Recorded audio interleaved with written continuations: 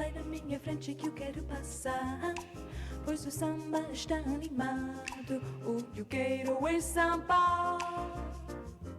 Este samba que é misto de maracatu, é samba de preto veio, samba de preto do. Mas que nada, um samba como este é tão legal, você não vai querer que eu chegue no final.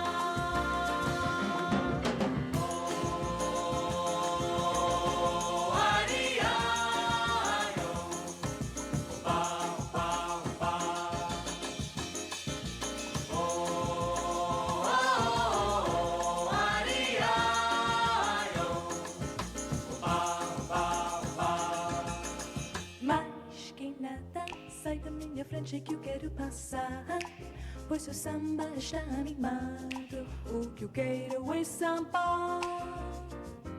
Este samba que é misto de maracatu, é samba de preto veio, samba de preto do. Mas que nada, um samba como este é tão legal, você não vai querer que eu chegue no final.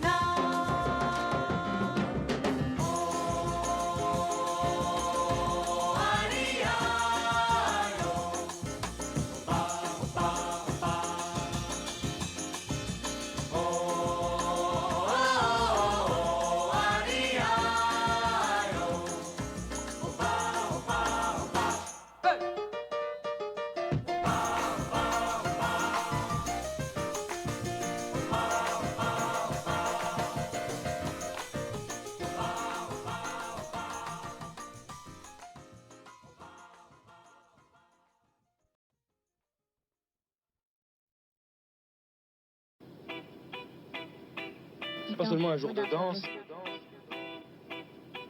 Non, c'est pas seulement un jour de danse, c'est beaucoup plus que ça. C'est le fait de pouvoir exister. Alors, la seule possibilité pour eux d'être reconnus, c'est, étant, de donner à la société un élément qu'elle n'a pas. Parce qu'en samba, ils sont les caïds et ça, personne ne pourra les imiter. Ils ont la samba dans la peau, dans la peau, dans la peau.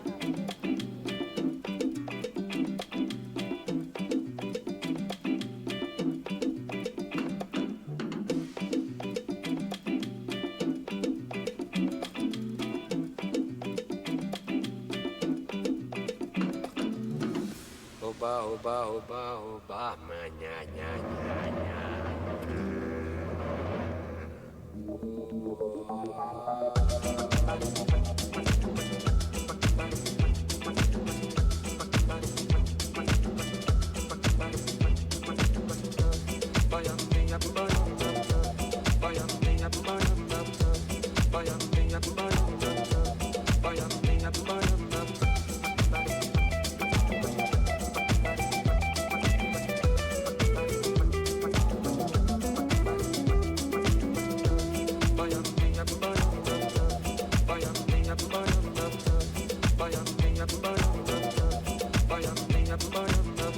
Oba, oba, oba, oba, manha, nha, nha, nha.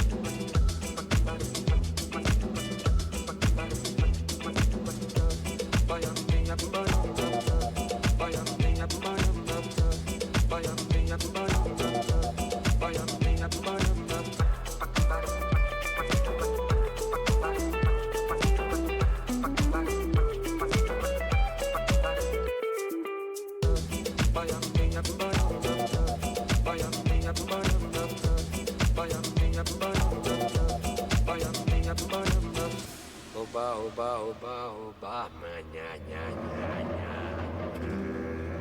Ils ont la samba dans la peau, dans la peau, dans la peau.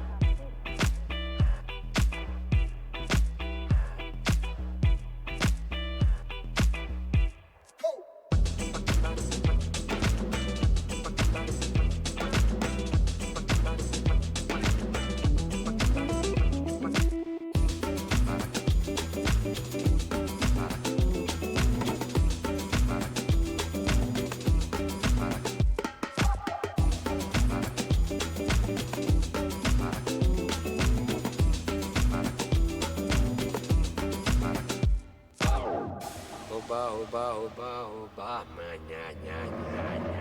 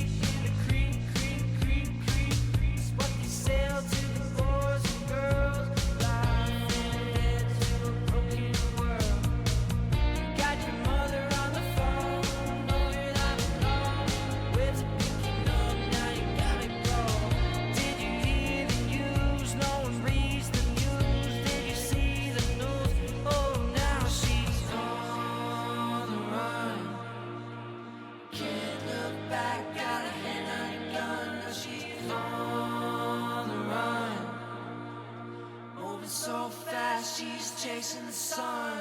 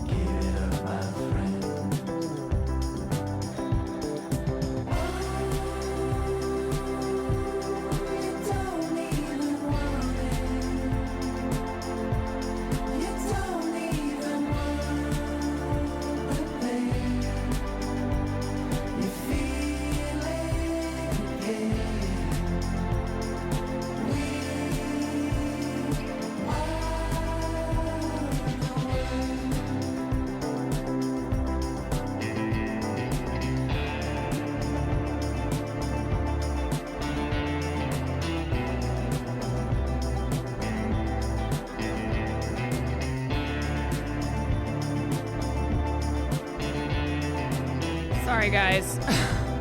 Just hold on a second. This ding dong.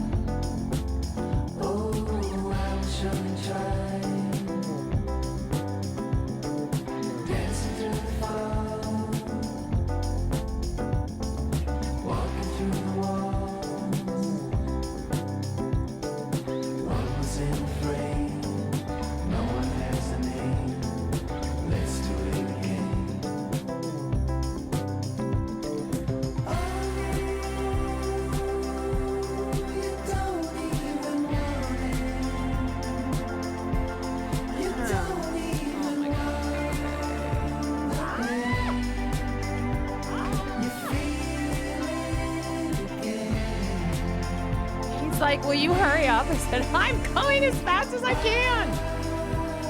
All right, I'll be right back.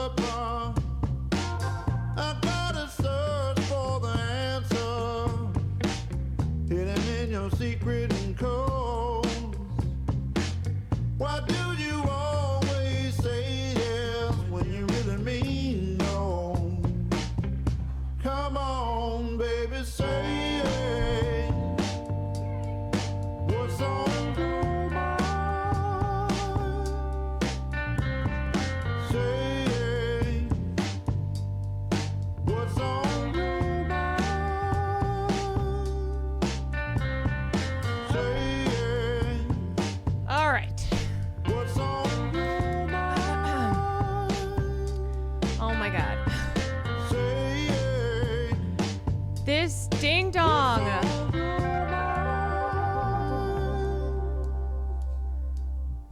Can you find the words to express? Or do you want to make me? I'm trying to figure out how to share. You have great taste in music. Thanks. How do I share this Uber thing so he knows?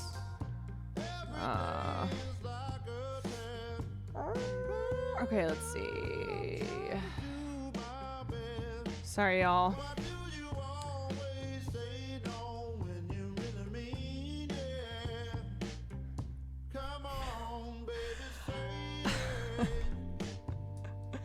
I don't understand why he did not bring his ID that he needs. He brought his one that doesn't have the you know, the stamp thing. He's like, oh, I didn't know I'd need it to go to Vegas. And I was like, are you fucking kidding me, dude? At CarolineKwan, read the letter right now. It is so bad. Oh my god. And my eye is still going. Okay, I'm sorry, you guys. I can't get started until I freaking deal with this so he knows when this is coming. Ah! Why are men? Why? Oh, it's so stupid. The only reason, too, that they're making this flight is because it was delayed an hour. Otherwise, first of all, Hassan, I don't think would have made the flight because I think he left too late. Second of all, Will didn't have his ID that he needed to travel.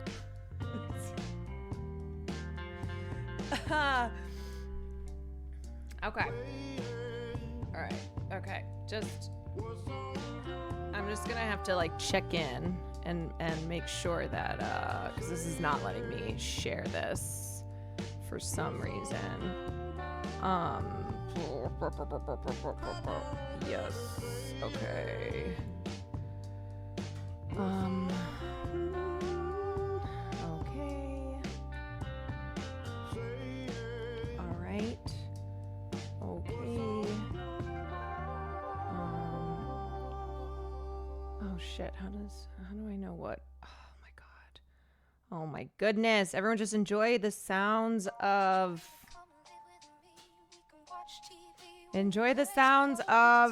the playlist that I'm playing right now. Yes, we're gonna look at the Wall Street Journal piece. We're gonna look at the bomb.com. Mike, thank you for the 19 months. Yeah, I know. I'm gonna read the letter.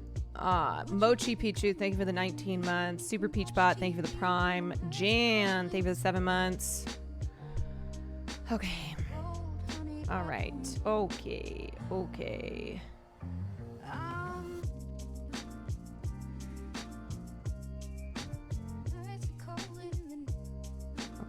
All right, everyone. Hi. Hello. How are we doing? How is everyone? Happy Thursday. Asian Scales, thank you for the 20 months. Euphoric, thank you for the 15. Bad Train Wreck, thank you for the 19 months.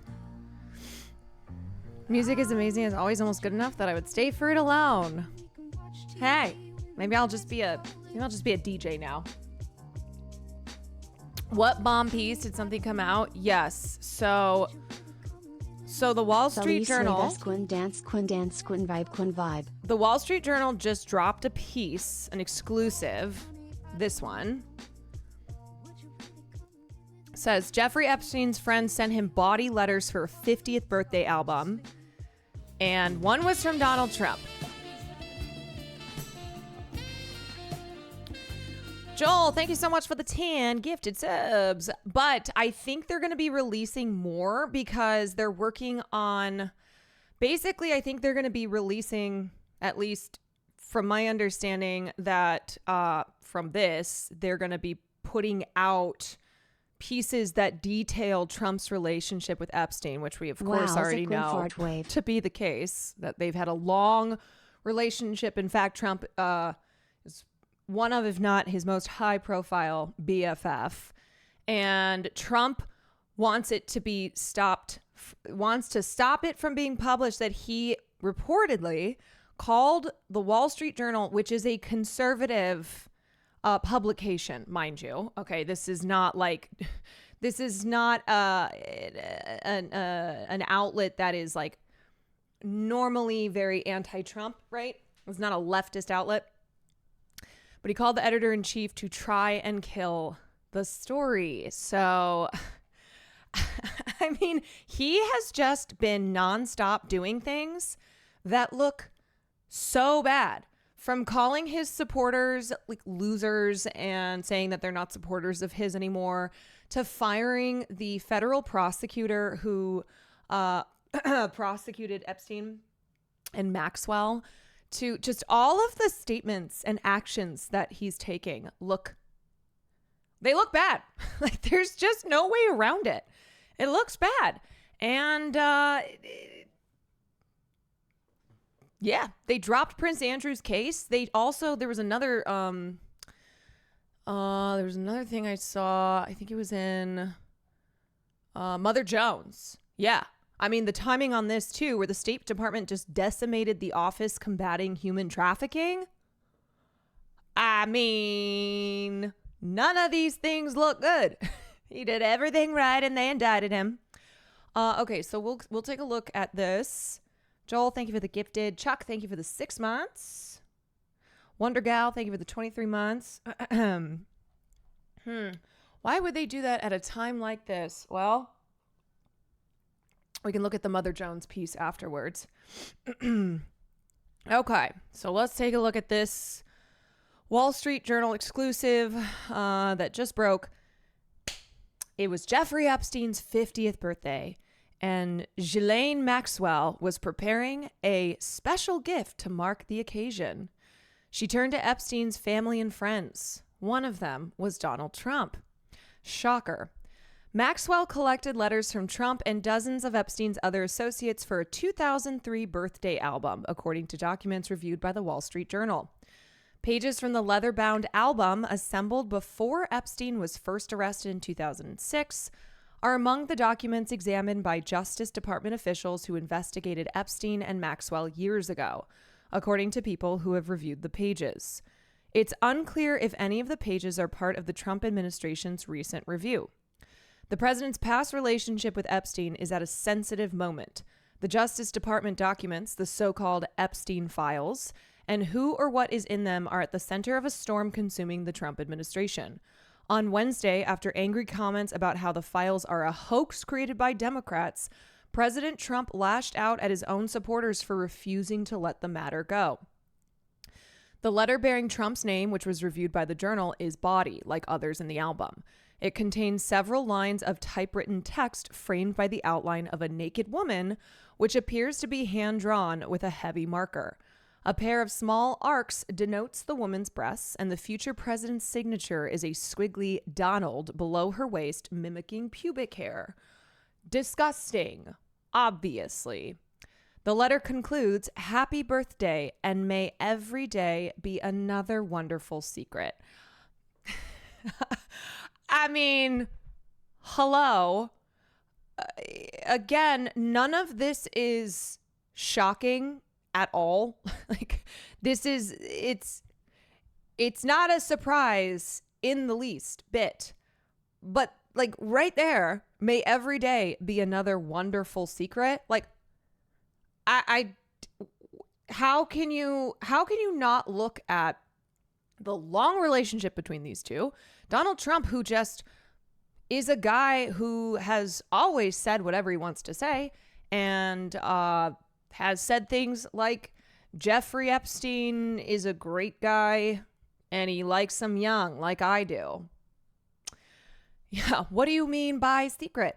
And anyway, okay. In an interview with the Journal on Tuesday evening, Trump denied writing the letter or drawing the picture. And again, all this shit is like, okay, there are the conspiracy theories, of course.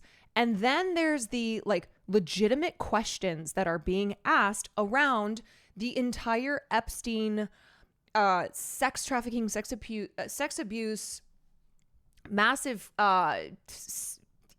ecosystem, and like why things have been covered up. I mean, this is not anything new. Things have been covered up involving Epstein and his wealthy and famous collaborators. And so like you see this kind of stuff and you go, how could people who are already prone to conspiratorial thinking not dive head first into this stuff? And the thing about Epstein and everyone around him as well is like a lot of it is not even conspiratorial. Like there is a lot of documented cover up, going back to the 2000 and when he was arrested in 2006, when he was let off with a sweetheart deal by Alex Acosta. He only had to plead guilty to 2 state-level prostitution offenses, and then that allowed him to continue his operation after that. Like there's a lot that we know already that was covered up, that was swept under the rug by by the federal government, by its agencies. And so it's one of those things where like as Trump and Bondi and those who have been some of the loudest voices in like talking about how they're going to uncover the scandal, they're going to reveal all the rich, famous people who were involved in Epstein's operation, and then did a total 180. And then like this stuff comes out in the Wall Street Journal. I mean, people are looking at this and coming to their conclusions. Yeah, the guy who talked about being able to walk into the changing rooms at pageants is a PDF. Yeah, the guy who has been found guilty in a civil lawsuit of rape, who has been sued many, many times for sexual abuse. That guy. Okay, so he said, I never wrote a picture in my life. Well, first of all, buddy, you don't write pictures. I don't draw pictures of women, he said. It's not my language. It's not my words. This is not me. This is a fake thing. It's a fake Wall Street Journal story. That's what Trump is saying. He told the Journal he was preparing to file a lawsuit if it published an article. I'm going to sue the Wall Street Journal just like I sued everyone else, he said. I mean, Trump supporters who are still hanging on to Trump, who are still like, no, he's on the inside. Like the reason that he ran for president twice and you know why he's in the position of power he's in is because he's going to bring things down from the inside. It's like, this is a guy who's doing everything possible to ensure that nothing further comes out involving Epstein and his associates, who is threatening to sue the Wall Street Journal, a conservative publication, because they are reporting on the further details of Epstein and Trump's relationship. Allegations that Epstein had been sexually abusing girls became public in 2006, and he was arrested that year. Epstein died in 2019 in jail after he was arrested a second time and charged with sex trafficking conspiracy. Justice Department officials didn't respond to requests for comments or address questions about whether the Trump pages and other pages of the birthday album were part of the agency's recent documents review. The FBI declined to comment. The existence of the album and the contents of the birthday letters haven't previously been reported. And that's the other thing too, is like, we've had this stuff. I mean, not we, the public, but like these documents, there are thousands upon thousands of documents available. And so if the administration wants to convince people that, hey, there's no client list, like there's no proof that Epstein blackmailed people, blah, blah, well, they're certainly not being very transparent about it. They are, in fact, not being transparent whatsoever. It's like, okay, so why don't you release the files that you have on Epstein? Like, why are all these documents that you have in your possession being kept a secret? Has Libs of TikTok even mentioned this whole thing? Libs of TikTok has been silent, of course. The album had poems, photos, and greetings from business people, academics, Epstein's former girlfriends, and childhood pals, according to the documents reviewed by the Journal and people familiar with them. Among those who submitted letters were billionaire Leslie Wexner and attorney Alan Dershowitz. Yeah, that PDF.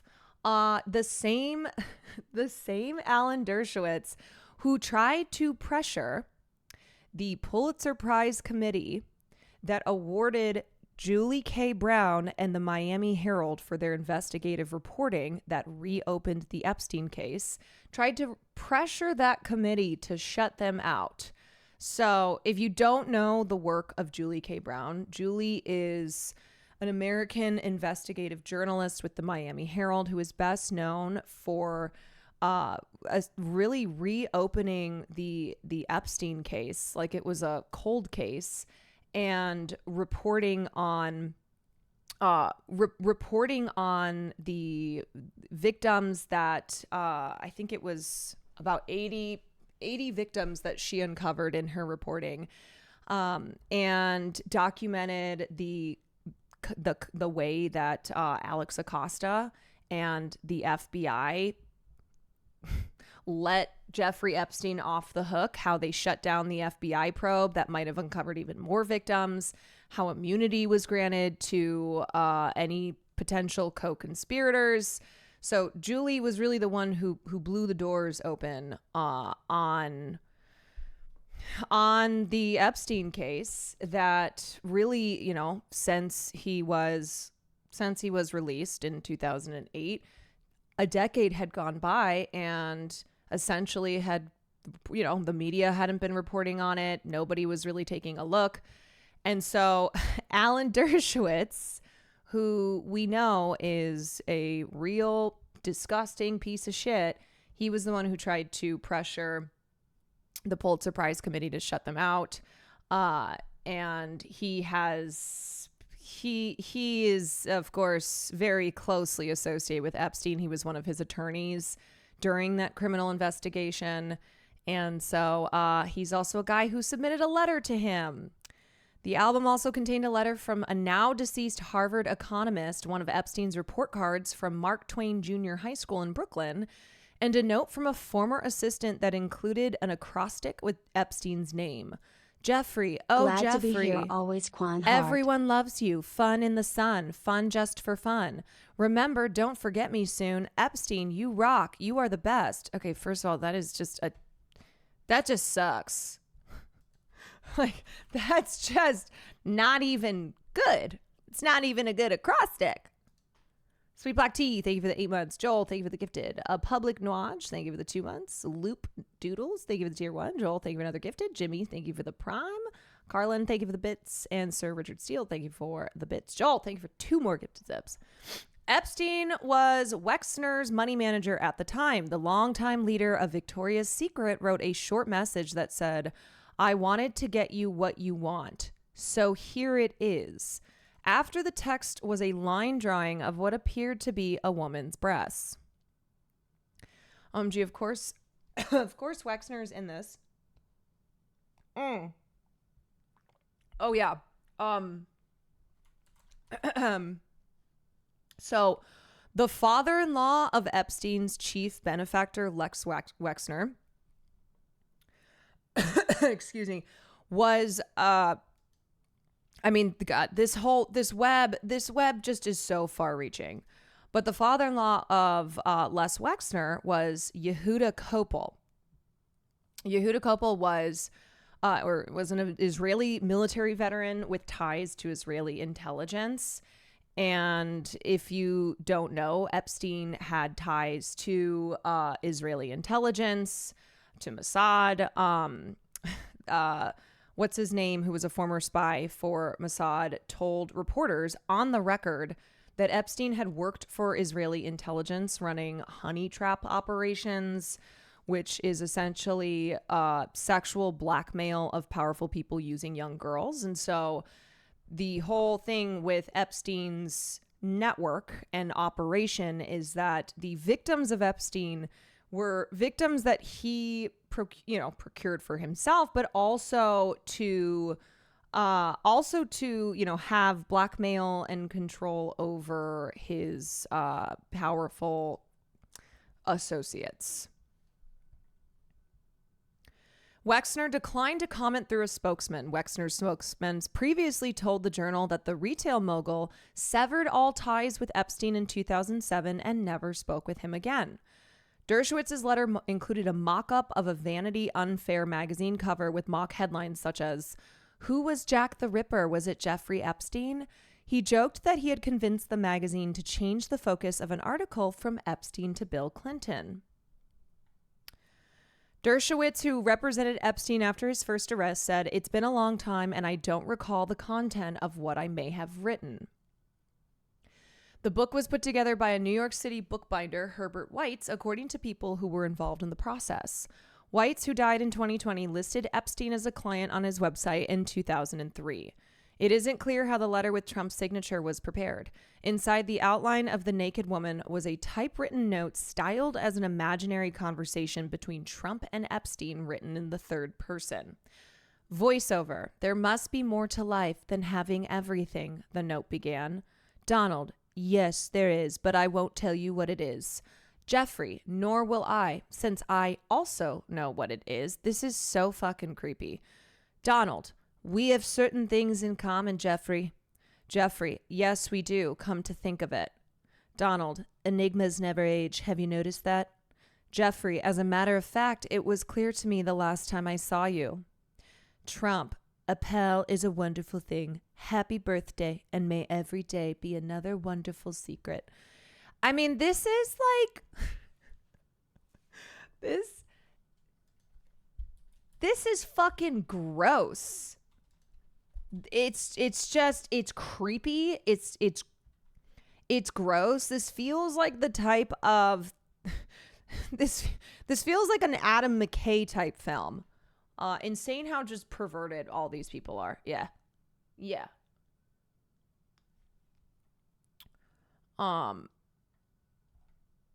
I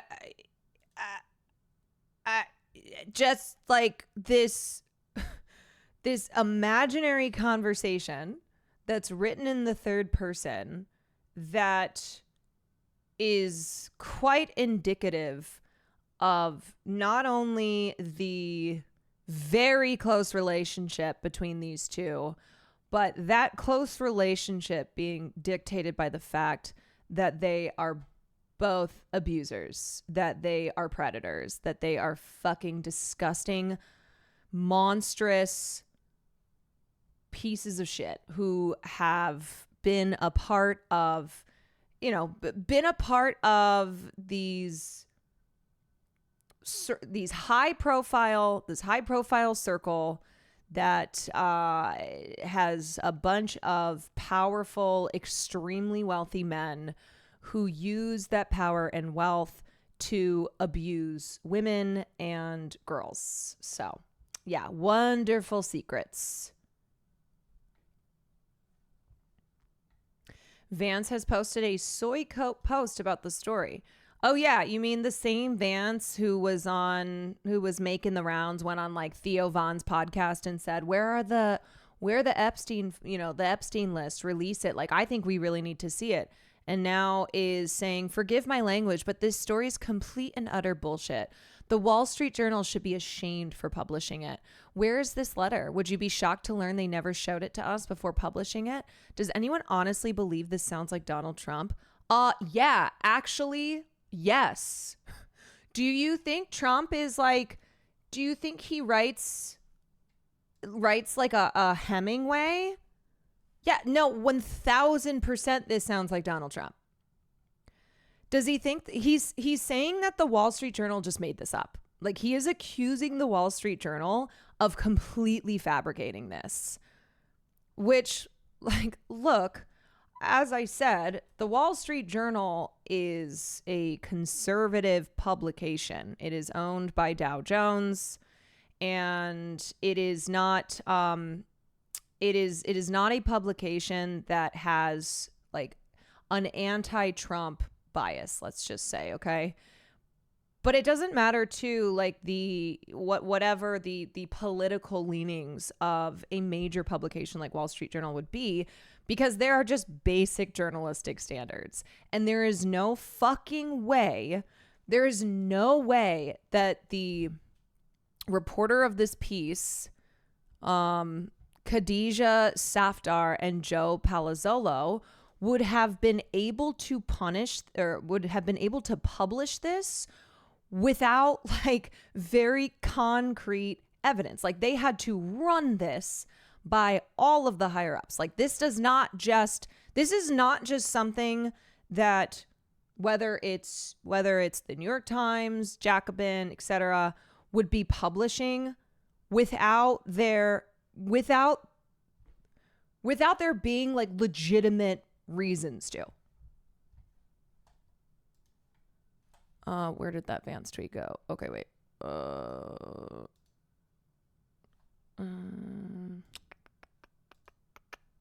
Oh, here it is. Doesn't it violate some rule of journalistic ethics to publish a letter like this without showing it to the victim of this hit piece? No. Will the people who have brought into every hoax against President Trump show an ounce of skepticism before buying into this bizarre story?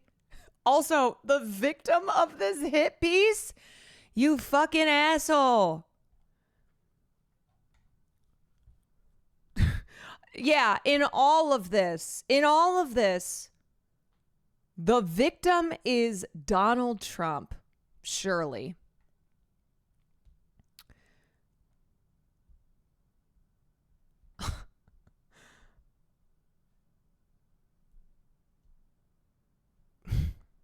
God.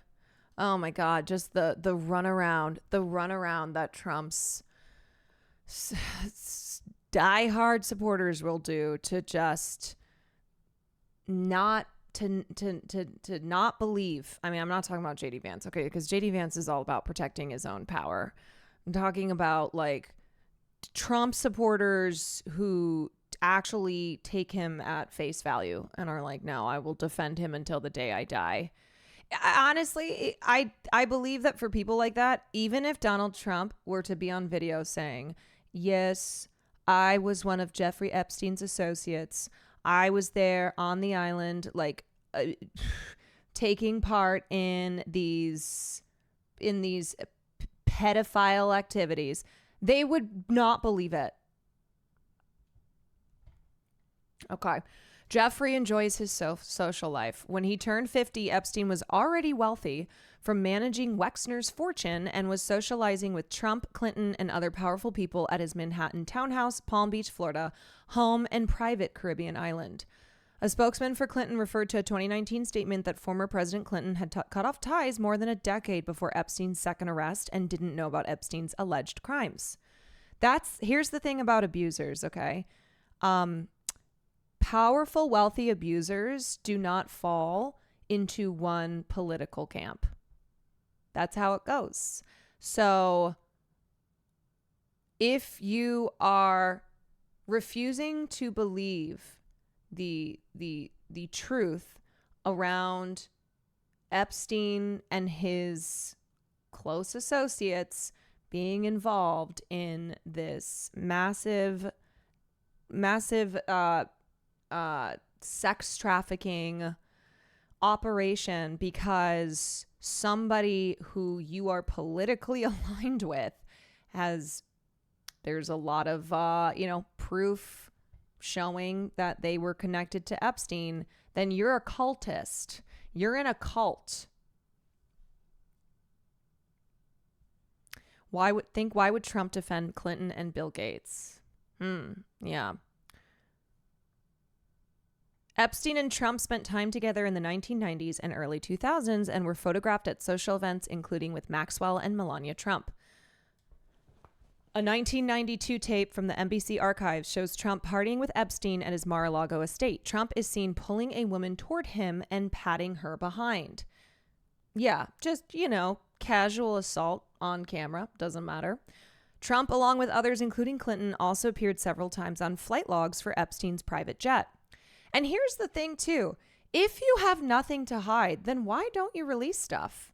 That should be the question that everyone's asking, where it's like, look, if you were just simply business associates, okay, even if you were friends, but you weren't involved in any of this stuff, and you just happened to like fly on the private jet and visit the island and party together, then why don't you be transparent in ensuring that you can clear your name and your association with this pedophile and sex trafficker?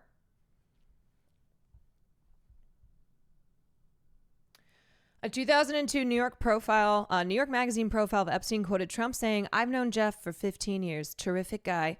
Trump said, "He's a lot of fun to be with. It is even said that he likes beautiful women as much as I do, and many of them are on the younger side. No doubt about it, Jeffrey enjoys his social life."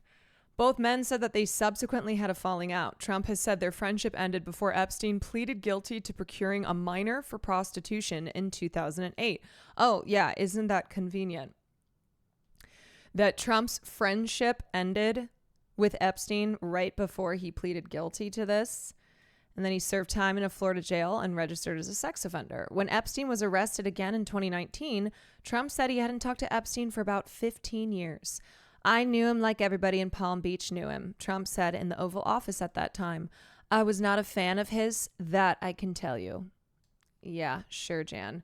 You know, it's interesting because why then did Alex Acosta, who was the federal prosecutor who brokered this sweetheart deal with Epstein, why then did he join Trump's cabinet during Trump's first administration? Like all of these connections here. Isn't that interesting? Why? How did he become then the United States Secretary of Labor? Trump says he's protecting other people from phony stuff. Right. Yeah. He's protecting other people from phony stuff while also trying to blame all of this on the Democrats. And is like, why are you feeding into the Democrats' conspiracy? Mr. Trump never wrote a picture. Here's a thread of doodles Trump has done. Yeah, that he's never written a picture. I know this doesn't matter, but a lady in Ohio solicited doodles from celebrities to auction for charity. And in 2004, she said that Trump was literally always the first to send in his drawings. Yeah, no, I think that does matter. Above is Donald Trump's city skyline drawing with bidding at $205. Last year, a Trump drawing netted $275. Oh, you mean there's a whole piece on Trump's doodles? Huh. Failed artist turned fascist art. Yeah. Here's another from 2008, still not a naked woman, though.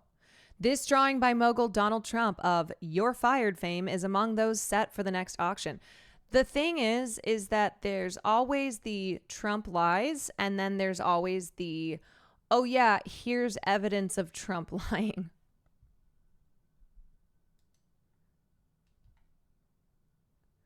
Apparently at a 2004 charity auction in Iowa, Trump was neck and neck with Clay Aiken, the fuck, for top selling doodle.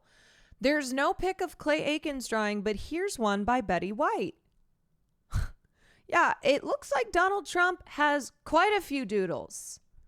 Also, I'm sorry, Betty White, but it's not very good. Rest in peace. Rest in peace.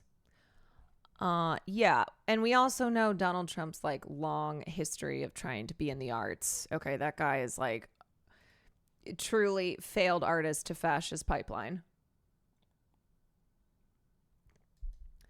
Trump spokeswoman told the Journal in 2023 that Trump had banned Epstein from his Mar-a-Lago club at some point in the past without elaborating. Maxwell, a British socialite, was convicted in 2021 of helping Epstein sex trafficking and sentenced to 20 years in prison. Maxwell didn't respond to a letter requesting an interview sent to her in prison. Arthur Adala, an attorney representing Maxwell in her appeal, said at this point she's focused on her case before the Supreme Court of the United States. Okay, and then this is just reiterating what has been going on like recently. Epstein's associations with Trump and many powerful people have been well documented. There remain questions about what the FBI possesses about Epstein and his well-connected friends.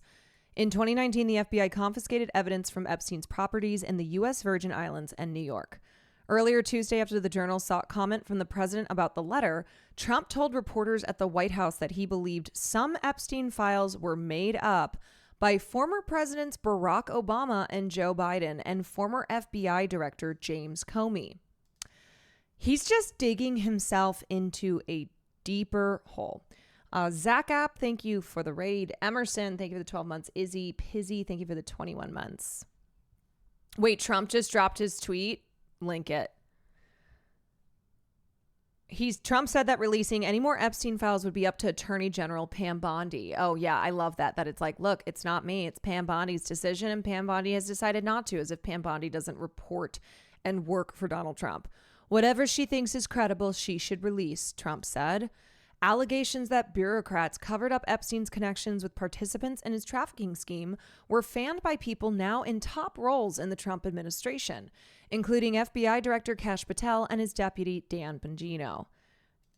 Yeah, remember Trump, how he was going to drain the swamp? How he was getting on the inside to take down the establishment, that he is the anti-establishment? Okay. The Wall Street Journal and Rupert Murdoch personally were warned directly by President Donald J. Trump that the supposed letter they printed by President Trump to Epstein was fake.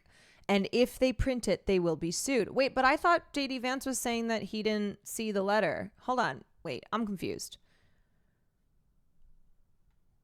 So J.D. Vance kind of tried to make it sound like Trump had not seen this. So how would he know that this was fake? And if they print it, they will be sued. Mr. Murdoch stated that he would take care of it, but obviously did not have the power to do so. The editor of the Wall Street Journal, Emma Tucker, was told directly by Caroline Leavitt and by President Trump, I hate when he refers to himself in third person, that the letter was a fake, but Emma Tucker didn't want to hear that. Can we get some context on why this is considered a big bombshell? Isn't this just another rocking amount of evidence? I mean, okay, it's a bombshell just as far as like it's the Wall Street Journal who's reporting this, first of all, and that it goes into pretty damning detail on Trump's relationship with Epstein, which we already know to be the case. And that this seems to be just one exclusive that they will be publishing that details that relationship. And so, you know, Trump is trying to make this all go away. He keeps being like, why do people care so much? Why can't they just move on? And so to have a publication like the Wall Street Journal publish this piece right now is showing that, like, also this is not about to just go away.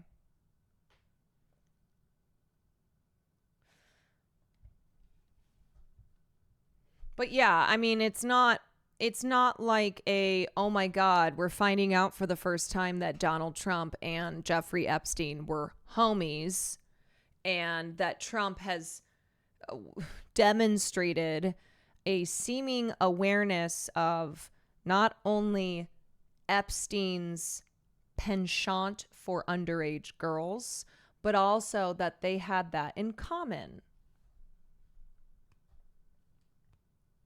Okay, let me read the rest of this. Instead, they're going with a false, malicious, and defamatory story anyway. President Trump will be suing the Wall Street Journal, News Corp, and Mr. Murdoch shortly. That's also like huge. Donald Trump is going to sue Rupert Murdoch. Like, this again is something that it's to his base, to like Donald Trump supporters. This is Donald Trump going after his own allies, right? It's like Rupert Murdoch has been a longtime ally to Trump. He is, he's fucking Rupert Murdoch. Can you explain why Trump doesn't just remove all incriminating information on him and his homies from the file and release that? I don't understand why he hasn't. Do you mean, like, why doesn't Trump commit a crime and then like commit another crime and like put out the files, but with everything on him redacted? Well, I mean, LOL. I think that's something that not to say that it's not that I wouldn't put it past them. But that's pretty wild.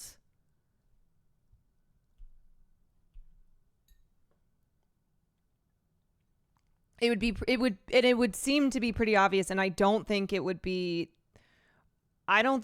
too difficult for that to come out. And then it's like, okay, now you're right back where you started, but even worse. Okay, so Donald Trump is suing Wall Street Journal, News Corp, and Murdoch. The press has to learn to be truthful and not rely on sources that probably don't even exist. President Trump has already beaten George Stephanopoulos, ABC, 60 Minutes, CBS, and others, and looks forward to suing and holding accountable the once great Wall Street Journal. It has truly turned out to be a disgusting and filthy rag, and writing defamatory lies like this shows their desperation to remain relevant. If there were any truth at all in the Epstein hoax as it pertains to President Trump, this information would have been revealed by Comey, Brennan, Crooked Hillary, and other radical left lunatics years ago. It certainly would not have sat in a file waiting for Trump to have won 3 elections. Okay, we're still doing this, I guess. The election was stolen. This is yet another example of fake news. Yeah, no, he's still going with the I won in 2020 and the election was stolen. This might be my most tinfoil hat position this whole thing, but to answer that question, my guess is it would be pretty hard to do because of how intertwined they presumably were, and it would be beyond obvious. Yeah, that seems to be... that kind of seems to be the case.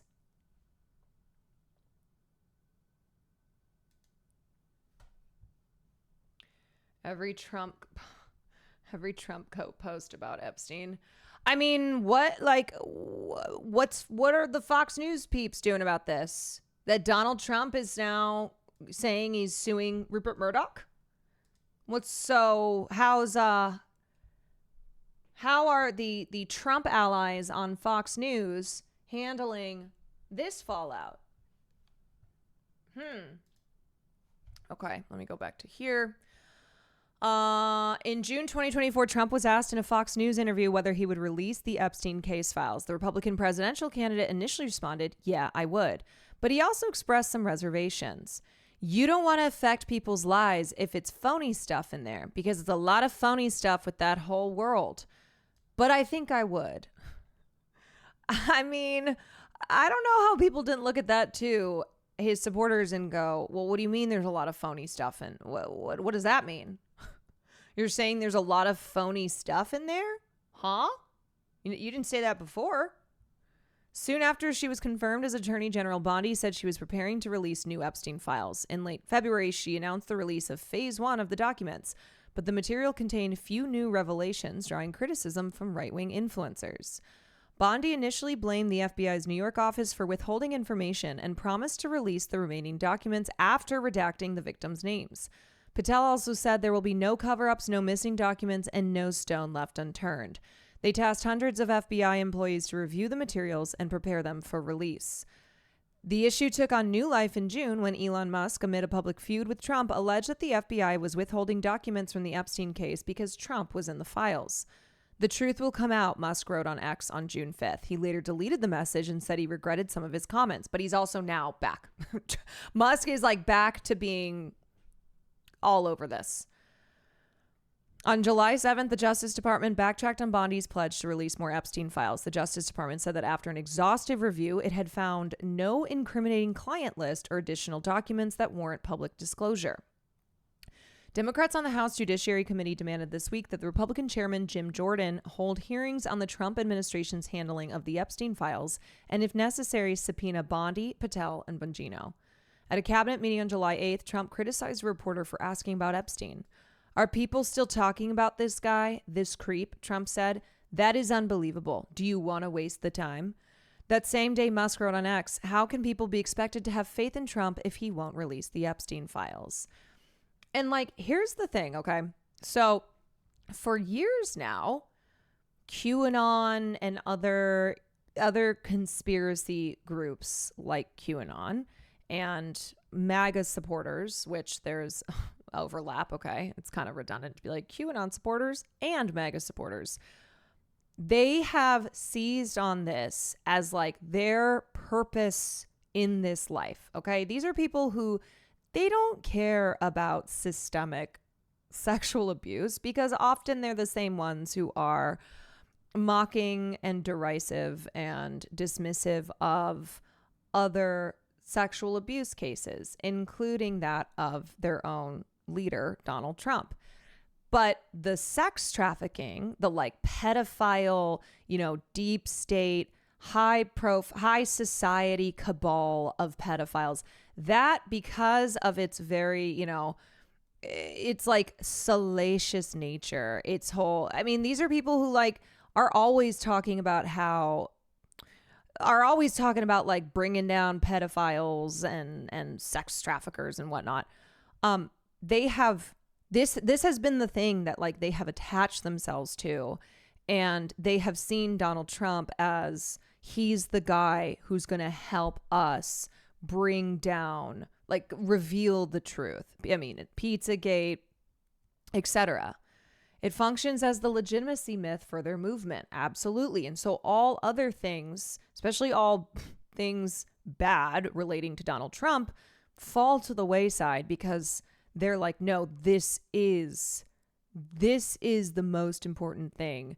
And we are getting close to revealing the truth. And so to then have Trump pull the plug and be like, why are people wasting their time? Why are people still talking about this? It's like it's totally rocked their world. You know, where they're like, what do you mean? This is the most important thing. This is why we have like lined up behind you, because you are the guy who's not part of the establishment, who was going to come in and drain the swamp and, you know, take down the deep state and like reveal all these Democrats who are pedophiles and Hillary Clinton and the Obamas and whatever. They're obsessed with child abuse, but in this very like, in this very specific way, right? Where other things having to do with child abuse, there falls on deaf ears. But Epstein in particular, and Epstein's associates, who they view as like only, you know, really Democrats and people on the, people who are their political enemies. Yeah, and also only from the LGBTQ. Right. They're like, drag queens are pedophiles. We have to take them down. And then Epstein and all of his associates, the client list. This is our purpose in life. We are Liam Neeson in Taken.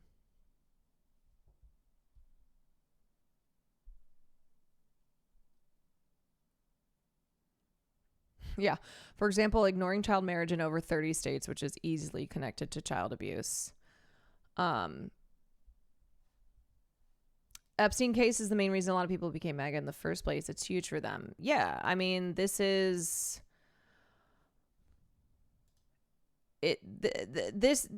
their entire world. Let me ask you, Christy Greenberg, let's just put the MAGA lens on this story for a second. And two of the things that those leading MAGA figures, including Donald Trump's son, a few of the things they've asked for, put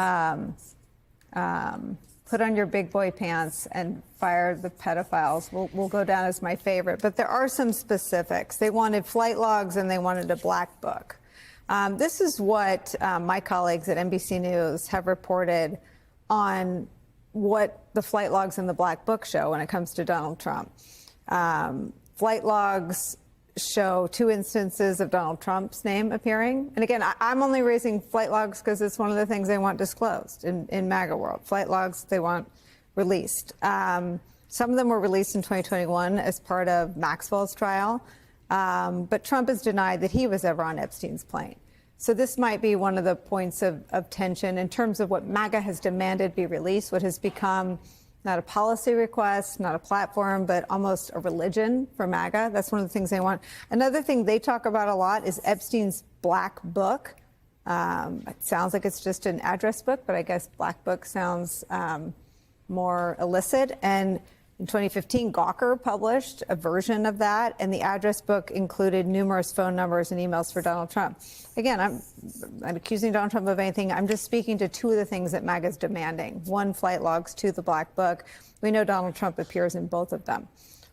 What is your understanding of why Maureen Comey was fired yesterday? I don't think Maureen Comey knows why she was fired yesterday. There was no reason given. It's pretty cowardly to fire somebody and not tell them why.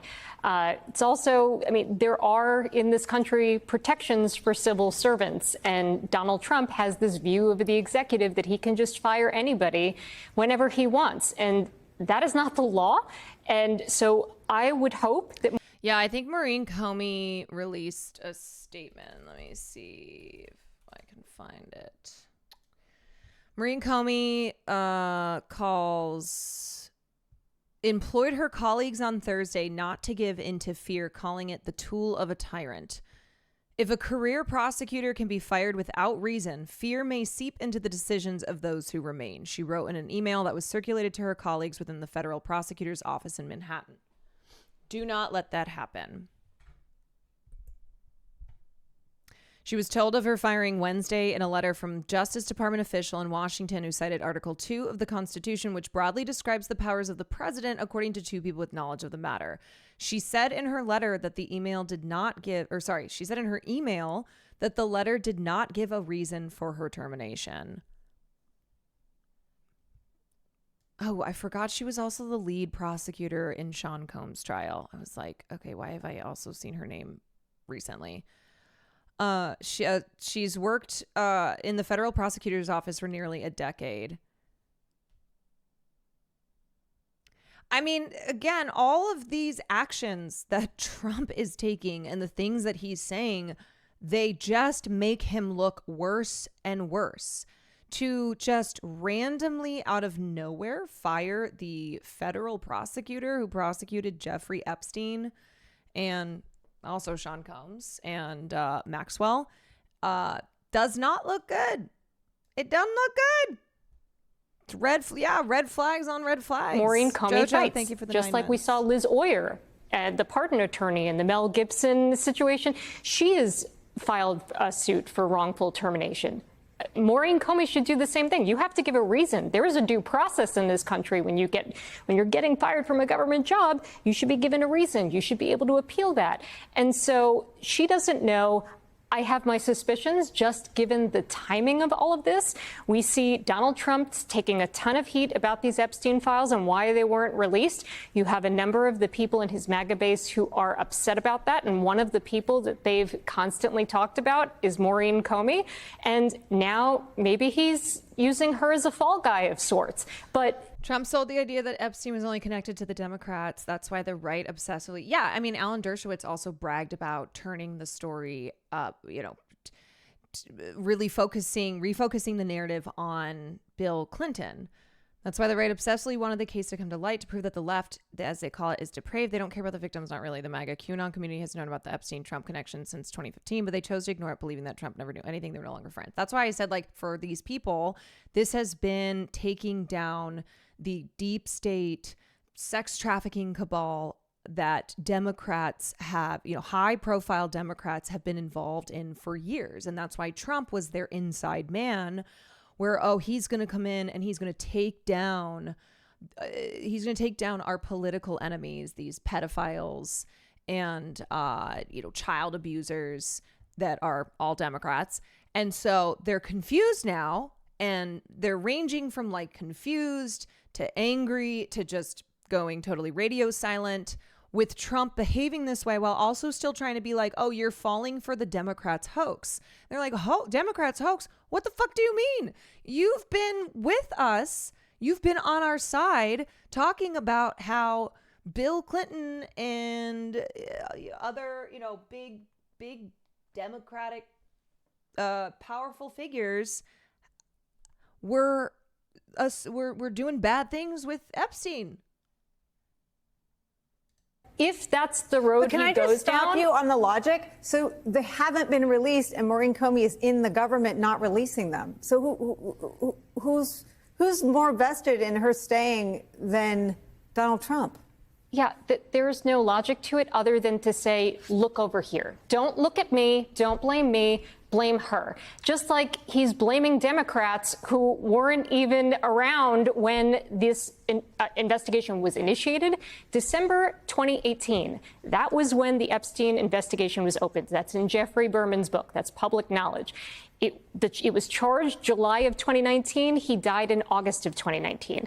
None of the Democrats were around at this point. I mean, Biden wasn't in office at that point. So, all of this is nonsense. And I think he is just trying to deflect blame in any way he can. It doesn't have to make sense. It doesn't have to be true.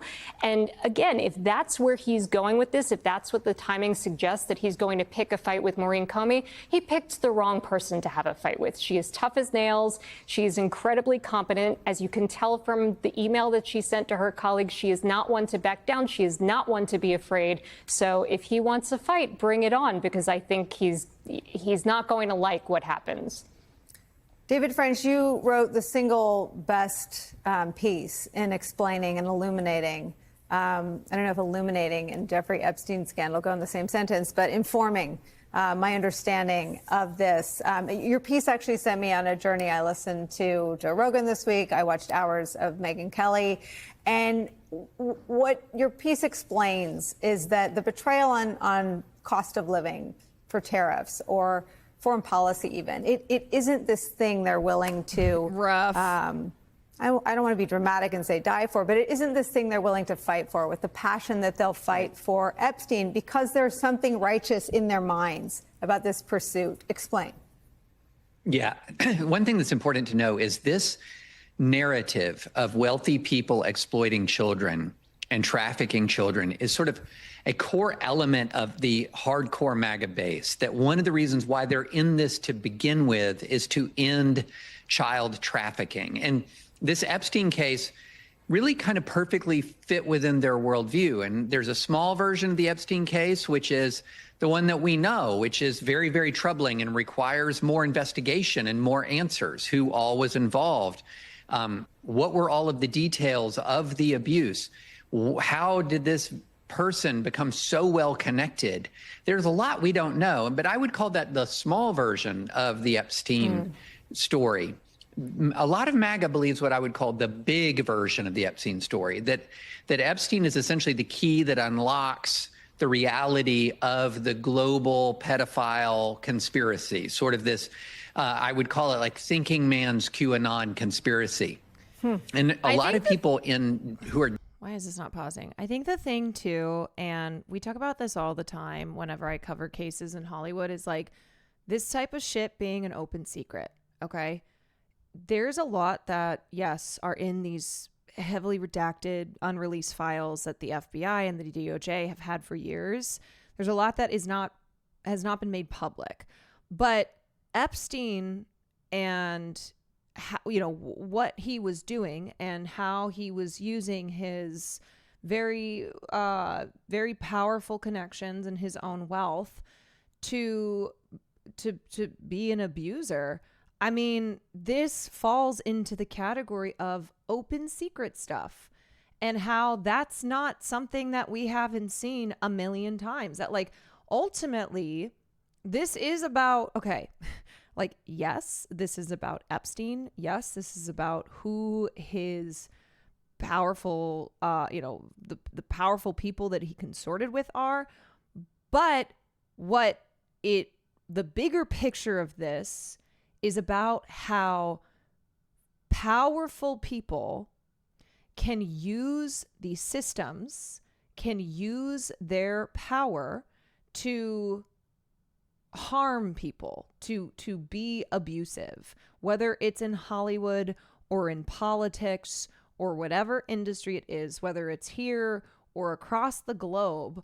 Like, that's ultimately what this is about. It is about the abuse of power. It is how, when you are somebody with the wealth and connections that Epstein has, that you can get something like the ridiculous sweetheart deal he was given in 2008, which allowed him then to continue with his operation, to continue abusing women and girls. So that's ultimately that's not a conspiracy. Okay. Like, that is unfortunately the reality of how our world works. And so, yes, there are the pieces to all this that will kind of start to veer off into conspiratorial territory, but this notion of powerful people abusing that power is a tale as old as time. And it's something that a lot of people will go, just look at the money, right? Follow the money. I mean, Julie K. Brown, who's been on this for years, she's like, you just have to follow the trail of money and see like what was going on here. Deep in MAGA. One of the reasons why they support Trump is they have been promised, they have been told that his purpose is to defeat child trafficking. I know this sounds strange to people. I know, especially given all of his. Yeah, I mean, again, this is like every House Republican on the Rules Committee voting against a bill to release the Epstein files. It's because those in power are protected by their power, by the, by the systems around them that have been created and maintained to enable and protect powerful abusers. You look at the Catholic Church. I mean, many such instances. Connections that you walk through to Epstein. False What? prophet, Donald Trump? This is why he was put on this earth. But a lot of people have grown to believe that. And it's one reason why they have clung to him so much. If you think that this man is an instrument of vengeance against a global a global cabal of pedophiles, you're going to be willing to overlook and forgive a lot as long as he stays on task and on mission. And so this is one of the reasons why a lot of MAGA figures have not fallen in line immediately, because this goes to the very core idea of why they're in this in the first place. And so you've had a number of people who have stood up. Right. I mean, all these people who claim that they are anti-establishment and that's why they love Donald Trump and they support him, seeing how the establishment coalesce around Donald Trump, about how he uses these institutions, how he uses how he uses all of this to his advantage, to like keep people from to keep information from reaching the public. And you've also seen something very curious, which is Donald Trump tweeting something or posting something on Truth Social and getting just from rank and file users of Truth Social, people who are ordinarily his key supporters, just absolutely becoming volcanically angry. And this is not something that we have seen very much of. And the one last thing about this that is interesting, Trump has lied to MAGA a lot over the course of the last 10 years. But when he lies to MAGA, he tends to lie to them in ways that they want. He tells them things they want to hear. The Russia investigation never should have happened, or the election was stolen. These are things that would reinforce their priors. The deception here is not welcome at all, especially after so many MAGA figures spent 2024, the lead up to the 2024 election, just promising all of this transparency, especially after Bondi said in response to a question about the list, saying it's on my desk for my review. And then later, unsigned memorandum says there's no list, no blackmail. Epstein died by suicide. So this is a situation where MAGA feels lied to on a matter of core importance. Now, let's not get hasty and say that means they're going to abandon Trump. I mean, maybe some people will. But I do think this is a real preview of how viciously MAGA can fight amongst itself. And once Trump is gone after this term, what's the future? Because he's brought a bag of scorpions under the same tent, and they're going to fight each other. I mean, you would hope the that... Epstein's. Here's Greg Gutfield. Epstein is Democrats' only hope. Let me see the comments. This isn't a left versus right issue or a joke. We want justice for the victims. If there's no list, then why is Prince Andrew on it? He's been relieved of his royal duties. This isn't a joke. These were children who were taken advantage of and abused. Saga has led to some startling revelations. Sorry, we are going to For watch example, we this. just uncovered the only black man on Earth with no musical talent. I mean, this is okay. So what a lot of people are pointing out is how now what these people are trying to do is make this all a joke. Be like, why do you care so much? Who cares? Because what you're telling fervent supporters of Donald Trump, of people who for years now have been driven by this belief that there is this massive sex trafficking ring that Epstein and Democrats and powerful people were involved in, and that they're going to take it down, and that this is the biggest scandal of all time. That this is like bigger than Watergate. And now they're being told that like, oh, you're stupid. You're just an idiot. Okay. This is just ridiculous. Move on. And you must be blind. You've been telling us you released the file, but where are they? Dreamsicle on a summer night in a folding armchair. Oh, man. That guitar is now demanding assisted suicide. Hank Johnson makes Mike Huckabee look like Eddie Van Halen. Now, Hank's a Democrat, and like many today, they're now demanding answers on Epstein. But you gotta ask, where were they when we were the only ones demanding answers over the years? Oh yeah, their guy was in power. So what did they do with all those big scandals? Well, they mock them, and not just Epstein, the Russian collusion hoax, the COVID lab leak, the Biden cover-up. Each one was a huge scandal and a huge cover-up, and the Dems treated them the way women treat Star Wars fans. With zero interest. It's brutal. But now that Trump's in power, they see an opening exploiting the MAGA rift around Epstein. And I get it. They have no policies. Epstein is the only hope. And the thing is, you can't keep being like, this is the Democrats, when like it's a lot of Trump supporters who have been the ones calling for the Epstein client list. That like all these podcasters who now have official positions within the Trump administration for years, like that was what they made their name on. And so they basically what they're, I know, I'm not being naive and being like, yeah, Trump supporters are all turning on Trump. Of course not. A lot of members of the cult are never going to turn on him.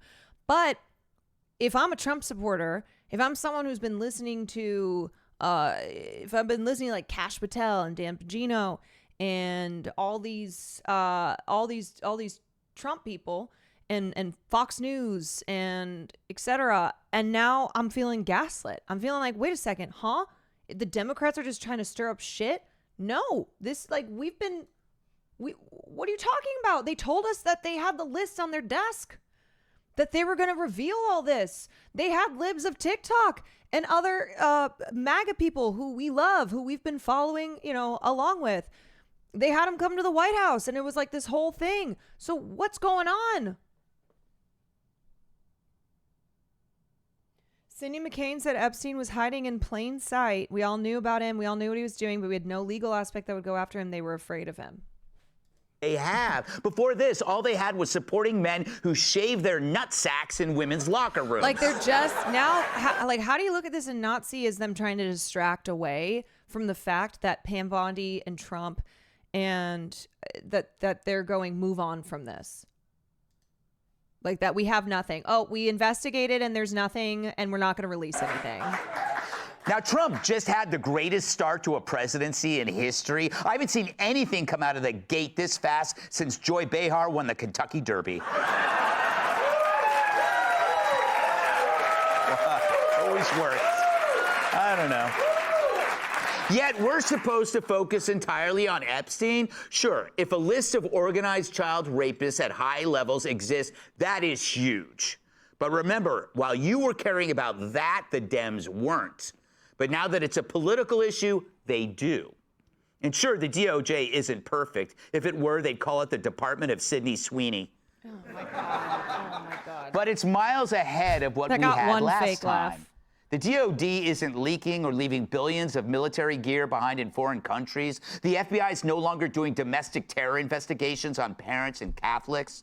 And they moved pornography out of the children's library to where it really belongs, the Clinton Library.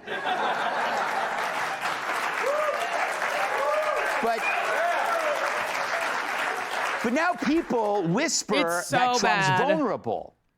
But look, if someone flooded your basement for 4 years, you can't expect it to be bone dry overnight. And I get it. You can't just ignore this, because that's what the Dems would do. And that's not Trump. He doesn't run from chaos. He embraces it. I would say Trump is as cool as a cucumber, but why bring Ana Navarro's sex life into this?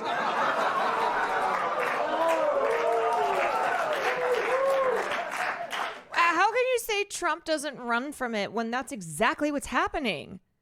Like, we get that there are details that we don't know about, and it could be that releasing them would put the country in danger. Or perhaps this information could be used to nail some really bad people, and once we do that, then the files can come out.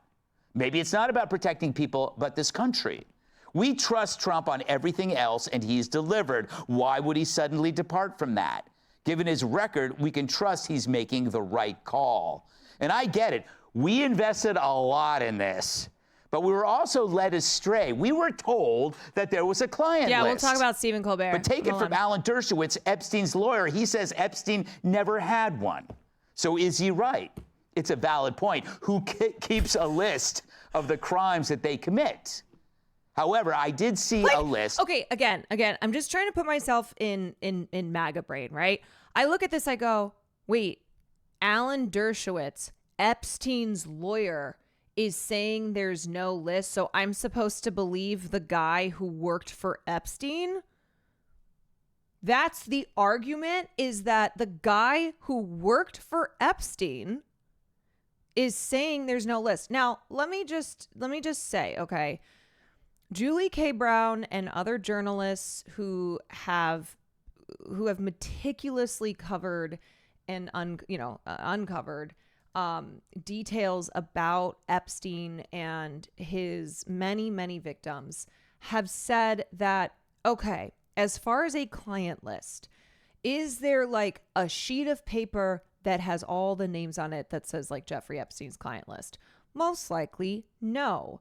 But there are absolutely tons of unreleased files that the FBI and the DOJ have been sitting on for years that would give us an idea of who Epstein consorted with.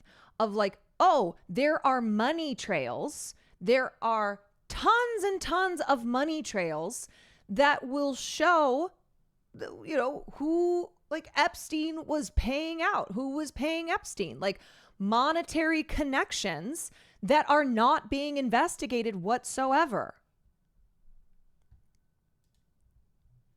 So what I'm trying to explain is like that being the reality versus, okay, this list in the sense of like how I think a lot of like QAnon conspiratorial thinkers are imagining a list. You know what I mean?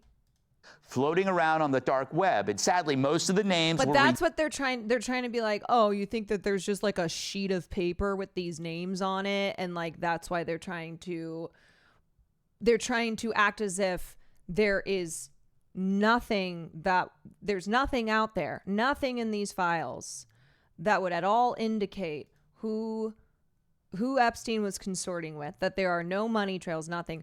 Because this idea of like a piece of paper, a list of names, is such a silly one. Redacted because they might be innocent, but some were not. Let's take a look at the list. Right, see, like this is what they're trying to do by being like, oh, come on, how silly is this?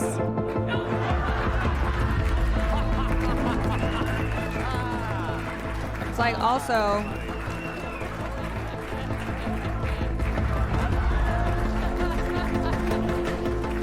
Okay, hold on a second, guys.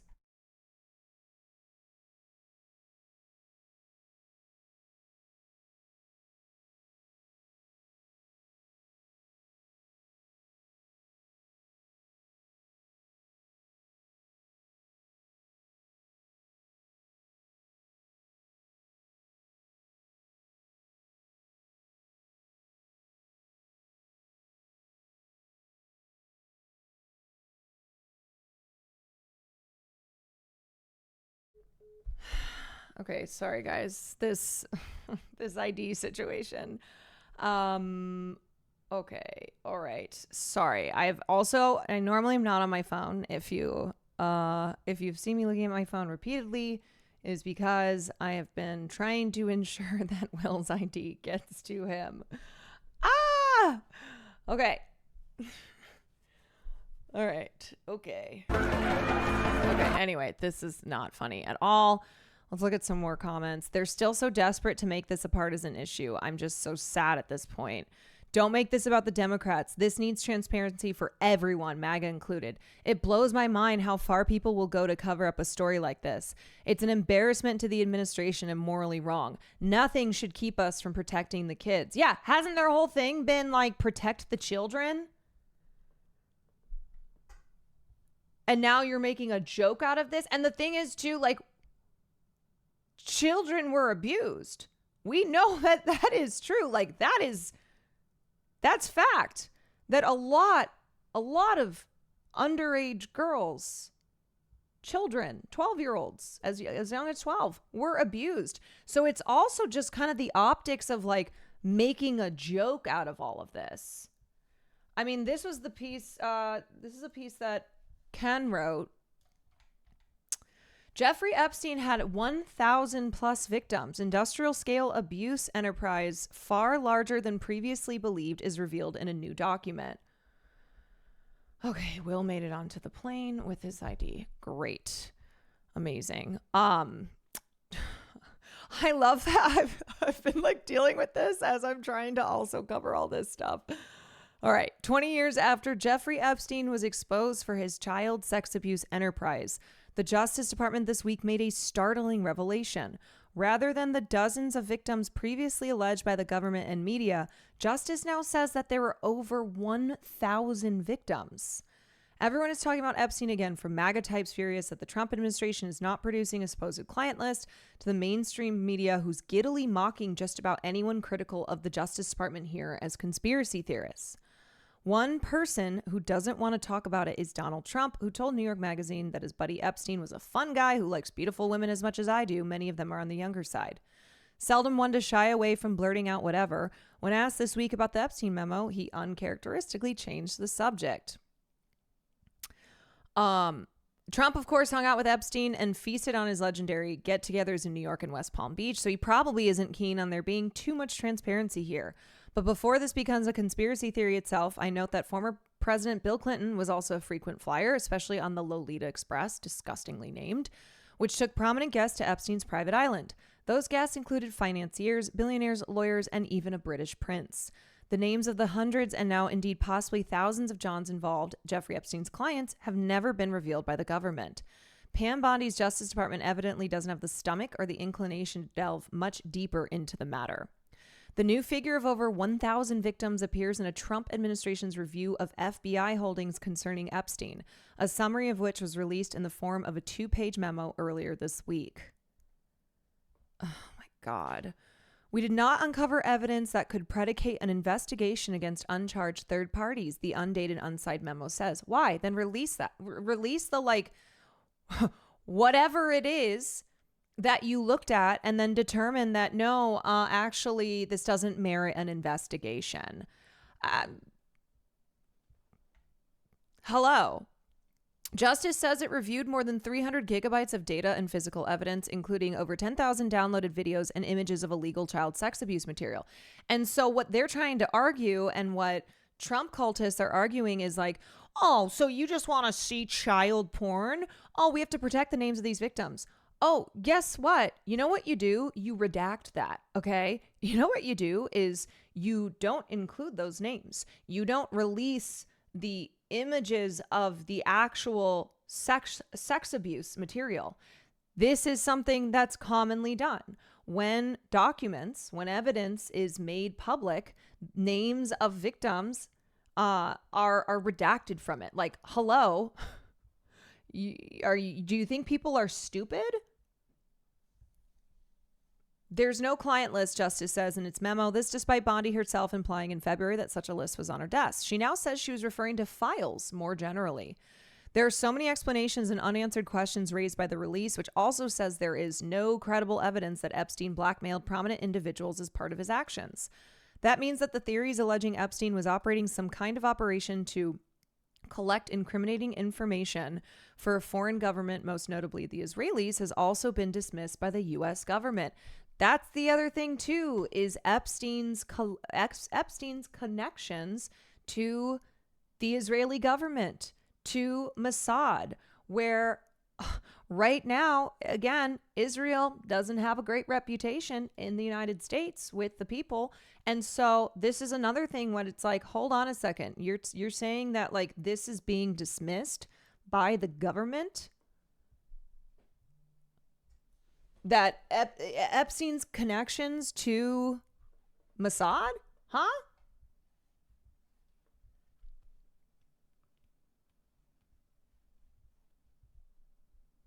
When are you finishing your Chrome update? Never.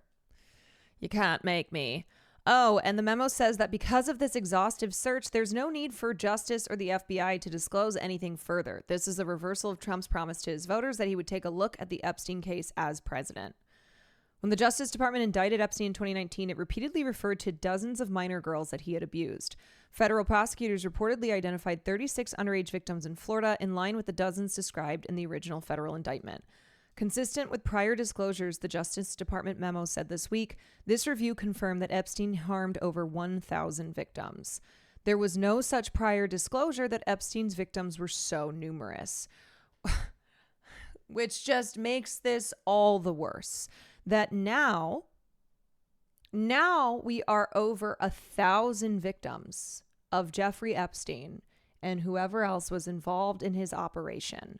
And so it was like bad enough when the previous number was, a couple dozen, and now we're up to over 1,000, and we're saying, hey, actually, nope, nothing to see here. We're going to move on. We've determined that no investigation of third parties is necessary, that there's nothing in these many files which we refuse to release to the public that indicates we should look into this further.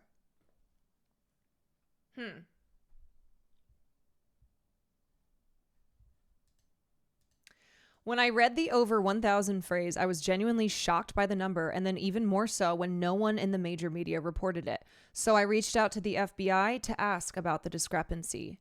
The FBI declines to comment, an unnamed bureau official responded in email. The Justice Department has not even responded to my requests for clarification.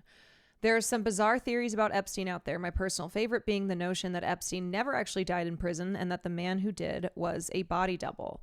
But you don't have to be a conspiracy theorist to see that there's more here than we were told before. You just have to read the Justice Department's review carefully, which the media evidently did not. It's as if no one in power wants to deal with the substance of this scandal. That industrial-scale child abuse operation was taking place right under the noses of the countless household names with whom Epstein socialized.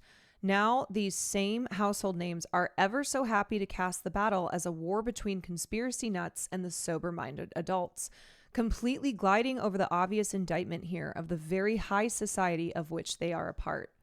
What the Epstein case shows is that powerful men preying on the very young is condoned by high society, whether they are Republican or Democrat, an American or an Afghan warlord. And that's why prominent people, from the government to the news media, seem to want this to go away. Because the other thing, too, is how all of these institutions are indicted. Epstein's crimes have been going on for decades. And this is just, another example, albeit one that is massive and has had far-reaching consequences and left a lot of people, a lot of people were harmed. But it just shows how, again, power is protected. The media, the government, law enforcement agencies, that victims do not get justice in this world, and perpetrators of harm, abusers, whether of children or of adults, are protected. As for Trump's law enforcers and self-styled truth tellers who claim to be ending an era of politicization of the FBI and intelligence, it's entirely possible that in all the material they possess, there's no information about the Johns. That's because decades ago, they weren't told to go after the men, or they decided not to. Either way, that's the true cover-up, that no one was predisposed to investigate the perpetrators beyond Epstein and his staff. Not in the Bush, Obama, Trump, Biden, or Trump administrations.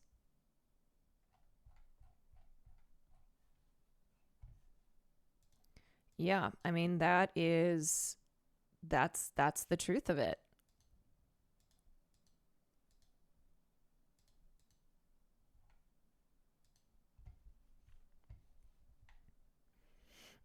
Okay, let's listen to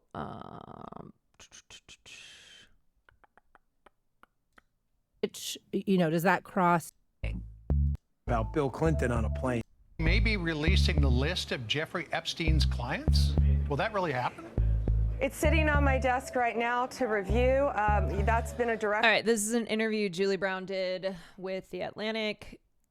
By President Trump. Would you declassify the Epstein files? Yeah, I would. All right. I guess I would. I'm not ever going to let this story go because of what I heard from a source about Bill Clinton on a plane with Jeffrey Epstein. I'm not letting it go. Why is the FBI protecting the greatest pederast, the largest scale pederast in human history? We have flight logs, we have information, names, that will come out. Is it going to be shocking? I don't see how it's not shocking. This is Radio Atlantic. I'm Adrienne LaFrance, executive editor of The Atlantic, filling in for Hannah Rosen, who is away this week. For years, President Trump and his allies have promised to make bombshell news on the Jeffrey Epstein case. We'll look at Colbert stuff after. Conspiracy theory-obsessed Americans are preoccupied by Epstein, and MAGA World has long promised that Trump would be the one to release secret files about him. The saga is catnip for conspiracy theorists. The thing is, there are legitimate questions about Epstein, so it's hard to tell what's real and what's made up. Until recently, Pam Bondi, the Attorney General, repeatedly said that she had specific new information about Epstein. But over the past 2 weeks, things got a lot more interesting and a lot more complicated. The Department of Justice. Yeah, this is also a piece in the New York Times. An Epstein case, follow the money, Democratic senator says. Treasury's Epstein file details, Mr. President, 4,725 wire transfers. Let me repeat that. 4,725 wire transfers, adding up to nearly $1.1 billion flowing in and out of just one of Mr. Epstein's bank accounts. One account. Treasury's Epstein file details. That is one single account. Follow the money, Epstein. Like, that's what this is all about.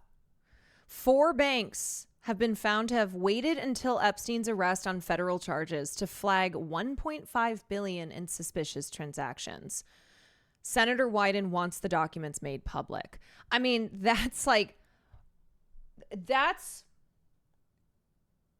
thing that everyone should agree on, that this kind of stuff should be made public for the sake of transparency, because then otherwise people sit there and they come to their own conclusions. So if there is nothing to hide, if in fact you want us to believe that, it was just Epstein and Maxwell and there's no evidence of anyone else's involvement, then release these documents, release these files, subpoena the banks.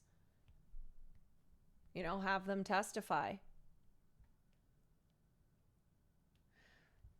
Filings by 4 big banks flagged more than $1.5 billion in transactions, including thousands of wire transfers for the purchase and sale of artwork for rich friends, fees paid to Mr. Epstein by wealthy individuals, and payments to numerous women. The filings came after Mr. Epstein was arrested in 2019 on federal sex trafficking charges. Large money transfers to individuals, foreign countries, or obscure companies are the kinds of things that banks are supposed to be examining as potentially suspicious. Some of the Epstein money transfers disclosed in a report from J.P. Morgan Chase involved accounts at 2 Russian banks, before those institutions were subject to U.S. sanctions. A few transactions red flagged were for as much as $100 million.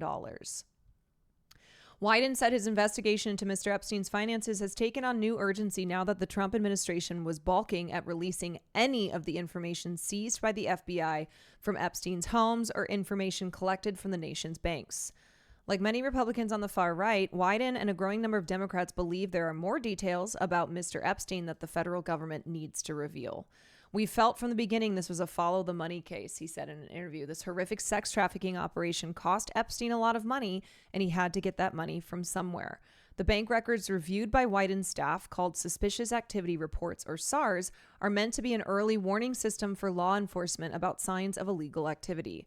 As dictated by federal law, the reports are so confidential that banks can't even acknowledge filing them, and people who have seen the documents are under great constraint as to what they can say about them.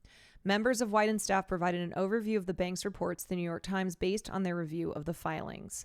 To some degree, Wyden is hamstrung by those rules, which is why he wants the Trump administration to make the reports available to Congress so members can review them and possibly issue subpoenas to the banks for more information. Even before the Justice Department announced last week that it was closing the door on the Epstein investigation, Wyden had been pressing Pam Bondi to turn over bank reports along with other information about wealthy individuals and financial institutions in Epstein's network. Justice Department did not respond to requests for comment. Ms. Bondi said that she stands behind the department's memo that said no further disclosure of information was warranted.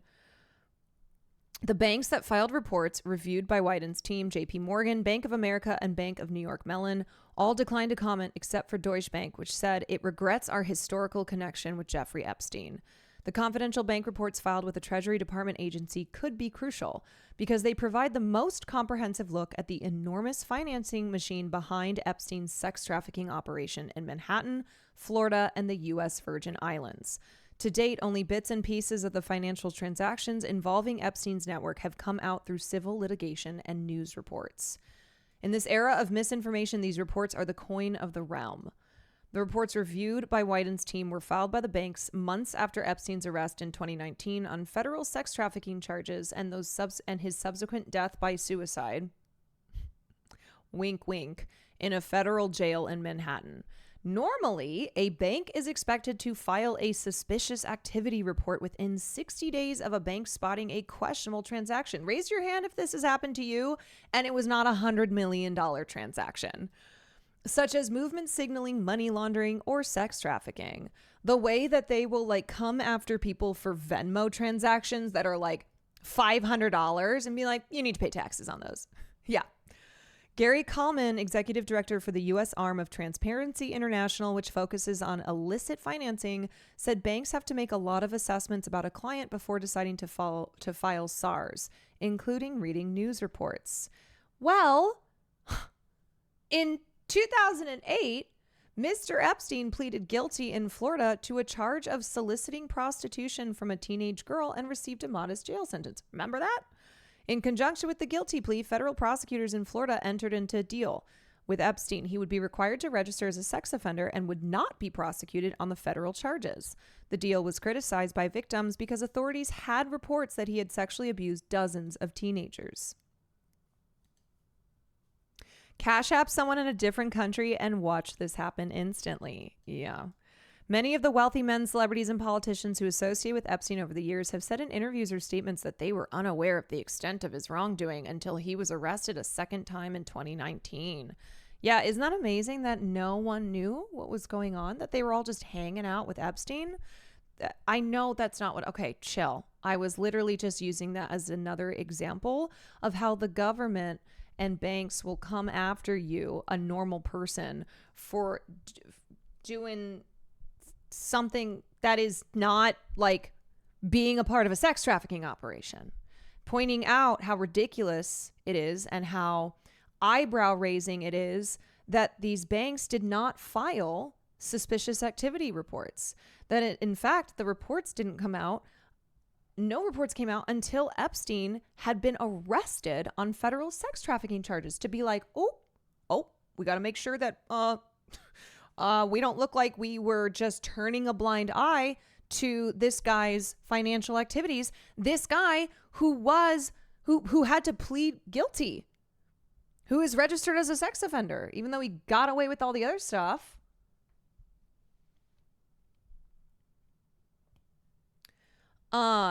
Okay, it's unclear if more frequent and timely SARS filings would have made much of a difference with law enforcement given the years of criticism over how authorities handled Epstein's investigation. See all of these different institutions who are involved in covering up the truth of what was happening here, of how from the FBI to these massive banks to government officials, that they all ensured that Jeffrey Epstein and those who were associated with him were just able to keep doing this stuff. This is what we call enabling abusers, right? So it's not that every group, every institution, every individual who was involved here was doing the abuse themselves, but it's that they were all involved in enabling this, in not seeking to hold anyone accountable.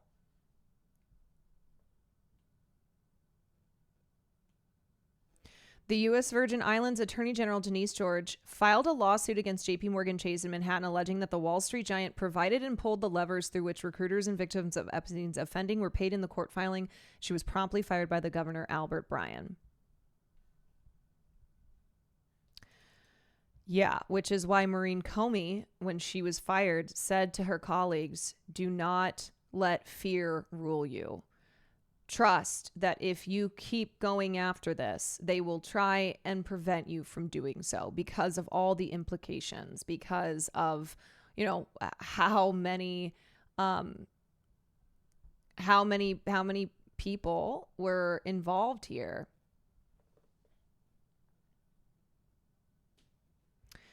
When banks are only filing these reports after crooks like Epstein are dead or behind bars, that does not do anyone any good.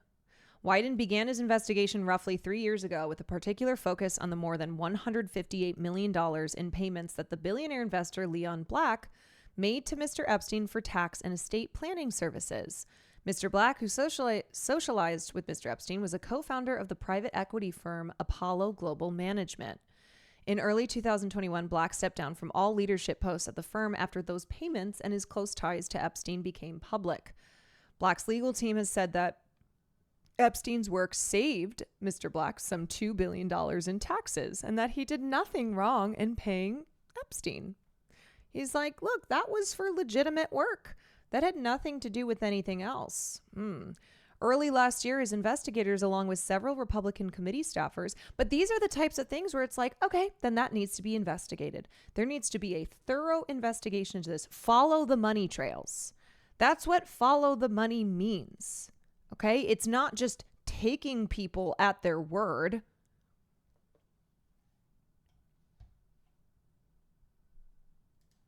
The staff members were presented with thousands of pages of documents to review, but they were not allowed to make copies and could only take handwritten notes. So they were, okay, wait. So investigators, along with Republican committee staffers, were permitted by Treasury officials to review the secret filings, but they couldn't make any copies and only could take handwritten notes. All right. The single largest suspicious activity report reviewed by the congressional team was filed in late 2019 by JP Morgan for $1.1 billion. The report covered Jeffrey Epstein was just a really great money manager. That's it. That's why he was getting these massive multi-$100 million to $1 billion payments. He was just really good at his job. Or tax guy, whatever. Yeah. He's just really, really good at doing taxes for rich people. The report covered 4,700 transactions dating to 2003, including payments to women from Belarus, Russia, and Turkmenistan. Many of Epstein's victims included young women from Eastern European countries. The next largest was by Deutsche Bank for about $400 million, followed by Bank of New York Mellon for $378 million, and then Bank of America, which filed reports on Mr. Black's payments to Epstein. In 2023, JP Morgan paid $290 million to Epstein's victims, and Deutsche paid $75 million to settle lawsuits that claimed the banks ignored red flags about potential sex trafficking. Marijik Chartouni, who was sexually abused by Epstein when she was 20, said the furor between Trump and his supporters had obscured the harm done to victims. Miss Chartouni, who is now 45, also said law enforcement was to blame for not having more aggressively pursued Epstein and his network. 4 of the women who procured children were given full immunity in the 2008 sweetheart deal. Oh, yeah. Yeah. That was a really, really wonderful deal that was brokered between Alex Acosta and Jeffrey Epstein, which made the federal sex trafficking charges disappear, which shut down an FBI probe that would have uncovered even more victims, and granted immunity to co-conspirators. Sadly, all this noise around the purported Epstein files serves only to detract from holding the Justice Department accountable to victims for its failure in preventing this trafficking atrocity, is what she said in an interview. Okay, sorry, returning to this. And FBI released a memo today saying there was no Jeffrey Epstein client list, contradicting previous promises to provide it. Last week, the FBI released a memo saying it had reviewed all of its evidence on Epstein, some 300 gigabytes of material, and it announced that it does not plan to release any more information. The Department of Justice now says there is no Epstein client list, and they say there's no evidence that Epstein blackmailed prominent people. This is pretty much the exact opposite of what Trump world has been claiming all along. Now, Americans are accustomed to Trump and his allies making outrageous claims without evidence, but this particular about-face has MAGA tearing each other apart, with some major influencers turning on previous allies and many Trump. Also, the Florida AG was Bondi that oversaw that sweetheart deal. Yes. So all of the people like this, there's just so many connections. There's so many connections to people who were involved in the 2008 case that now ended up with jobs in Trump's administration. Supporters criticizing Trump himself for what seems to them like a cover-up. President Trump facing unprecedented criticism from some of his biggest supporters. He's dead for a long time. He was never a big factor in terms of life. I don't understand what the interest or what the fascination is. This is a wild story politically. So wild that it can be easy to lose sight of the fact that there are real crimes underlying the larger scandal. Bondi was not, that was just me believing chatter, was not the AG until 2011. Many people, I feel like I'm losing the thread on all of this. It's extremely hard to understand which aspects of this are known to be true, known to be false, or somewhere in the muddy middle. So, on this episode, we're going to try to make as much sense of this as we possibly can. This is going to be like the JFK assassination. Long after you and I are gone, there's going to be people that are going to be writing and looking at this and writing books about it. I just know it. That's Julie K. Brown. She's an investigative reporter at the Miami Herald, and she probably knows more than anyone in the world about this case. In 2018, Julie published a series of deeply reported stories about Epstein that led to the effective reopening of the case. Pop brownies, the next year, Epstein was indicted on federal sex trafficking charges. Then, a month after his arrest, he was found dead in his jail cell. Julie, hi. Hello. Also, remember, there was a forensic pathologist, I think, who in their determination was like, yeah, this does not appear to be suicide. And so the whole Jeffrey Epstein didn't commit suicide is not just something that has been cooked up by QAnon conspiracists. It's just that, unfortunately, like with the Sean Combs case, where the big things that stuck out there that people obsessed over were like, oh, baby oil and freak offs. Like, they just thought the name was funny. And how what happens a lot of times is we move away from like the actual victims who are the victims in this whole situation. It's like the conspiracists just locked on to these parts of the Epstein case because they were like tantalizing, because it was like exciting. And how at the end of the day, with everything going on, it's important to remember that there were a lot of women and girls who were victimized by Jeffrey Epstein and those in his, involved in his operations. Over 1,000. So, oh God, it's just like depressing. Let me start by asking you about the last week. Are you surprised by all of this drama, or have you been basically sort of like waiting for this moment where Trump world says, oh, just kidding, nothing to see here? I've been waiting for this moment. I could see this like it was a train wreck that you can't take your eyes from because you know it's going to happen. And this does not surprise me. What would have surprised me is if they had really released files, because I really didn't think they were going to.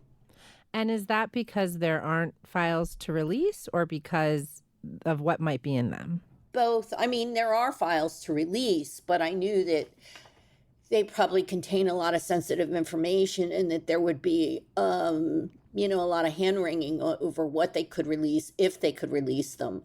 The other thing is there is an ongoing criminal appeal of a criminal conviction attached to some of these files, which is the files that contain the Ghislaine Maxwell case. And so I would think that legitimately there might be some things there that they probably couldn't release because the case is still on appeal. But nevertheless, there's still a lot of files that date back to probably 2005 even, that they could have released if they elected to do so. And the Maxwell case is the affiliate of his who is in prison now, is that right? Unlocked. That's correct. Well, let's establish some of the basics. I find myself watching all of this unfold and beginning to sort of lose sight of like what actually is true, what is speculation. Talk about what Epstein was accused of, what he was indicted for. What do we know for sure? Well, let's start with something that almost no one really starts with in this whole scandal that's been happening over the past week, and that is the victims. Yes.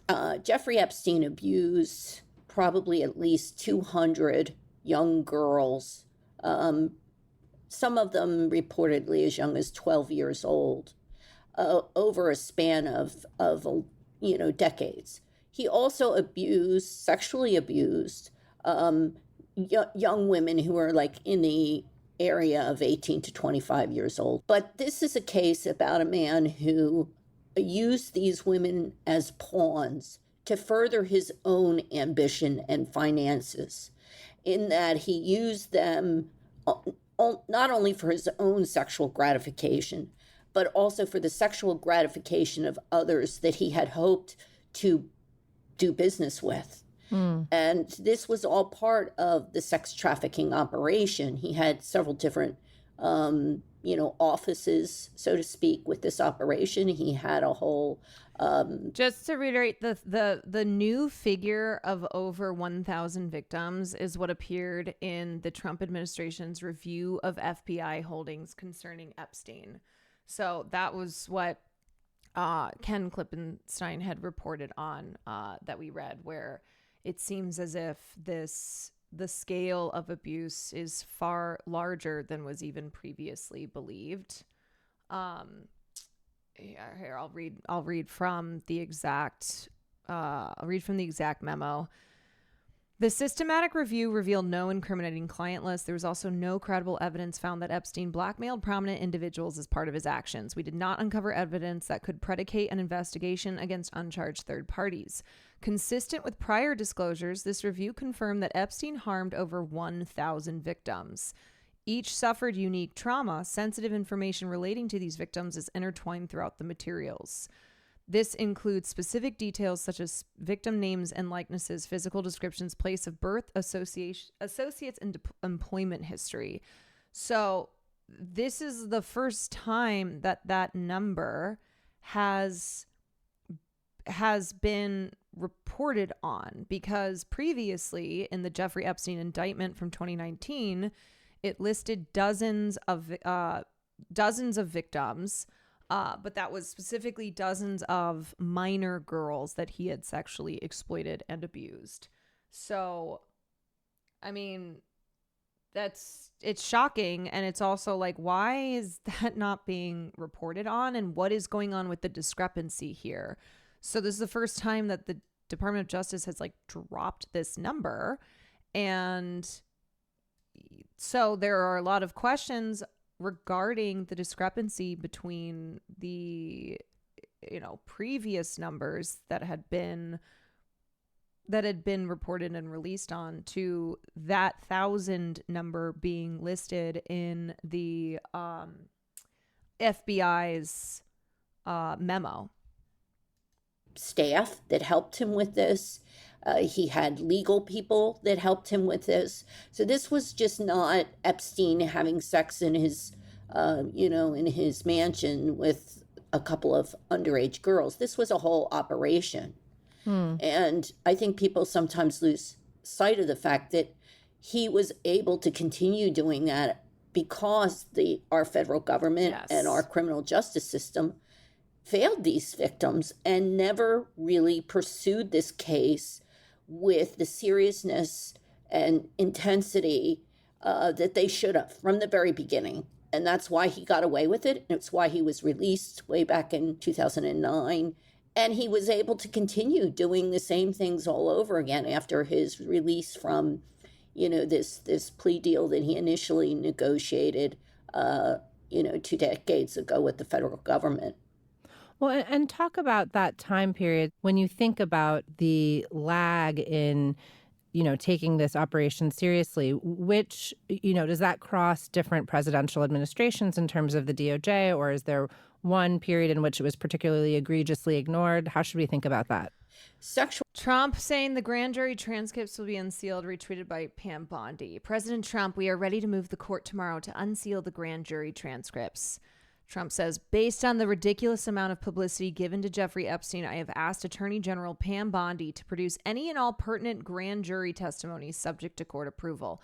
This scam perpetuated by the Democrats should end right now.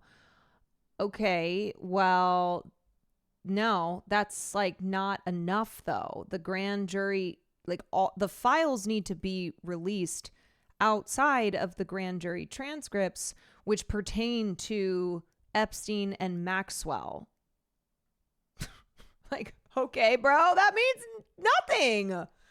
But Trump is aware though. He is aware of all the bad press around this, of all the people who are upset by what he and his allies claim they would do and then what they're doing now. And so he thinks that this is going to appease people, be like, look, okay, for the sake of transparency, we will release these grand jury transcripts. And he's hoping that people are stupid enough to be like, oh, yeah, great. See, President Trump was right. This is just ridiculous now. There's nothing to see, nothing to do here.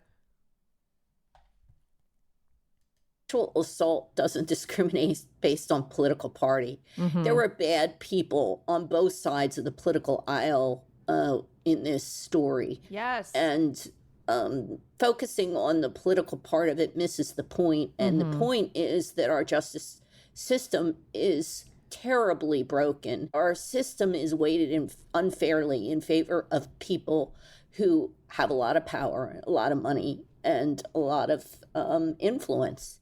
It's such an important... I also think the media, journalists have a responsibility here to do diligent investigative reporting, because Julie Brown, who's speaking here, Julie Brown writes for the Miami Herald. Now, the Miami Herald is no small, it's not like a local yokel thing, but it's not even the biggest newspaper in Florida. It's the 5th biggest newspaper in Florida.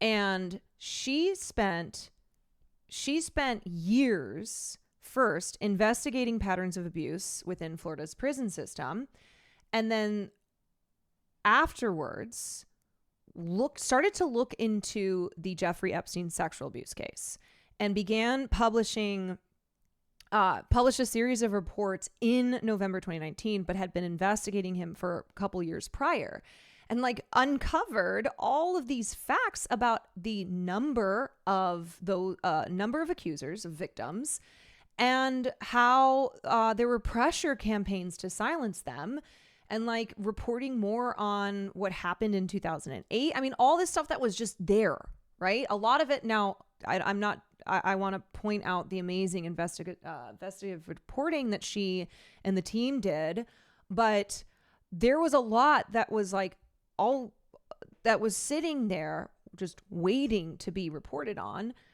And then also because she was the only person who was seriously looking into this, that then helped her to uncover a lot of Epstein's victims.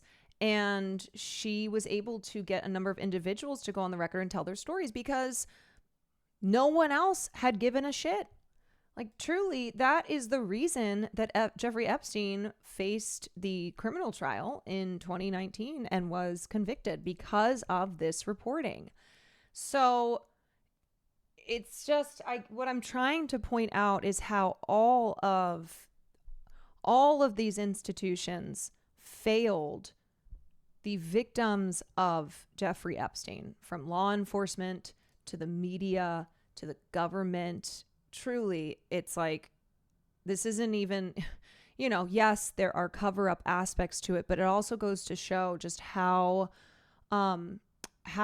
these systems work, and how they are, how they serve the interests of the rich and the powerful, and not those who are victimized by the rich and the powerful. Point. And when you hear all of these conspiracy theories, I mean, how do you sort between, the theories that are just totally outrageous and you think are not worth dwelling on, versus, perhaps an example of what might be called a conspiracy theory, but you as an investigative reporter think is actually, a legitimate line of questioning? That is this scandal in a nutshell, in that we have some competing forces here. We have the forces of truth and facts versus the forces of conspiracy that want to fan theories in order to further some kind of agenda, whether that's a political agenda or, there's a million agendas. Some of these influencers, their agenda is to get more viewers or more listeners. So there's these competing forces here with journalism today, and it's not just with the Epstein story, but with almost everything. They keep the ring going and toss the scapegoat out. It's only Epstein. It's only Netanyahu. It's only Weinstein. It's only, yes. It's a real struggle, to be honest. They make it about with you. individuals rather That's why than I always try to systems. bring these questions back to what I know, based on my reporting, based on court records, right? Based on a couple, when referring to police forces, just a couple bad eggs, right? No, it's not all cops. It's not the institution of policing. It's just a couple bad eggs. On, police records, based on interviews that I've done. And so when I'm asked about some of these so-called conspiracy theories, I sort of direct it toward, here's what I do know. Let's talk about the client list, or what's sometimes called the Epstein client list. Is it real? Where did this idea that it exists come from? What do we know? That whole thing about the so-called list is really a red herring. I think it morphed out of this sort of a phone directory that Ghislaine Maxwell actually is responsible for compiling on a computer way back in 2005, 2006. And it's public, you know, pretty much the phone numbers are redacted out of it, but if you Google it, you could find they used to call it, quote unquote, the Black Book. That was sort of the nickname that it was given. And it was these copies that were printed out from a computer. And every time Epstein or Maxwell met somebody important, they would get their contact information and they would put it on in this file. Remember Trump's name was circled. And there were people like Donald Trump on that list and celebrities on that list. But there were also his gardeners were on that list, his hairdresser, his barbers, his electrician. I mean, it was a comprehensive list. So it was pretty clear that this was not a black book in the sense of these were all his clients. It was just a phone directory. But the reason why they called it a black book is because when the FBI first got its hands on it, there was someone who was trying to sell it to one of the lawyers who represented the victims. He sort of circled some names on that list of people that he was trying to say were somehow connected to Epstein in a more nefarious way, whether it was business or whether it was sex trafficking. People just started then on social media, started to refer to something called a client list. It took a life of its own into that. Oh, Epstein had a client list. He actually had a list of clients that he sent girls to, or, you know, that he sent women to. I never believed that there was ever a list like that because, quite frankly, Epstein didn't need to do a list like that. He you know, the bad actors here, the people that he sent some of these victims to, they know who they are, and he really only. I think the other thing I want to stress is a lot of people probably have this image of, oh, you know, every single one of these victims, it was a child who was kidnapped and then was being held on this island, and then Epstein and his cronies would come and did all these horrible things. Certainly there, of course, were minors involved, girls as young as 12. But I think what gets lost sometimes is the understanding of like how abuse and coercion works, where I've told the story before of like when I basically confronted this promoter in a club that I was working at, where what would happen a lot is these promoters, they would be working for wealthy clients, okay?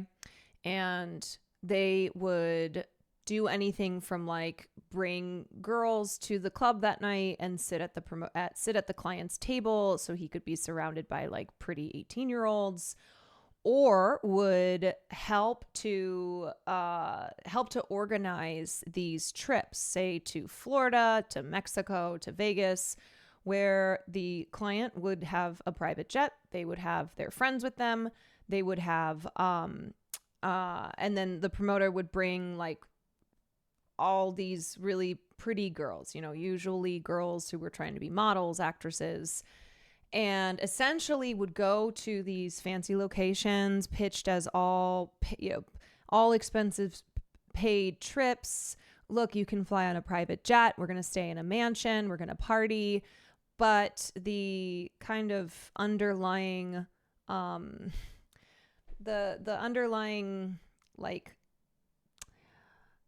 thing to it all, the we're not saying this explicitly, like what was implied, yes, was that you would be having sex with these guys, usually old and creepy and very rich.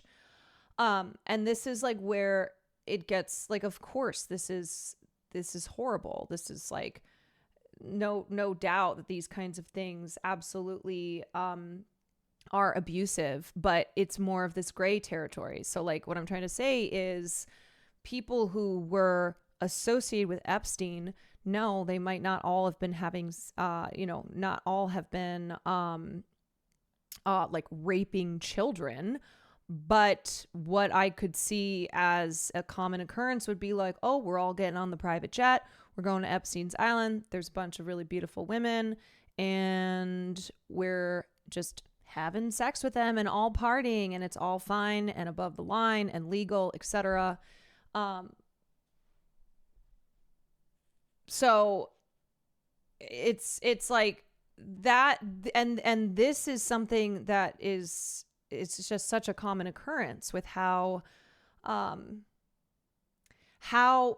power creates these conditions where people are non-consensually like having sex, doing sexual things because of that power dynamic. So basically it's like, yeah, so many people don't realize how much trafficking is a gray area. Yes, and if there's one thing that I want people to take away from the Sean Combs trial, is that sex trafficking doesn't always look like, usually doesn't look like it does in the movies, in the way that it's portrayed in the media, and what like your fundamental misunderstandings are around sex trafficking, around sexual abuse, because of how it's depicted in popular culture. And so there is a lot of gray area. And by saying gray area, it doesn't mean that it's like, it doesn't mean that it's morally okay, but just as far as like the legality. And I'm sure that a lot of the people, like celebrities and rich people who were associated with Epstein, who bear some guilt here, were involved in the more like gray areas. I find it hard to believe you can get connected to a guy like Epstein, be on the island without having some kind of idea of what's going on, which is why I'm trying to explain too that like I'm sure a number of them, it was a situation like this where it's like, oh, we're just partying with beautiful 18-year-old girls. I mean, not all of them were 18, of course. And it's like, oh, everybody's here of free will, right? Like this is all consensual. It's all fine.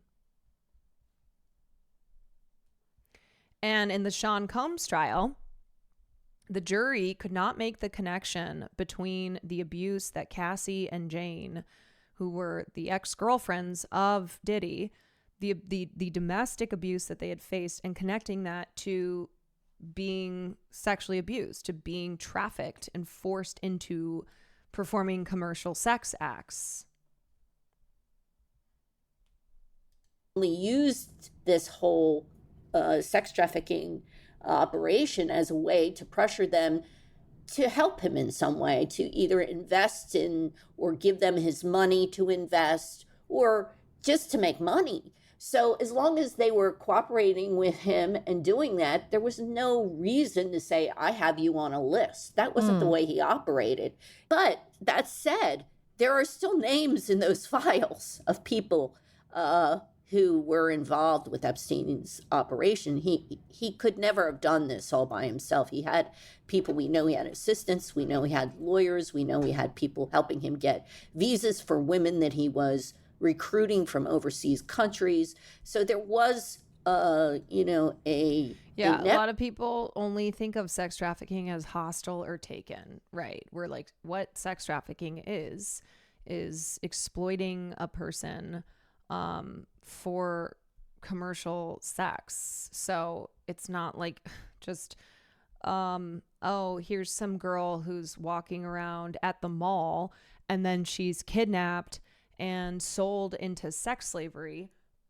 Network here of people that were working for him and helping him. We're going to take a quick break. More with Julie in just a moment.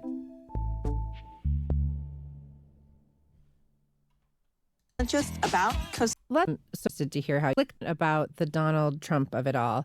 Jen, thank you for there the 34 are months. some conflicting data or information to reconcile here, and I'm really interested to hear how you think about this, because we're talking about a man in Trump who has What are your thoughts on Blink bragged Twice? about I didn't think it was grabbing good. women without their consent, who is credibly accused of rape and sexual assault. And so on one hand, you have, this, you point out that the Epstein list is a red herring, that, Elon Musk claimed without evidence that Trump is on this list, which you're saying probably doesn't even exist. On the other hand, there's good reason, empirically grounded reason to question Trump's record. And the other thing too is like all of these diehard MAGAs, QAnon supporters who have been fixated on this because of the child sex abuse, the child sex trafficking aspect. Again, it's like they can't apply this to being against all sexual abuse. And that's what's so maddening. It's like, oh, this is just the part of it that has has you so riled up, and it's kind of almost this, it's like this hero mentality around, we've got to save the kids. I've got to, got to be like Liam Neeson and save the children. It's what leads to like that guy shooting up the pizza restaurant because of Pizzagate. And still so many people who've cared so deeply about the Jeffrey Epstein case not actually being warriors against the pervasiveness of sexual abuse in our culture. Of sexual or alleged sexual abuse. And so I'm curious how you think about, in this moment when you have the Trump administration. Yeah, like, okay, waving 17 this is away, bad, but one saying day there later is when they're no 18, list, it's fine. Trump saying this whole line of questioning is boring. What do you make of this? How should we think about how he fits in or doesn't to this larger scandal? Well, it's hard to know. We don't really know how he fits completely into this scandal. I was, finally forced to say something during the election when there was so many of those conspiracy theorists out there on the left who were trying to directly link him with Epstein's crimes. And there's absolutely no evidence that he was involved in Epstein's crimes. That's just, there isn't. And I've pretty much have read almost everything that's out there. But that doesn't mean that it's not possible. I mean, and I would say that with everything that's happened the past week, it certainly raises suspicions that maybe there is more to his, friendship with Epstein than maybe we know. Right. And to your point about them having had a relationship, Trump himself has said that they were friends. In 2002, there was an interview that Trump did with New York Magazine. I'm going to read this quote from Donald Trump at the time. It says, he says, he was recruiting quote, for Mar-a-Lago. I've known Jeff for 15 years. Terrific guy. He's a lot of fun to be with. They were It is even just said that he likes friends. beautiful women as much as I do, and many of them are on the But younger. also, like, you guys got to keep in mind, this is a journalist. She knows everything there is about this case. This is the person who's credited with reopening the Epstein sexual abuse case, where she has to exercise a lot of caution, unlike, someone who's a podcaster just tweeting on the internet around making accusations that could land in the realm of like defamation, your side. and like trying not to speculate, even though there's a long detailed history of the friendship between Trump and Epstein, and like Trump is a rapist. We know Trump is a rapist, and was a rapist proven in a court of law. But she's not going to say anything that's not proven, and also like wants to avoid speculation in the case when there is a lot that is known. No doubt about it, Jeffrey enjoys his social life. So given that, and given everything you know, more importantly, do you think it's possible that Donald Trump didn't know what Epstein was up to? No, he had to know. Yeah, I think he absolutely knew. The reason why he knew is one of the impetuses for their alleged falling out was Epstein went to Mar-a-Lago at one point, and he hit on one of the young daughters of one of the other club members. And we were told by multiple sources that that's why Trump and him broke it off, because Trump banned him from Mar-a-Lago because of that. So I honestly think back in the culture that existed back then, and to some degree, of course, still today, that some of these powerful men really believed they were helping these girls and women. They really felt that by paying them, this was a good thing. We're helping this woman, we're helping this girl to get an education. They still sometimes look at these cases and say, what's the problem here? The women got paid. They had to know what they were doing. There is still this cultural problem that we have in this country, that powerful men who take advantage of vulnerable women or younger women don't do anything wrong. Yeah, so this is kind of like this is a more like complicated aspect of things that speaks to our culture, of how I do believe that there were many people who were associated with Epstein, who were partying with him, who went on his plane, who were having sex with women, and they don't think that they were committing crimes. That like our culture is one where the powerful are so enabled, where abuse is so normalized. And like I talk about this all the time. This was a major issue with the Sean Combs trial, where you had a jury of regular people who looked at the situation and went, okay, yeah, we know he was abusive towards her in a like physical way because he beats her in this video, but that no, Cassie and Jane consented to these sex marathons, that like, no, they weren't at all coerced into this, even though these were abusive relationships, even though Diddy had all the power and all of the say in what went on. And so this is like a bigger problem too, of not just, we've talked about these systems and institutions that enable the powerful to abuse their power, but also how like our cultural understandings and misunderstandings, the beliefs that we have, and how like this is something where, because accountability and because like justice for victims is so rare, that we still have these beliefs that there are some things that are abuse, when it's like, oh, here's a little kid who's being sexually abused. I think most people would look at that and go, yeah, that's a bad thing. Like, that's abuse. But a 20-year-old who is hanging out with powerful politicians and celebrities, who then engages in sexual activity with them, like there are people who might not see how like there's coercion involved there, might not understand like the power dynamics happening.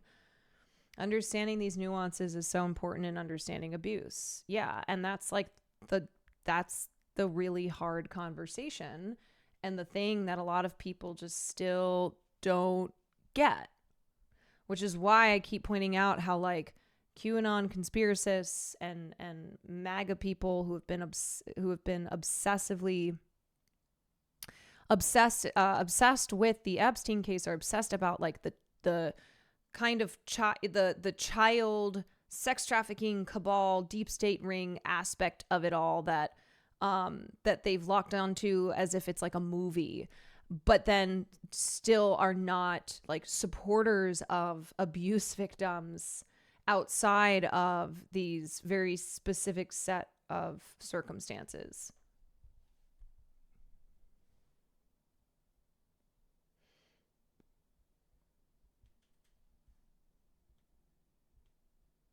This is because consent is not properly understood and how power can warp it. Yeah.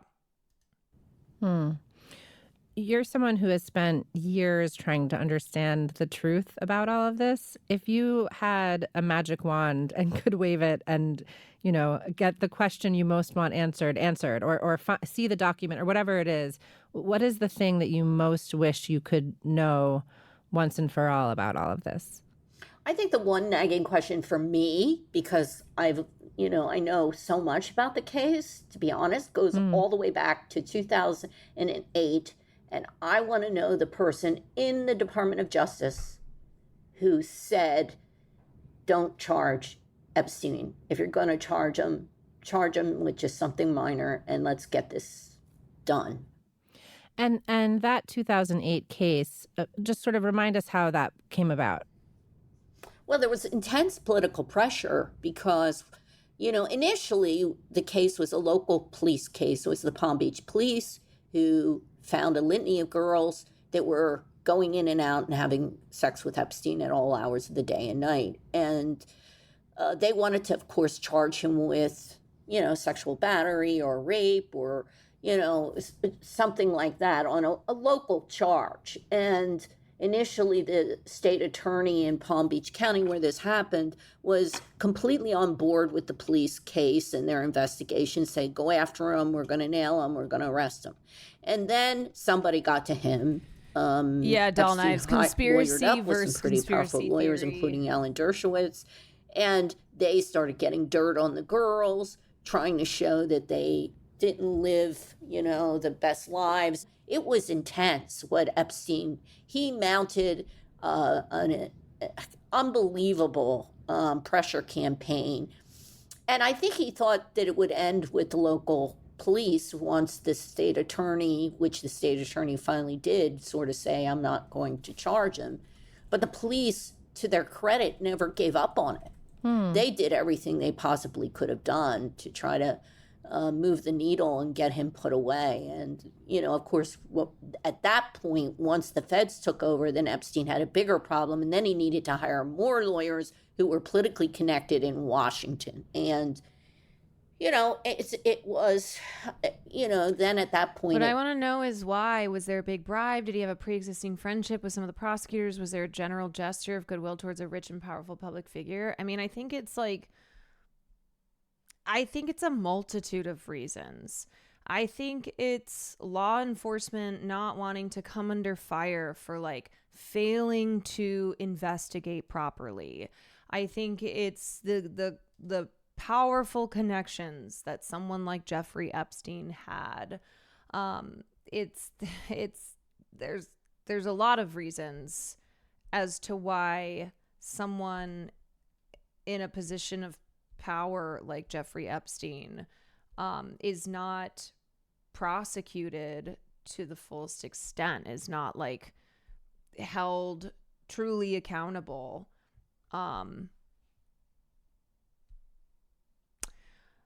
Going off what Hassan has been saying, he believes he was working for CIA or other intelligence together, blackmailing people. Yeah, I mean, there's all his links to intelligence. Alex Acosta admitted that he gave Epstein the sweetheart deal because he had been told that Epstein belonged to intelligence and to leave it alone. So it's someone is told by their boss, hey, this is how you're gonna go about this. All right. So a lot of reasons.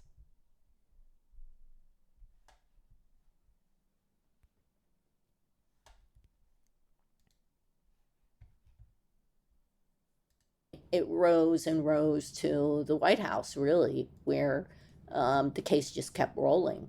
And that was the biggest part of my investigation was looking at how Epstein and his lawyers manipulated our Justice Department in a big way. They basically got almost everything they wanted, except they wanted the case to completely disappear. They wanted him to walk away without anything. And what they ultimately got was this sweetheart deal that they kept secret for a year. the victims never even knew exactly what happened until a year later when finally a judge unsealed the agreement. So for you, it's not, the Epstein list or the jail cell video or the circumstances around his death, but really who was that person in the first place who decided that he should walk, basically? Yeah. That's Who really were the people interesting. behind that in the beginning? Because if they had done their jobs, all these people in 2006, 7, and 8, if all those people working for us, the American public, had done their jobs, we wouldn't be sitting here right now. A lot of those victims would have never been victimized. So it sounds like it under the Bush administration primarily, or does this go into Obama's DOJ as well? No, it's primarily initially Bush's administration. What should happen now? If there's any possibility of Epstein was deeply connected to higher ups in law enforcement and the government. I mean, his career was kickstarted by Donald Barr, and Barr's son later declared Epstein's death a suicide before an investigation was even concluded. And there are many such examples of, the CIA, the FBI, the government, just brushing over stuff, covering up stuff, letting people off the hook for interests involving the state. It's such a blatant shit show. I know. I mean, so to the person who asked, like, I want to know the reason why. Well, there really are a multitude of reasons, but the issue is like a lot of this stuff just has not been, it's not like some stuff has been released, but then a lot of the files, not just around the 2019 trial, but going back, and not just 2008, but like going back decades, has never been made available. Of justice or truth or, any sense of closure in this scandal. What is it going to take, and what do you think should happen next? I go back to when I took up this case initially. It had been written about. A lot of people knew. There had been tons of stories about, the Lolita Express, Epstein Island. This conspiracy theories cycle started way back before I even took up the investigation. But I was looking at it from a different vantage point as a journalist about exactly what happened. I looked at it sort of like a cold case detective.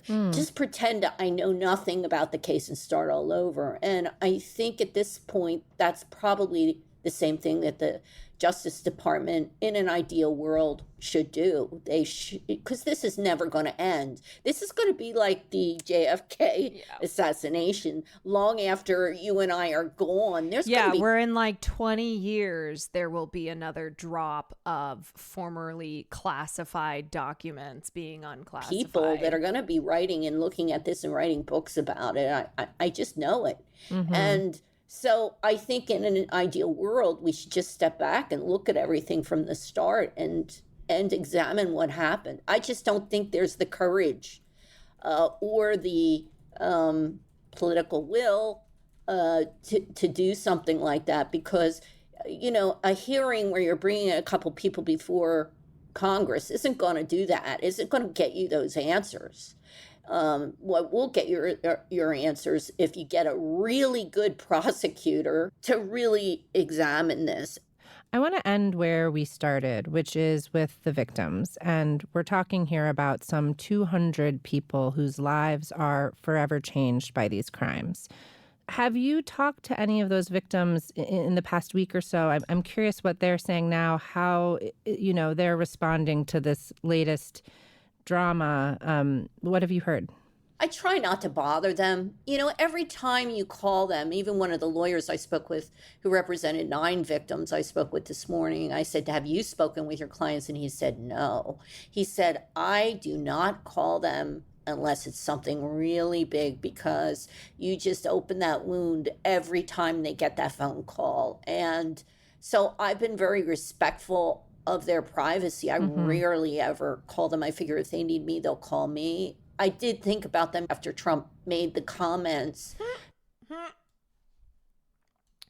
What's the weirdest thing about American culture? Every 20 years or so, they declassify a file that says, you're right, we did it. What are you going to do about it? Yep. And everyone just kind of goes, oh, yeah, okay. That this was boring, and I can't remember the other word he used, but I just cringed because I thought, oh gosh, I felt their pain when he said those words. This is just a nightmare for them, This is just a horrible nightmare for them, because all they want is for the government to do its job. I might get emotional here because I feel bad for them, because I know them so well, some of them, and I've, the interviews that I did with them were very painful to do, and I just feel that our government is just failing them over and over again. And even though I'm a journalist, I'm a human being too, and I just think that what they went through and they're still continuing to go through is painful. Well, Julie, thank you so much for all of your extraordinary reporting, and especially for your time today. Thank you. Yeah, and just a reminder of how disgusting and callous it is of course, just beyond the insanity of telling people that you've told for years that you're going to uncover the truth of Epstein's operation, full operation. But then the dismissiveness to be like, who cares about this? Just move on, whatever. It's dumb. You're dumb for caring. And it is one of those where yeah, some people care for the wrong reasons, but a lot of people care because there were very real people at the center of this, and many of them who were victimized, who had their lives completely destroyed. Here's one of the lawyers, Lisa Bloom, who represented a number of Epstein victims. Please remember the Jeffrey Epstein victims as we have all this back and forth in MAGA world about whether it was a suicide, whether it was a murder. Is there a client list? Is the folder on Pam Bondi's desk or not?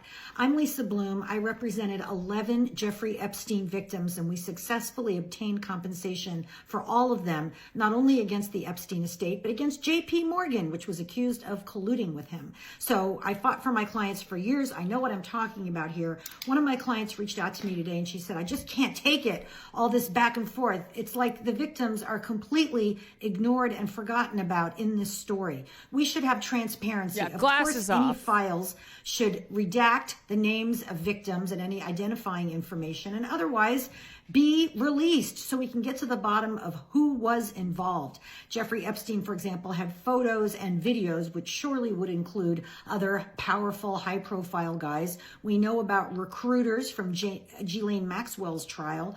There were a lot of recruiters, and everybody should be brought to justice. But the more this is prolonged, the more painful it is for the victims who deserve better, who deserve respect and dignity and justice. Yeah. Have you seen people on the left even say this is first world problems and there are more important things to talk about? Donald Trump's rape. Okay, that's crazy. I haven't seen that. What I have seen are memes, and I'm just like, man, this is the fucking problem with these high profile sex abuse cases where, especially when they involve celebrities, when they involve politicians, when they involve high profile people, is that it gets memed. It gets memeified. And it's like, man, sorry, I guess I'm just anti-fun because I think that shit is sick. I'm so tired of it. I genuinely feel as if every time I cover these high profile cases, it's like I have to remind people that that there were real victims here. And so it's not funny, and this is a massive issue that exists within our culture. And so this is not like a way to get one over on a way to get one over on like your political enemies, or to like, I don't know, do a funny meme. It's so disturbing and horrifying, and is a systemic issue that we just can't seem to progress on. School children also making those jokes, according to teachers, is really saddening. Oh man, like if you don't know how to interact with stuff like this without turning everything into a joke, they should be quiet. Yeah, that's what it's like, people's inability to be serious about things. Oh, kids making the Diddy party jokes. Yeah, I mean, because they are kids observe things and then they repeat the things that they observe. And so if they see all, everything around Diddy just being a joke about baby oil and about sex, freak offs and whatnot, then they're emulating that.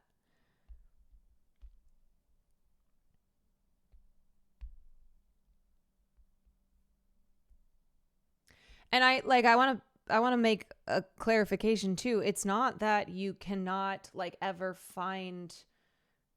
it's not that you can not ever find humor in something that is really dark, but I think it's not that. It's this inability to engage with serious matters in any way that's serious. And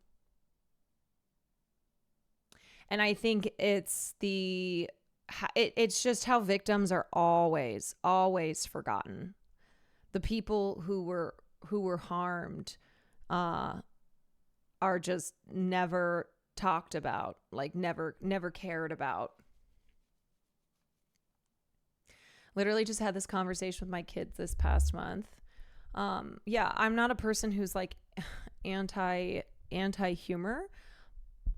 It's, if everything's always a joke, then nothing's ever serious. Yeah, but I do have a problem with just culturally how, especially like on the internet, how everything just has to be memed and turned into a joke.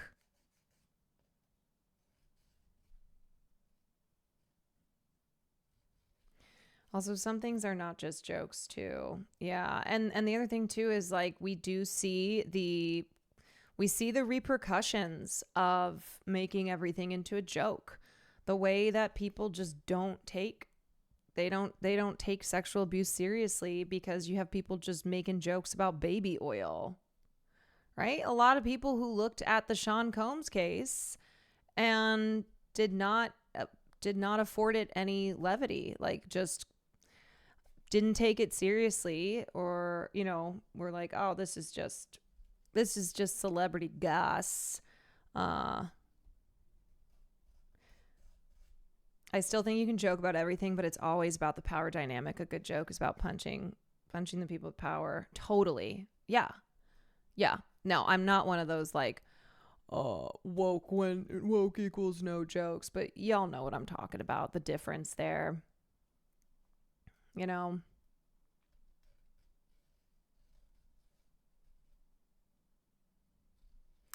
MP Diddy cringe shit. Yeah, I know. I just feel often exhausted by all of it. Diddy is as a term to call someone gay. Yeah.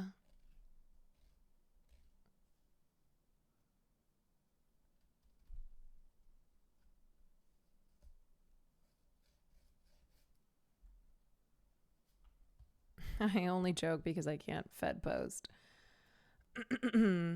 Figures in our society contribute an enormous amount to our culture, and people who have unconventional personal lives, and yet they seemed exempt from criticism. Jeffrey Epstein. Well, wait a minute. Wait a minute. No, let me finish. I see it. Jeffrey Epstein. I see it. No one,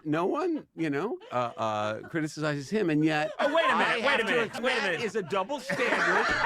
Jim, and it's wrong. Jim, And it's hold on. okay. Hold on. Much has been said. Much has been said about Jeffrey Epstein. Terrible things. No, Jeff. I'm talking about Jeff Epstein, the New York financier. Yes. Financier. We're talking about the same Jeff Epstein. No. Yes. No. Yes.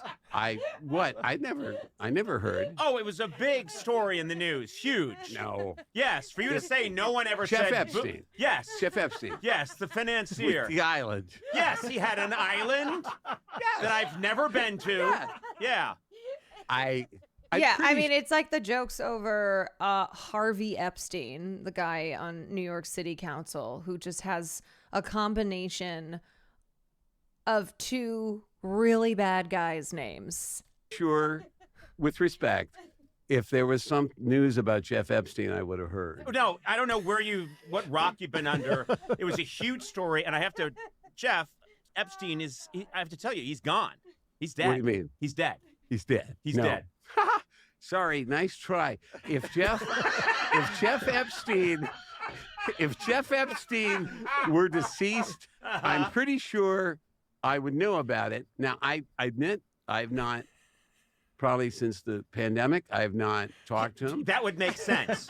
That would make sense. He's been dead for a number of years, Jim. I'll tell you, there's one easy way. Let's call Ghislaine Maxwell. No, we're not calling Ghislaine Maxwell. Princess Glads, thank you for the 25 months. Okay. She's in prison. She's in prison for crimes she committed with Jeff Epstein. Ghislaine's in prison. Yes. Stop calling her Ghislaine. How do you know these people? Jim. Conan. Jim. All right. Jim, listen. Okay. Listen I'm to me. just saying, I'm your friend. You know what? It doesn't matter what you do in your private or personal. I don't do anything in my private life. Okay.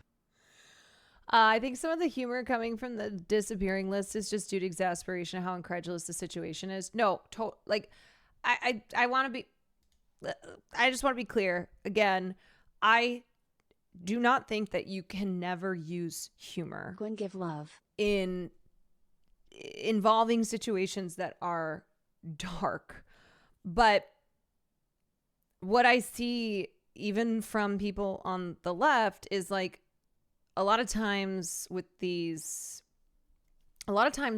abuse cases that are very high profile, that it's like all we're producing are memes, and how a lot of times too it is a way to like just get one up on your like it becomes political. Yeah. Like it's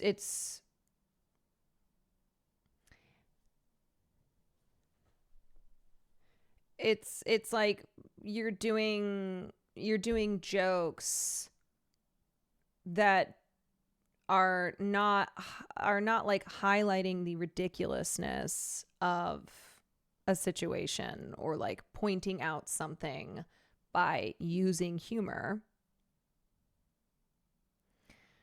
Not to explain the joke, but the joke here is that it's absurd. Yeah, no, I know. If you don't know, that it's absurd to not have heard of any of the Epstein stuff and only know him as a financier. It's not at the expense of the victims. Right.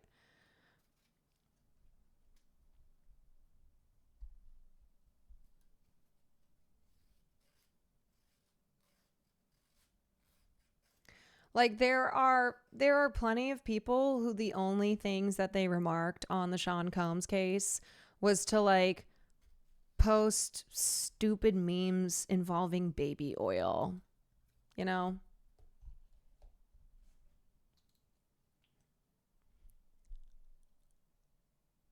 Anyway, I hate this timeline. Financier is also a wild occupation for everyone to accept as his backstory. I know. Okay, let me see what this is. Oh, I hate this timeline. Yeah, we covered this. We covered the Wall Street Journal piece.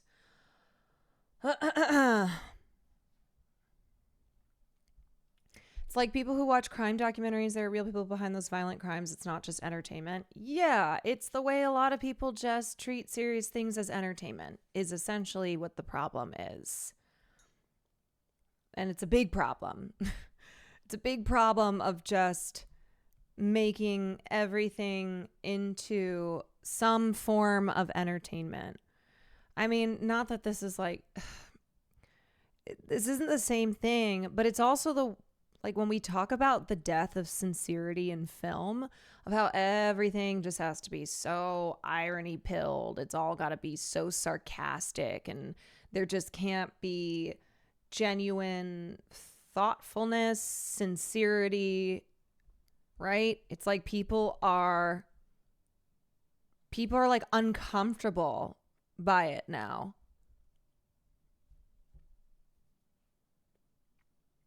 I saw a screenshot of a true crime podcast Patreon. The banner was just the host smiling and throwing confetti everywhere. I was, yeah, no, I know what you're talking about.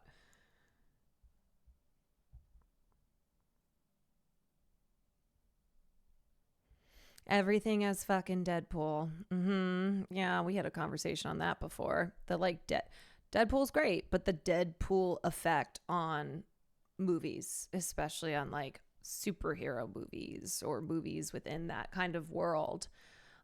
Which is why the sincerity of Superman was refreshing, and not everything has to be either so goddamn dark and cynical, or just totally irony poisoned.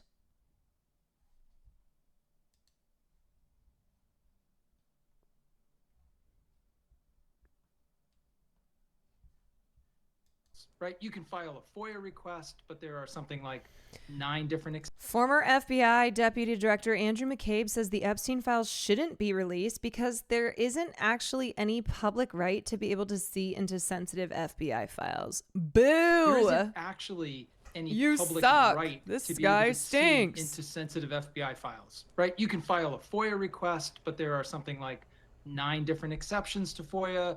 And some of them are, sensitive material, investigative material needed in a prosecution, things like that. So this is uncommon for people to be screaming for information from an investigative file. There isn't actually any public right to be able to see into sensitive FBI files, right? You can file a FOIA request, but there are something like 9 different exceptions to FOIA. And some of them are, sensitive material, investigative material needed in a prosecution, things like that. So this is uncommon for people to be screaming for information from an investigative file. There isn't actually I don't really think that's the case. People are not reacting well to that. That guy's given like, look, I take my job seriously. Okay, I'm gonna buy the book. I mean, that's why, people like Ken Clips, who his job is, he tries to make things available to the public that the state is trying to keep hidden. He is a national security investigative reporter. Remember when he got banned on Twitter? Like, he is always he's the guy who's always filing FOIA requests because he's like, hey, the public deserves to see this stuff. All I hear is him admitting that there is something to hide. It's like, look, okay, if we do this for Epstein, then we're going to have to do this for everyone. We can't have people thinking that they have a right to FBI files containing sensitive information that we don't want the public to know about. If we do it in this case, then we'll have to do it in everyone. I'm genuinely confused about why people are suddenly upset about Epstein. I've been trying to convince some family members for years that these people are perverts. So, okay, it depends what people you're talking about. And it's not like it is suddenly upset about Epstein, but it's all the stuff that's happened over the last week. Starting with Pam Bondi being like, yeah, no, there's no Epstein list. Like, the Department of Justice is considering this matter closed. Like, we are not doing any further investigation. And then all the shit that Trump has been saying and doing, which just looks really bad. So the like reigniting of all things Epstein is because of this last week.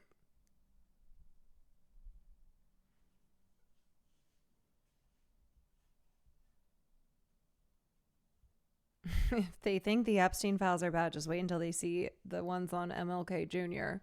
Like, oh boy. All right. Are you guys still talking about this Epstein guy? Who cares? Move on. That's old news. Get over it.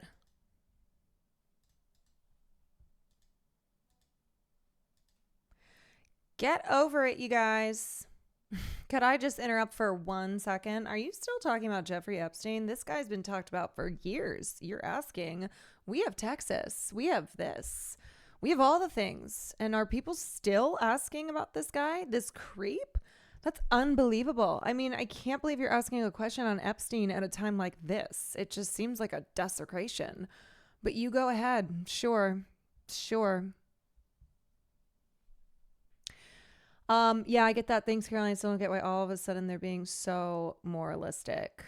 Well, like I said before, there's different camps of people who care about the Jeffrey Epstein case. For the ones who are inclined towards the, QAnon type of thinking, this has been their guiding light. One major reason why they have backed Donald Trump again and again and looked at him as the guy who's like going to go in and take down the child sex trafficking Democratic deep state ring and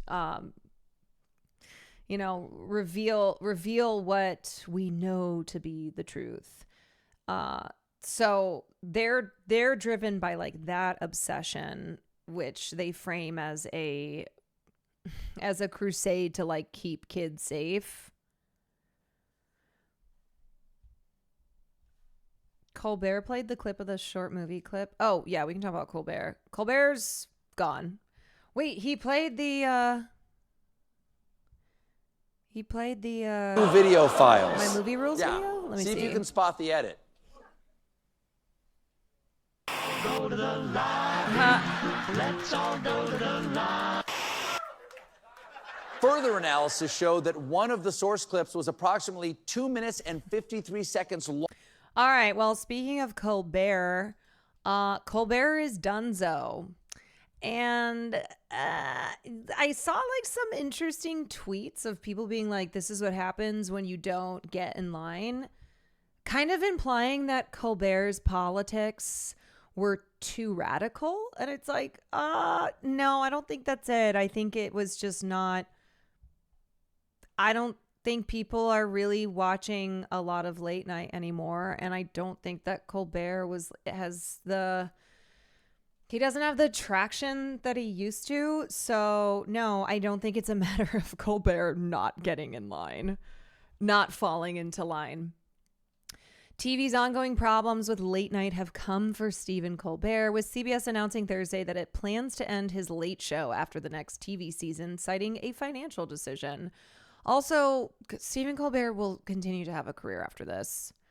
The decision, which ends years of original late-night programming at CBS that started when the network lured David Letterman from NBC in 1993, comes as the economics of wee hours TV have begun to accelerate, with media companies growing wary of the high price tags involved in producing the shows, while the young viewers they try to attract watch more of them via digital video.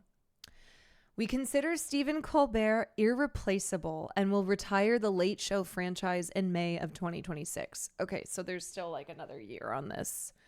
CBS executives said in a statement. So it's not that they're getting rid of Stephen, they're getting rid of the Late Show. They're not replacing Stephen. We are proud that Stephen called CBS home. He and the broadcast will be remembered in the pantheon of greats that graced late night television. This is purely a financial decision against a challenging backdrop in late night. It is not related in any way to the show's performance, content, or other matters happening at Paramount. Colbert, who was informed of the network's decision Wednesday evening, according to a person familiar with the matter, told the audience at the taping for Thursday's broadcast about the matter. There has been growing speculation that both Colbert and Jon Stewart, who hosts one broadcast of Comedy Central's Daily Show each week, could be under growing scrutiny from executives at Skydance Media, which is slated to acquire Paramount Global. Yeah, this has been a long in the works merger between Skydance and Paramount. The parent of both CBS and Comedy Central, David Ellison, who leads Skydance, has projected an image of being intrigued by the politics espoused by President Donald Trump, who Colbert and Stewart routinely skewer in monologues and commentary. It's because he ran the story about the CBS. Okay, wait a sec. To give more context to the comments you saw, it's not that he's too radical. It's just 2 days ago, he went after his parent company for settling with Trump, and the person who would lead Paramount if this merger goes through that the Trump admin needs to approve is a big Trump guy. Okay, I see now. I understand. Elizabeth Warren, CBS canceled Colbert's show just 3 days after Colbert called out CBS parent company Paramount for its $16 million settlement with Trump, a deal that looks like bribery. America deserves to know if this show was canceled for political reasons. Yeah, I mean, look, if this is the case, then essentially, liberal late night is no longer going to be the standard, because this merger between Paramount and Skydance, which is being spearheaded by billionaire David Ellison, is going to make it so that there's no liberal politics on a late night show. It's now time for communist late night. CBS has already been winding down its activity around midnight. The New York network recently canceled After Midnight, a companion program that aired after Late Show and featured comedians. I could see this as them just going, you know what, let's scrap this altogether. We're going to scrap late night altogether, so it doesn't look as if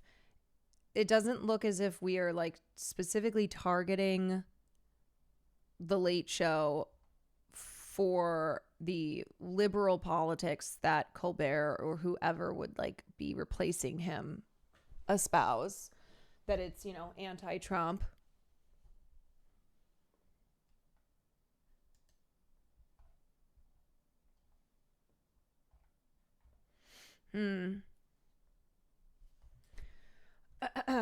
Colbert show ratings.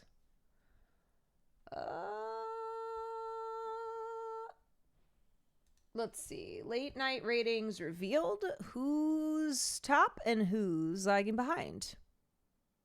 Oh, the ratings are in for the second quarter of 2025. Things remain competitive across late night, with Stephen Colbert holding on to the top spot in his hour and Greg Gutfeld dominating his slot. The Late Show with Stephen Colbert topped the 11:35 p.m. hour in total viewers with an average of 2.417 million across 41 first-run episodes. The Late Show was also the only program to show an increase over the first quarter, with the show up 1%. In the coveted 18 to 49 demo, Colbert brought in 219,000 viewers. Jimmy Kimmel Live came in second for the 11:35 p.m. slot. How the fuck does anyone even watch that? Who's watching Jimmy Kimmel? However, the show edged out Colbert in the demo with 220,000 viewers.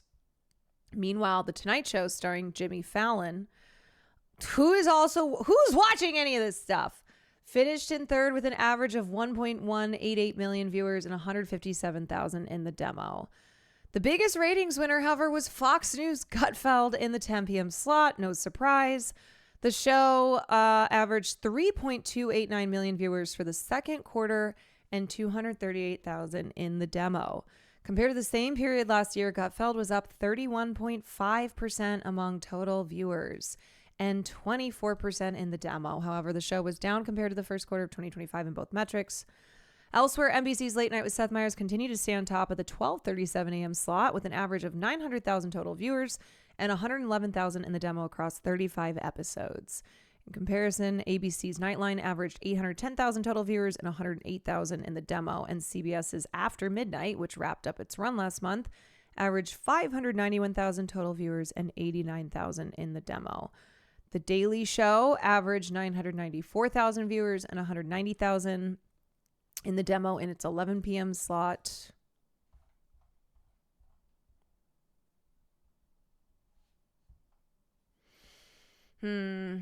There had to be something more invoked in the fire, I know, by the financial reasons when the show was clearly still doing well.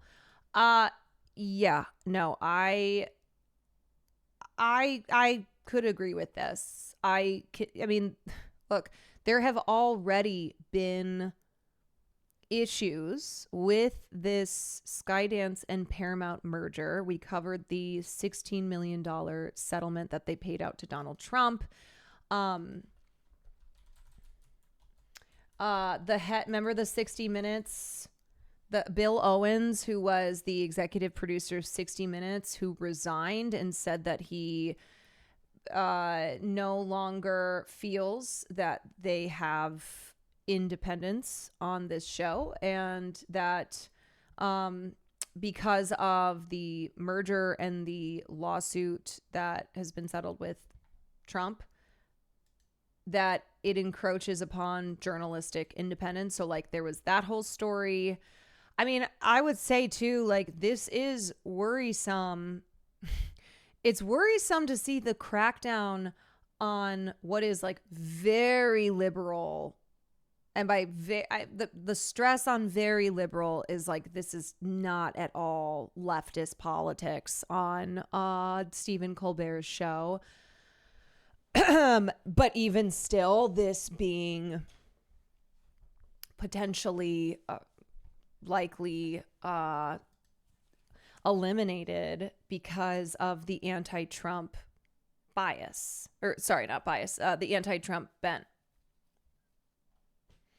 Here's the clip of Colbert making the announcement. Okay, let me see. We got a great show for you tonight. Senator Adam Schiff was my guest. We harmonized on 7 Bridges Road. What a voice, I cried. But before we start the show, I want to let you know something that I found out just last night. Next year will be our last season. The network will be ending The Late Show in May. And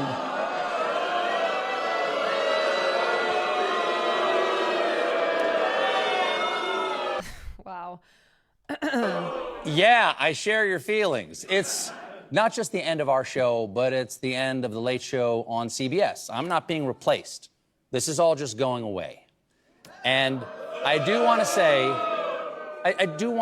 that the folks at CBS have been great partners. I'm so grateful to the Tiffany Network for giving me this chair and this beautiful theater to call home.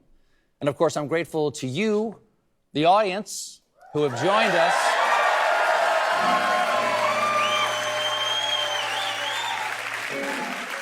Every night, in here, out there, all around the world, Mr. and Mrs. Yeah, knowing too that this was the number one slot, number one show in its time slot. Like, The Late Show has a 30-year history, and so to cancel the entire franchise, which is worrisome for reasons due to politics, of like, yet again, here we have a major conglomerate that is bending the knee to the power of Donald Trump. America and all the ships at sea. I'm grateful to share the stage with this band, these artists over here every night.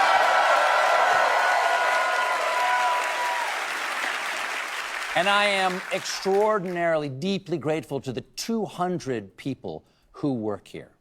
We get to do this show. We get to do this show for each other every day, all day. And I've had the pleasure and the responsibility of sharing what we do every day with you in front of this camera for the last 10 years. And let me tell you, it is a fantastic job. I wish somebody else was getting it. And it's a job that I'm looking forward to doing with this usual gang of idiots for another 10 months. It's going to be fun. Yeah. Y'all ready? We're going to lock in. Y'all ready? Let's go. Y'all ready? Okay, that's all I wanted to say. Dante, let's do the show. Jazz cowboy, drop it on the poof. It's the Late Show with Stephen Colbert. Okay, here's Jon Stewart. Here is Jon Stewart talking about Give love. The future of late night series. Will Skydance cancel The Daily Show?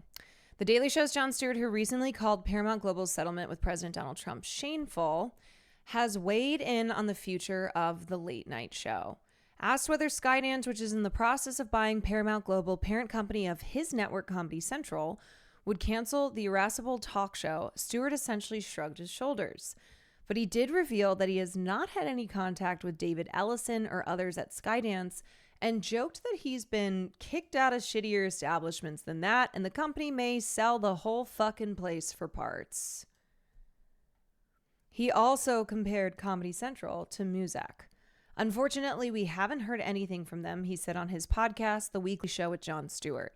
They haven't called me and said, like, don't get too comfortable in that office, Stewart. But let me tell you something, I've been kicked out of shittier establishments and that will land on our feet.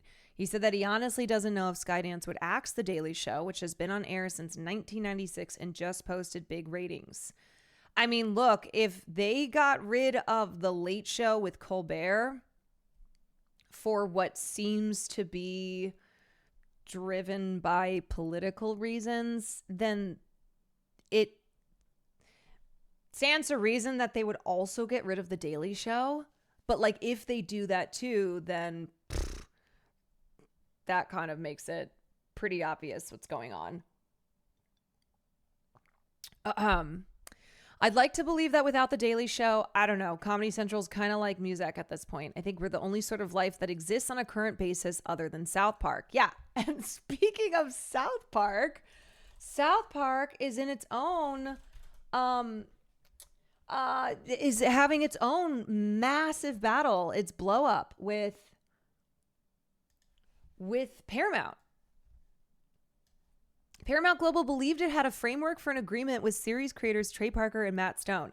Skydance, the studio's likely imminent new owner, balked at the terms. The South Park creators have brought on bulldog negotiator Brian Friedman. God, this guy is fucking everywhere. He is everywhere. To turn up the heat. Okay, let me finish John's comments here and then we'll look at that.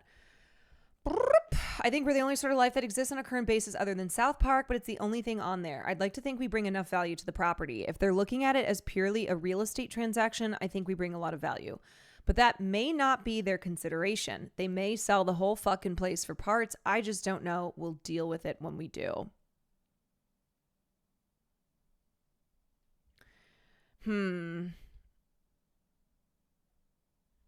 Daily Show was nominated for an Emmy this week, too. Oh, boy. Okay, so let's see what's get back to what's happening here with South Park. So at the heart of the dispute, a new 10-year, $3 billion overall deal for Parker and Stone that would more than triple the valuation of the current deal that expires in 2027. Park County, the South Park Pair's entertainment company, believes it struck a basic framework with Paramount Global on an agreement. I think that Paramount pre-acquisition was interested in a broader range of possibilities than would have been approved by Skydance and Redbird. But Skydance, which maintains that it has approval rights on contracts as it pursues regulatory approval of its merger with Paramount, has other plans.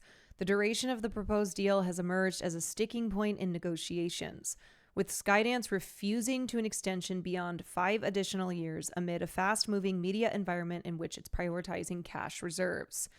There's no resolution at this time, but all involved recognize the need for a quick positive resolution. A spokesperson for Park County said on Monday. Skydance and Paramount declined to comment. A Skydance rep had previously told Hollywood Reporter that under the terms of the transaction agreement, Skydance has the right to approve material contracts. So basically, the deal with South Park had been a handshake style deal with Paramount. And then because of this merger, now Skydance is like, no. We have final right of approving contracts. And they don't want to boss ain't giving perms. You got perms, Chugi. Chugi's passing away. Chugi's is gonna die if they can't hit the bong. And so essentially now Parker and Stone are coming up against Skydance, which is like, no, we weren't in on that handshake deal and we're not going to honor that. It's increasingly likely that the dispute ends up in court. Parker and Stone, but like, I'm just imagining kind of this hypothetical where Skydance kills, okay, so they've killed Late Show. They kill Daily Show. This deal with Parker and Stone, maybe Parker and Stone end up leaving their home here and going somewhere else. Like, there's a lot going on. This could be a lawsuit accusing the Skydance regime, including CEO David Ellison and Jeff Shell, the Redbird Capital exec who will be the president of New Paramount if the merger is greenlit, of interfering in contract negotiations. The alternative involves a public relations battle in which Skydance could see its name splashed across headlines as another example of an entertainment merger gone sour. The potential delay to the season 27 premiere, which has already been pushed back 2 weeks later than originally planned to July 23rd, has surfaced as the most visible example of the damage caused by the delay to approval of the Paramount-Skydance merger. The relationship between Parker and Stone, among the most sought-after creative duos in Hollywood, and Skydance is in question, as is the future of the show after more than 28 years and 300 episodes. This merger is a shit show, and it's fucking up South Park. We are at the studio working on new episodes, and we hope the fans get to see them somehow. I love that Parker and Stone just wrote this on social media. Like, total transparency, being like, yeah, this merger, it's a total fucking shit show. And that is the reason, South Park fans, that the show is delayed. And we don't know what's going to happen with it. South Park is owned by Paramount, with streaming rights owned through a joint venture Park and Stone operate with the company called South Park Digital Studios, which is governed by a 5-member board of managers that includes Paramount affiliate comedy partners. Park County has an extraordinary, unusual deal dating back to 2007 that gives the company about 50% of streaming revenue through the joint venture. South Park was a juggernaut on linear TV and on DVD when streaming video was still nascent. Park County began streaming episodes on a dedicated website with advertising support, though later premium subscription services like Netflix, HBO Max, Amazon Prime Video, and of course Paramount Plus would change how streaming videos were monetized dramatically. Streaming deals for the show expired on June 23rd, forcing an extension of a domestic deal with Warner Brothers Discovery to keep it on HBO Max for now. Last week, Paramount's international license to stream episodes of the long-running animated series expired, which led to the streamer pulling the series from its global service. Oh boy. Kevin Morris, a lawyer for Park County, refused to budge from a decade-long deal worth at least $3 billion.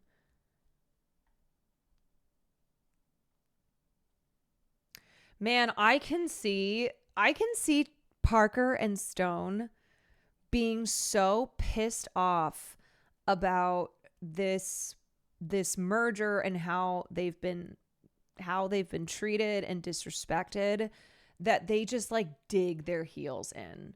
That, you know, they're obviously advising, they're telling their lawyer, we're not fucking budging on our $3 billion deal.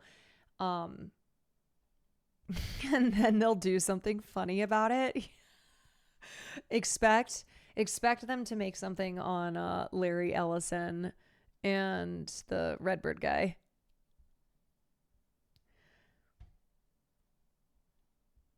The Paramount Skydance deal has been held up in large part due to its own political dimension involving President Donald Trump and a lawsuit against 60 Minutes over an interview with Kamala Harris. One possible factor in the negotiations, an $800 million loan that Park County took in 2023 from private equity firm, the Carlyle Group. Parker and Stone could be squeezed for cash to repay roughly $80 million in interest per year. Yikes. According to one person knowledgeable of the arrangement who noted that Paramount may be open to paying more than $150 million annually in a new deal, but not for 10 years. By Skydance's thinking, the interim operating agreement affords the company the right to approve and deny all material contracts. Park County has maintained that Skydance is barred from taking control and issuing directives until the merger's official closure. El Haka, thank you for the 29 months. A Rizzle, thank you for the Prime. Analog, thank you for the 9 months. They'll just try and write a hit Broadway show that roasts them. This is standard technique. Yeah, okay. What else can we say on this?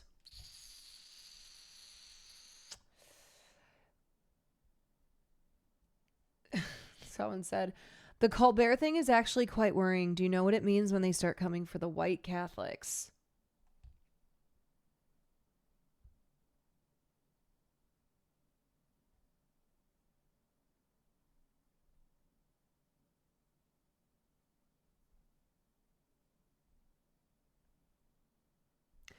All right. Anyway, okay, let's get to the next story, which is this fucking Coldplay. This Coldplay thing. What's all over the internet. All right, I have to go to the bathroom though.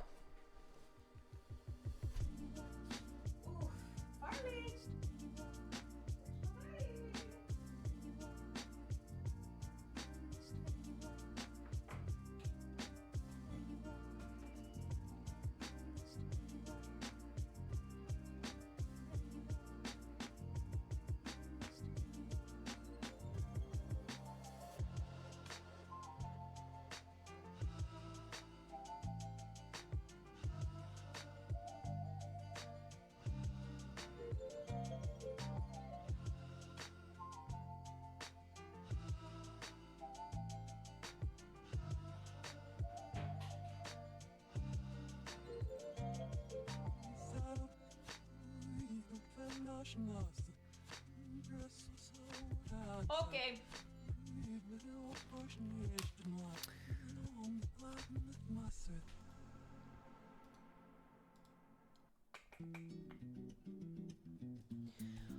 All right. So, first of all, I just have to say it is incredibly embarrassing to be having your affair at the Coldplay concert. Like, what are we doing? All right. So there's a lot of things to this story here. But the fact that this was at a Coldplay concert, yes, and we will talk about the internet doing the thing that the internet does, which is bad.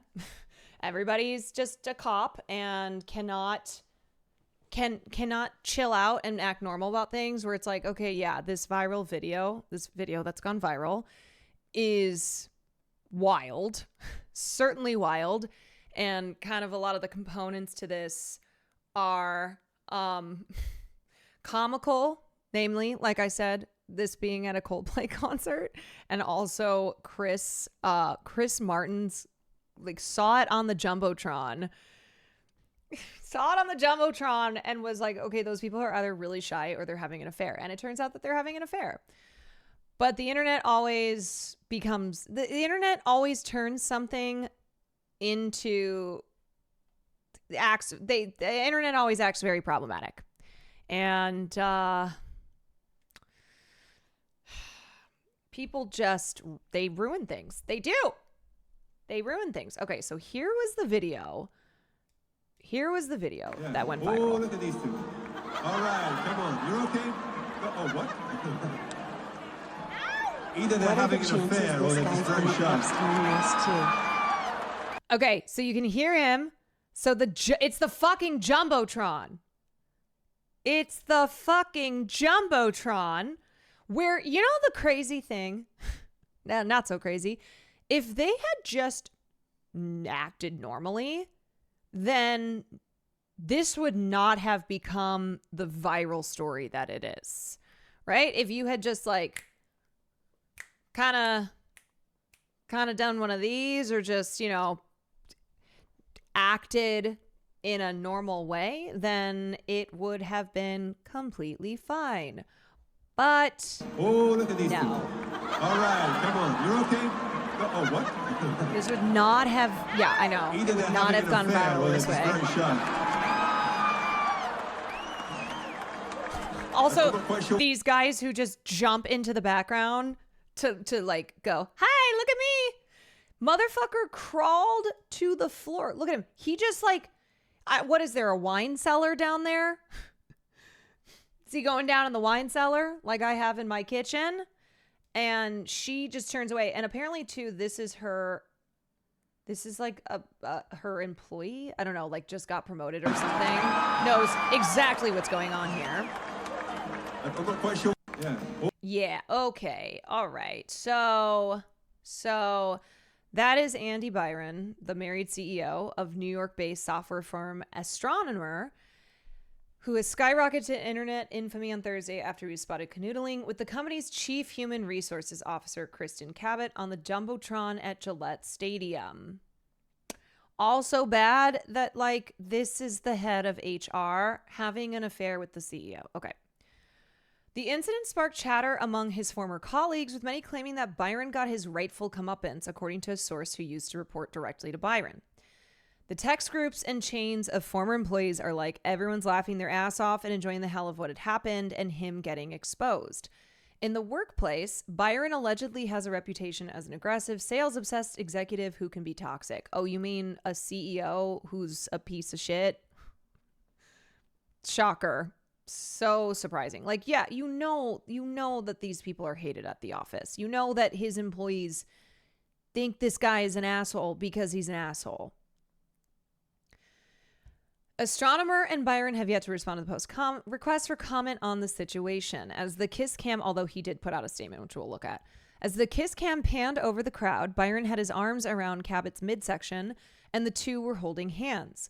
When the pair realized they were on camera, Cabot covered her face and turned her back while Byron tried to duck out of view.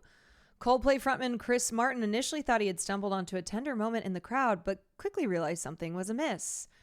Either they're having an affair or they're just very shy. Holy shit, I hope we didn't do something bad, he added, according to additional footage taken right after.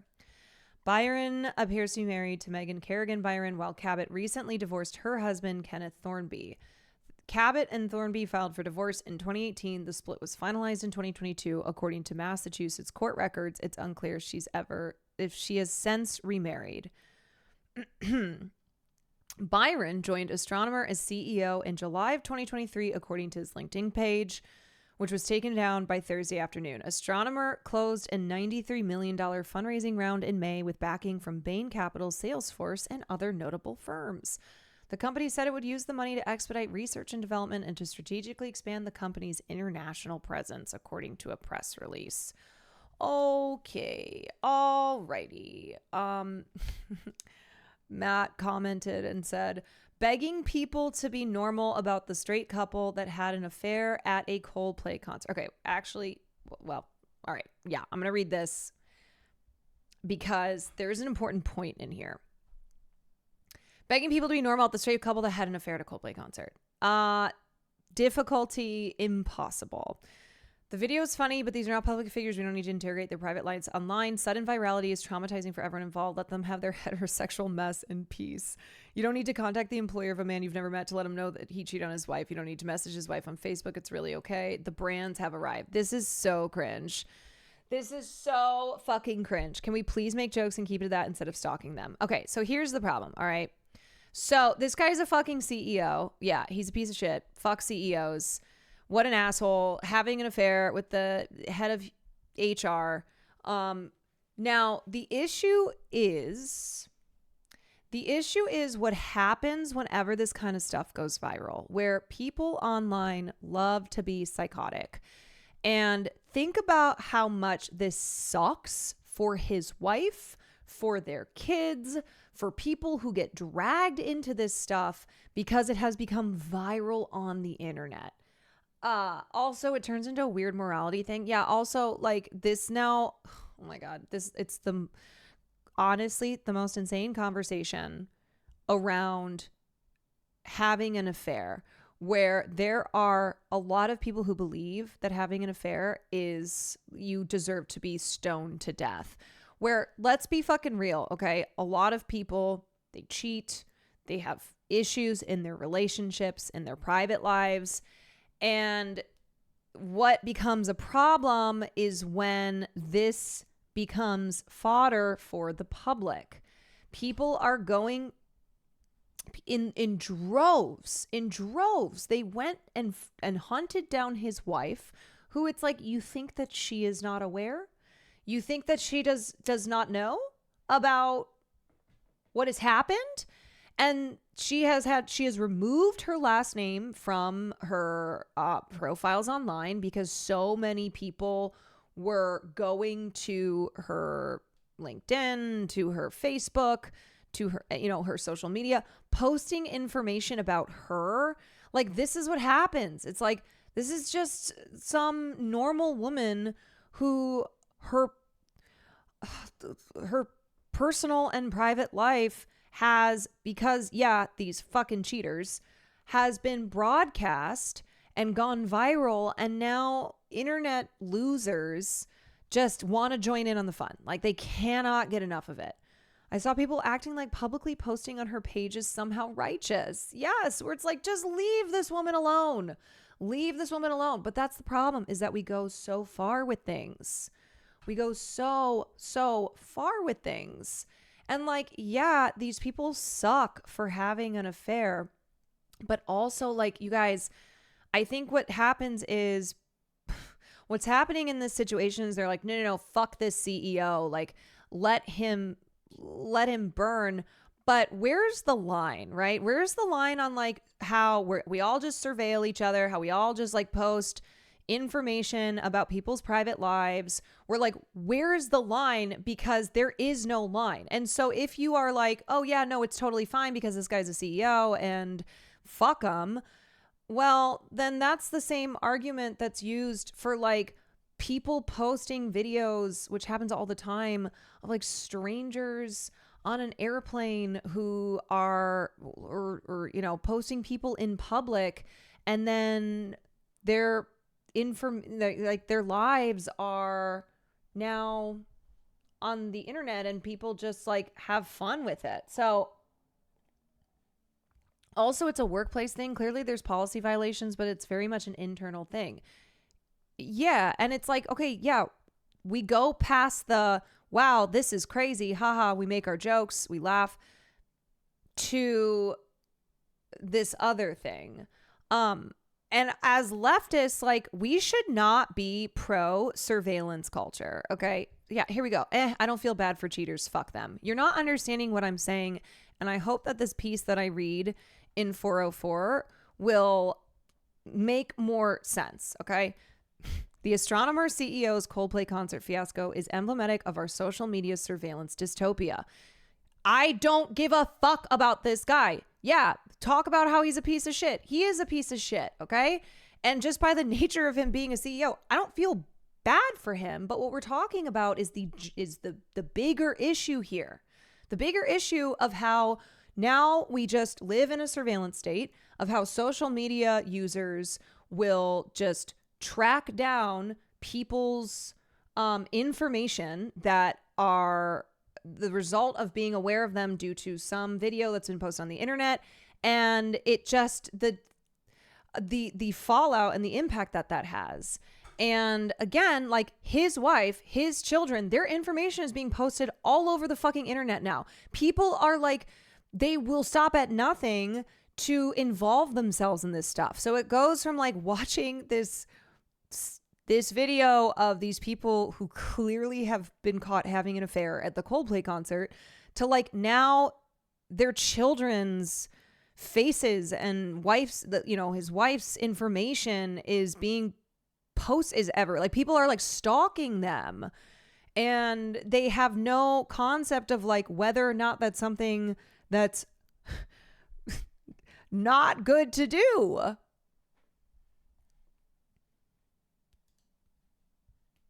People are just going to the wife's social media. They don't give a fuck about her. They just want to play with gossip. Yeah. And also, can I remind you that like cheating is shitty, but it is not a crime. Now, are there issues with this being an affair between someone who works in HR and the CEO? Absolutely. But that's an internal issue. But there are a lot of y'all who are kind of nuts, and you genuinely treat something like an affair as a serious crime that people need to be hunted down and like go to prison for. This is like okay, I just need you to think for a second. Think for a second about your own life, okay? Oh, I would never cheat. Great. You're a bastion of morality, okay? Well, a lot of people have issues in their private lives, whatever those issues are. And now imagine that because we live in this world now where, say, someone captures that on video, and again, I know this was the Jumbotron, and that adds to like the ridiculousness of this whole thing. If he's lying to his wife, how do you know he isn't lying to his shareholders? Oh my fucking God. This is like, what are we doing? And if you're looking at this as me defending this CEO, you're not fucking listening to me. You're not listening to me that everybody just is a fucking cop. We live in a surveillance state. We have no concept of what is the line for people's personal lives becoming this thing that now the whole internet engages in, like tracking down everything about them and posting it on the internet. What are we doing? Yes, Elliot, you're correct. We don't even know if it's an affair. Again, this is an interpersonal relationship. Maybe they're poly or open, even if, yes, you're right. Like, absolutely. So does this seem on the surface like, oop, these people did something that they got caught? They got caught. They shouldn't be doing. Sure. But again, these are people's private lives. We don't know what the fuck is going on. We don't know. And now you open that box and like, let's say that you're texting on your phone, you're sitting on the train and somebody takes a picture of it because it looks like, I'm going to take a picture of this random stranger's phone where they're texting someone is like, my boyfriend doesn't love me, where you're emotionally flirting with a stranger, which is something you're doing in your private life. And then they post that on Twitter. That goes viral. People hunt you down. They go to your boyfriend is like, by the way, your girl, like the person that you're dating is cheating on you. And then they call your boyfriend's place of work and is like, hey, you should know that this is happening. They call your place of work and is like, your employer is doing something that is morally wrong. Or at least from what I have garnered based on this thing that I saw on the internet.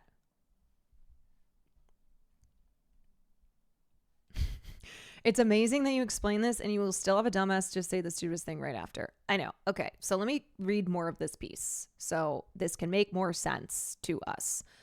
Facial recognition and crowdsourced social media investigations are constantly being used not just on cringe CEOs, but on random people who are simply existing in public.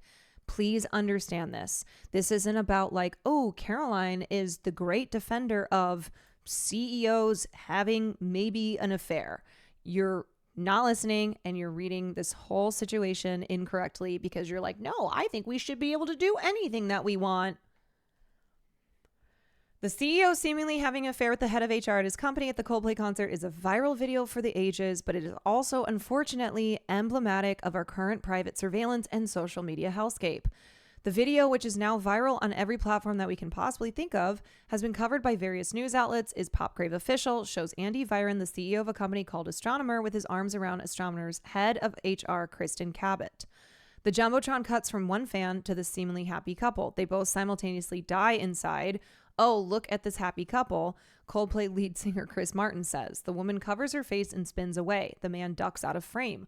Either they're having an affair or they're very shy. The camera pans to another company executive standing next to them who's seemingly shaking out of discomfort. It's hard to describe how viral this is at the moment in a world in which so many awful things are occurring and in which nothing holds anyone's attention for any length of time, and in a world which we are all living in our own siloed realities. Andy Byron is currently the most popular trending Google term in the United States, with more than double the searches of the next closest term. There's so many levels to this embarrassment, the Coldplay of it all, the HR violation occurring on Jumbotron, etc., that one could likely write a doctoral dissertation on this 15-second video. And what if the wife knew but just didn't want to bring attention to it because it could be embarrassing? These online cops don't. There's so much that we don't know because we are not in people's private lives. We're not. All right. And of course, there's already lots of TikToks. Like, Andy is married with 2 kids. His wife is CPO Kristen Cabot. But the aftermath of this video demonstrates a phenomenon that we have now seen over and over again on all of social media, but on TikTok especially. The instant gleeful doxing of people for reasons that run the spectrum from the very bad, being a Nazi, to the utterly benign, dancing weird at a Taylor Swift concert, being a hot security guard, standing in public. TikTok, help me find him/her, is now so common that it's a meme.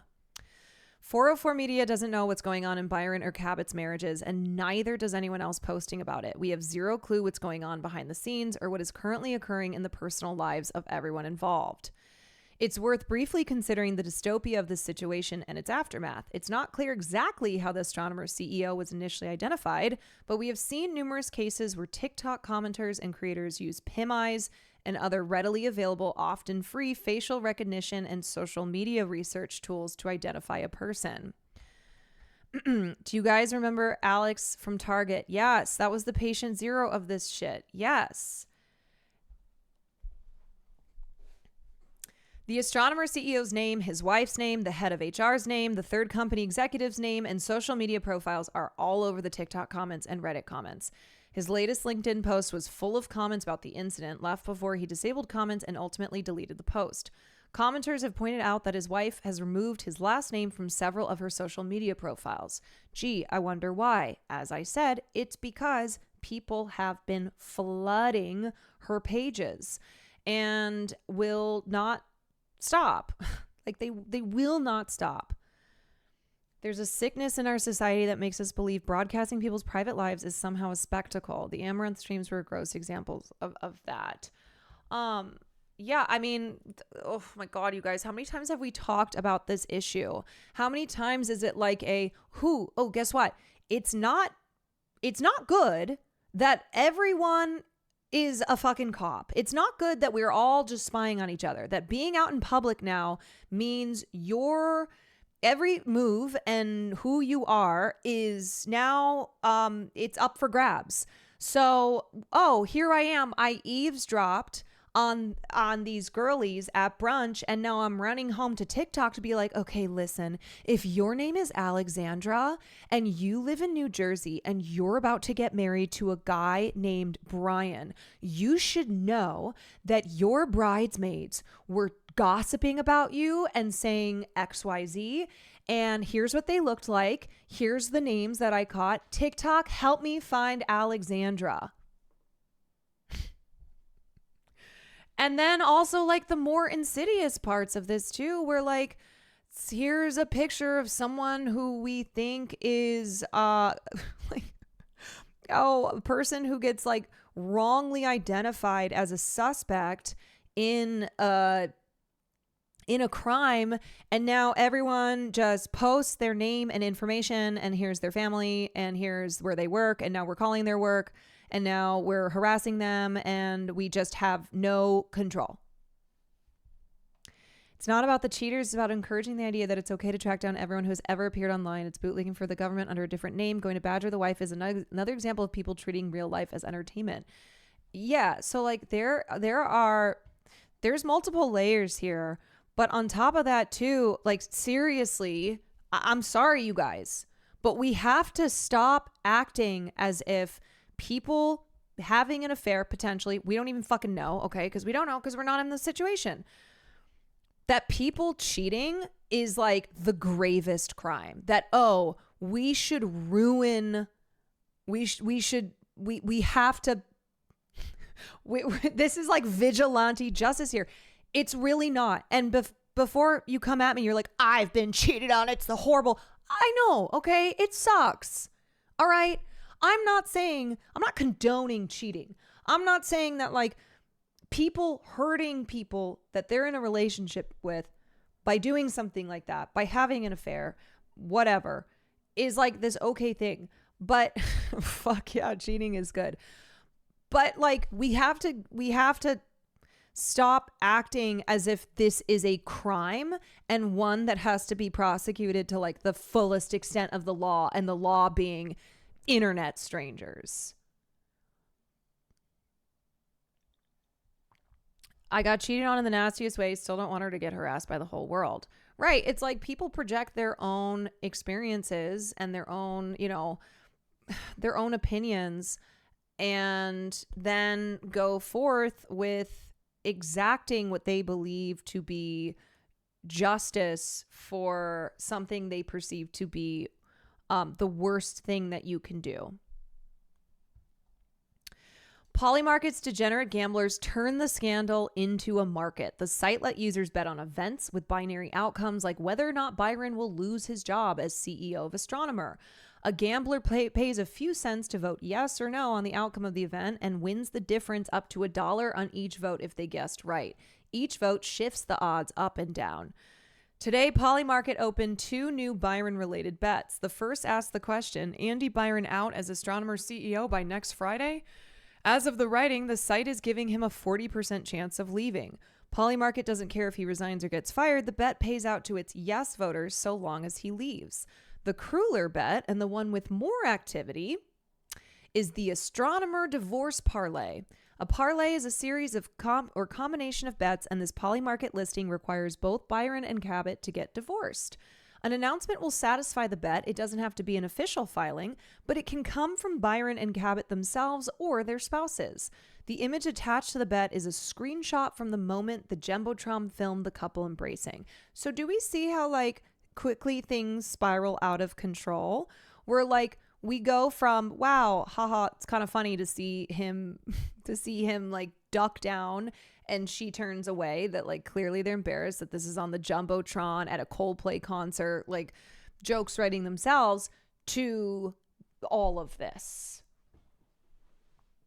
So humiliating for the yes. I mean, again, that is under the assumption that like this is an affair, that the wife had no idea.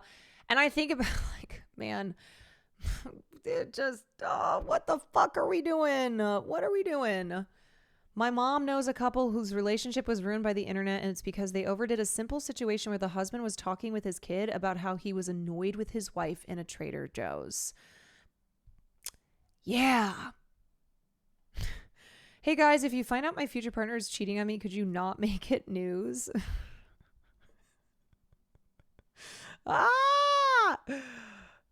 I look away whenever I see someone take a camera out now, but now people fucking clown on you for doing that too. You can't live. I know, we can't live. Like, y'all, do we want to be in a world where every time you step foot in public, you run the risk of something that you say, something that you do that is not committing a crime? That is not something that like, okay, yeah, it's maybe good to have caught that on camera so that it's evidence in like a court case, right? It's like, imagine that you get in an argument with your spouse, with your partner, with your friend, and somebody takes a video of it and posts that shit on Twitter, and then people track down who you are and they find your Etsy shop, and then they start making fun of your things that you're selling on Etsy, and then they're like, ooh, I get now why her boyfriend clearly is annoyed with her. I mean, look at this silly stuff. And then it has like hundreds of thousands of likes and thousands of strangers commenting on you. I have a special needs daughter, and I'm always terrified someone's going to take a secret video of her when they may be acting different. Yeah. This happened exactly to the Chinese lady in Toronto. She was tearing down a fence that her racist neighbors put up so she could access her home ventilation units, but the internet dogpiled the auntie. Yeah, and once the internet, like, it's hard to put it back in the bag. And a lot of times people will like wrongly identify someone, or perceive a situation in the total opposite way and just ruin someone's life. Okay. Polymarket's X account got in on the action. As both of the markets open, the account posts about Byron and Cabot 4 times in a row. Smart bet? Polymarket asked above a picture showing social media photos of the pair listed next to the current odds that they divorce their spouses. Brands are using Byron and Cabot's face to build hype. The Neon Film Studio posted a picture of the couple on X to promote its upcoming horror movie Together. Like, dude, okay, you guys, rule of thumb, when brands get in on something that's funny on the internet, it's over, okay? When like federal agencies get in on internet memes, it's donezo. I'm talking Homeland posting brat, okay? I'm talking like all these corporations that try and like get in on whatever's a funny thing trending on the internet. It's Jover.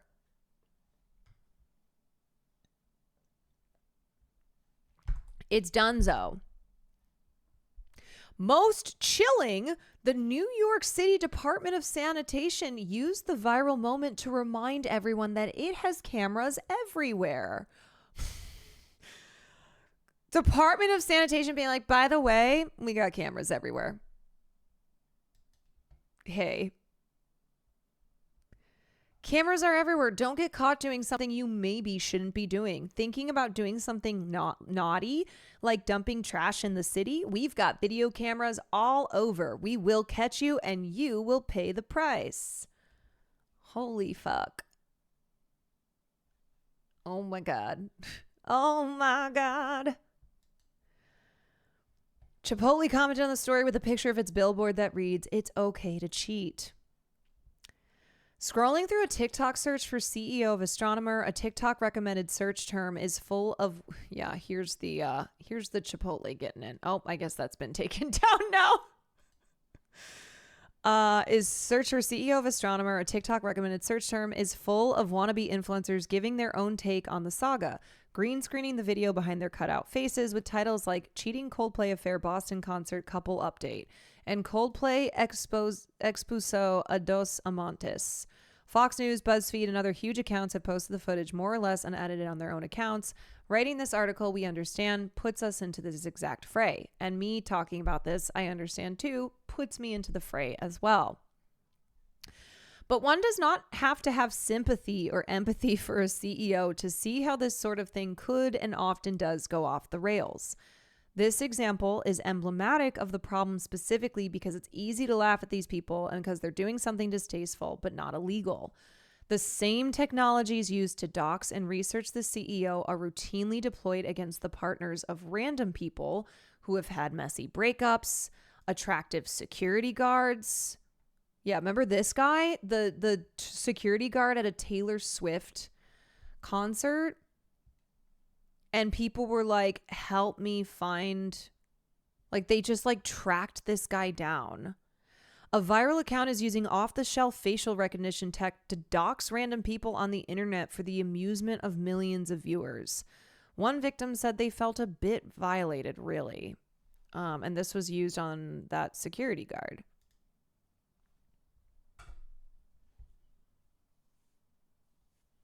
Okay. Where was I? Yeah, so these technologies are being used on people who look suspicious and are caught on Ring cameras by people on Nextdoor, people who dance funny in public, and so on. There's been endless debate about the ethics of doxing cops and ICE agents and Nazis, and there are many times where it makes sense to research people doing harm on behalf of the state or who are doing violent, scary things to innocent people. I agree. Yes. It's another, though, to deploy these technologies against random people you saw on an airplane or who had a messy breakup with an influencer. I mean, I think that's devoid of intention, like we'd never be able to correct. No, totally. I know. I'm just in before anyone's like, well, aren't you doing the same thing and talking about it? It's like, okay, well, I do have a purpose here beyond just being like, look at this. And of course, these same technologies are regularly deployed by police and the feds against undocumented immigrants, regular people, and people just wanting to visit the United States on tourist visas. Just in, astronomer CEO Andy Byron's wife removes his last name from her Facebook profile. A follow-up post said next to a screenshot from Byron's wife's Facebook account. And in a reply, the odds of them both getting divorced this year are soaring. 52% chance. Holy moly. Oh my God. Oh.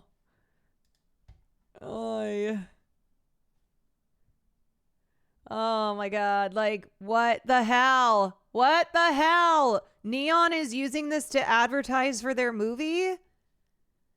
Holy moly. And the thing too is now, all the people associated with this is forever. Okay? You Google the wife's name, okay? You know what's going to pop up? This shit. Okay, this was the statement from CEO Andy Byron. I want to acknowledge the moment that's been circulating online and the disappointment it's caused. What was supposed to be a night of music and joy turned into a deeply personal mistake playing out on a very public stage. I want to sincerely apologize to my wife, my family, and the team and astronomer. You deserve better from me as a partner, as a father, and as a leader. This is not who I want to be or how I want to represent the company I helped build. I'm taking time to reflect, to take accountability, and to figure out the next steps, personally and professionally. I ask for privacy as I navigate that process. I also want to express how troubling it is that what should have been a private moment became public without my consent. And this is where people are like, fuck you. I respect artists and entertainers, but I hope we can all think more deeply about the impact of turning someone else's life into a spectacle. As a friend once sang, lights will guide you home. This is so silly. As a friend once sang, lights will guide you home and ignite your bones, and I will try to fix you. Wait, Streets are saying this is fake? Well, honestly, this at the end here feels... Everything else... I have seen this all over the place, so if this is fake, well, it seems to be real until you get to the end here. As a friend once sang, and it's a Coldplay line. Okay, Streets are saying this is fake. All right, then I will... Well, I haven't looked into this. Let me see. Statement. Honestly, now that I'm looking at this headline here, statement from CEO Andy Byron, this does seem... Now this shit's going viral again. God damn it.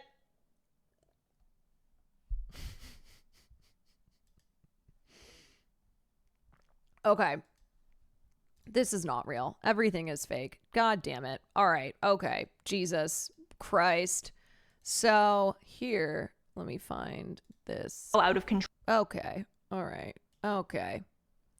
Kwan News, everyone. Sometimes I fall for something that is not real. The truly scary part is that there is a generation growing up right now who have no idea of the concept we're trying to get across, that people deserve a private life. It's like how younger generations can't conceptualize a world without the internet. There are kids who are being desensitized to the idea of a play state. Yes.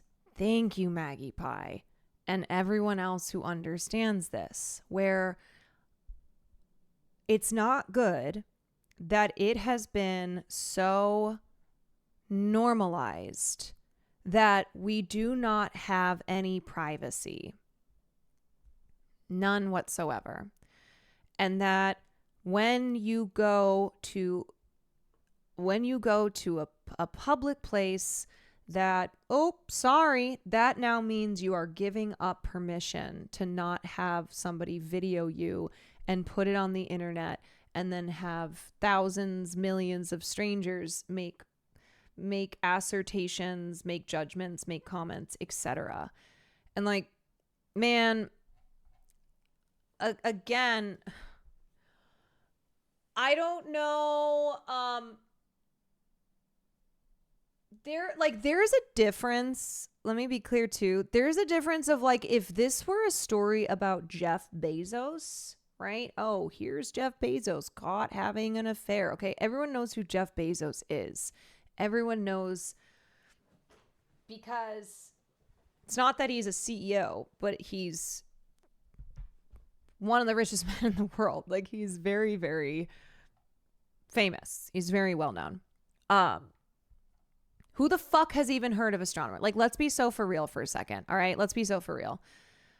I think what we're hearing, what we're seeing is we're like CEO. Oh, Elon Musk, Jeff Bezos. This guy is like some CEO where, again, you can have a bottom line of, sure, CEOs are generally pretty awful, but there's also just like a lot of CEOs who are regular people, okay? Not every CEO is some like mega billionaire who's destroying the world. And you could be a CEO at like a small company. You could be a CEO of like a company that like seeks to do that, like does good in this world. You know what I mean? Maya Higa is a CEO. Exactly. So we're just kind of like being crazy about this. This is a normal person who is a CEO. So this is not like, I don't know. I think we're just getting things so twisted because of thinking of CEOs as all being Elon Musk and Jeff Bezos. So I do think it's healthy to be skeptical of CEOs in general, but I agree with you. Yes, I mean, it's a not out of the ordinary thing for a CEO to, especially of a large company, one where they are also wealthy themselves, to have engaged in exploitative behavior, to not have great politics, etc. But also, yes, billionaire does not equal famous. And like, man, okay. He's not a public figure.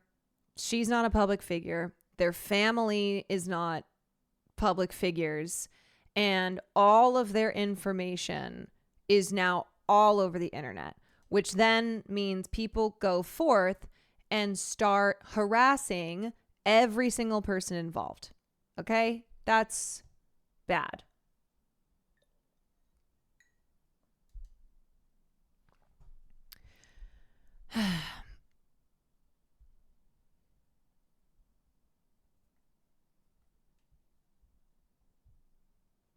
Sure. Okay. You know, here's the thing about Twitch. Here's the thing about this platform. I feel like a lot of times I explain something over and over again, and people will be like, but why male models? I'll be like, are you serious, Derek? I just said. And maybe you just fundamentally disagree with me. To which, on a topic like this, I would ask you to consider the kind of world then that you are okay living in, where we're all up for grabs, where we live in a surveillance state, we live in a police state, where you could be the person that it happens to next. You're just a normal person, and because we've given our approval that actually this is all fine and good, and we're not going to question it, we're not going to push back on this worsening behavior. And so then next time, maybe you're sitting there on a plane and minding your own fucking business, doing something that people do every single day, and somebody looks over and reads your text messages and posts a picture of that, and then your face and name and everything goes viral and people dox you, and I can go on and on with many examples. Where's the line in rich? Is it $1 billion? Is it 500 million, 5 mil, 500,000, 150,000, any money more than you? Yeah. Also, acting like this is some communist crusade. Shut up. This is gossip. I'm sorry. Yeah. If you're a leftist and you're like, no, we're actually taking down the system by doing this to the people who got caught on the Jumbotron, come the fuck on. Come on. Don't be reactionary in the leftist way. This is not how you stop rich people from being rich. This just makes your life tougher, chatter. Also, there are a lot of people who it's like, oh, this person has more money than me. Then they're part of the problem. If they had carried on without acting like they did anything. No, I said that too. Is like, if If it had not seemed to be something that was suspicious, then the video wouldn't have gone viral and people wouldn't have tracked them down and we wouldn't have ended up in this situation. It's okay to laugh at the ridiculousness of it. The problem is the doxing crusade. Yeah, and now how we have like everyone from Polymarket to, you know, major brands. Like who else is getting in on this?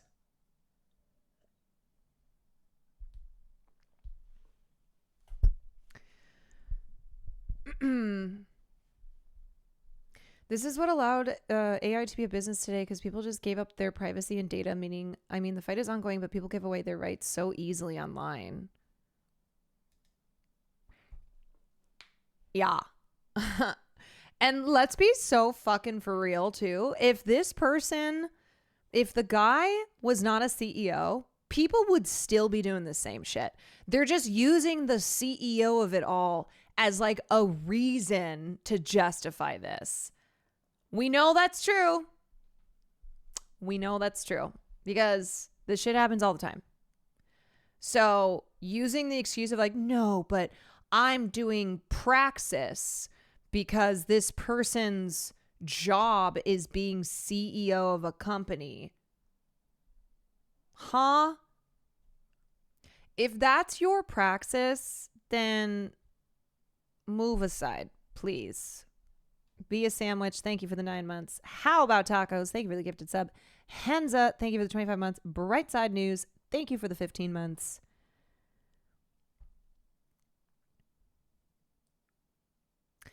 I get where you're all coming from. Okay. But righteous anger makes me feel good. And being a weirdo stalking people gives me a sense of control when everything else feels out of my control.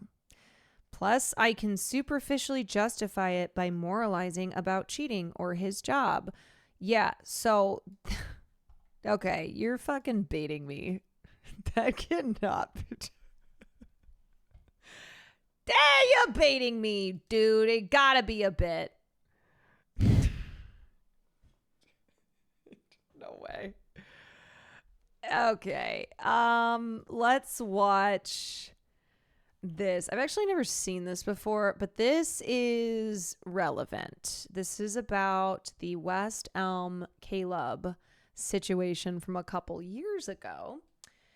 It's a video titled The Horrifying Panopticon of West Elm Caleb. It's from 3 years ago. Yeah, here, let me link this.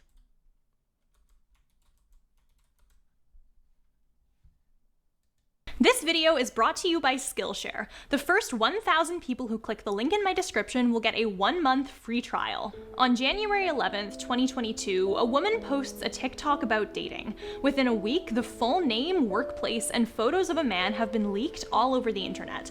Large companies are condemning the man, ranging from sending tweets to taking out entire billboards mocking him and putting him on blast. His name and face draw tens of millions of video views and news site clicks. He is branded by The Tab as the most hated man on TikTok and by Vice as just some guy. What happened, and how do we make sure it never happens again? So, okay, what I want to talk to all of you about today isn't just this one guy. I'm not here to sit and recap a bunch of dating drama at you and ask you to make moral judgments on the people involved. What I do want to do is talk about a lot of things and how they come together online. Surveillance, public shaming, algorithms, our responsibilities to one another, and I want to use this insane story as a case study for what this all means for us going forward. But to do that, I need to give you some background first.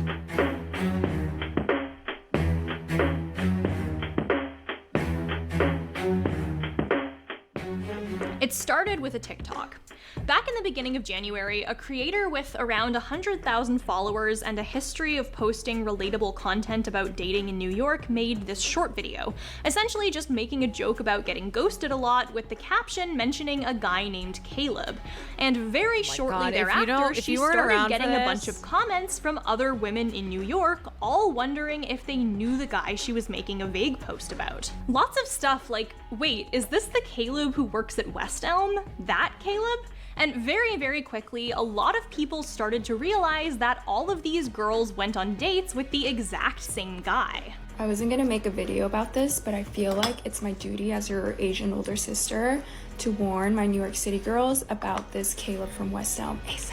But I kept having girls comment being like, is this the West Elm Caleb? They've matched on Hinge before and that they were texting intensely for a while and he is like love bombing her even though they've never met up before, like have not gone on a first date. And I'm like, that is the biggest red flag out of all the red flags. Then of course he ghosts her. Maybe I Bro, so this is why, like, when you are telling stories of real people in this way, you change the names, okay? You don't give specific details because that is what falls into the category of doxing.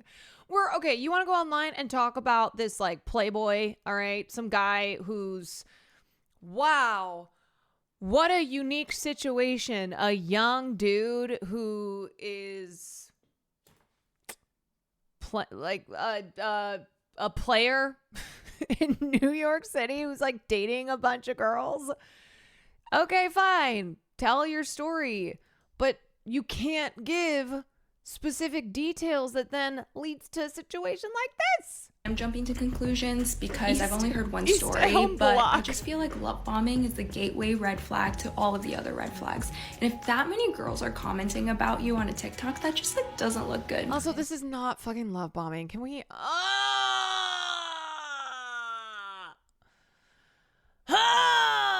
Love bombing is a therapy term, FYI. If you don't know, it's a therapy term, and like a lot of therapy terms, it has been misused extensively because of TikTok. So love bombing has to do with it's an abuse tactic, and it's a way of committing emotional abuse, control, and you bombard your partner, bombard someone with like lots of romantic, excessive attention, gifts, etc., usually pretty early in a relationship. And it's not due to genuinely caring about someone. Also, Maple Takes, thank you so much for the raid. Sorry. Hi, guys. Sorry. I've been on like a 30-minute rant. Welcome in. I hope y'all had a good stream. Let me finish this thing on love bombing.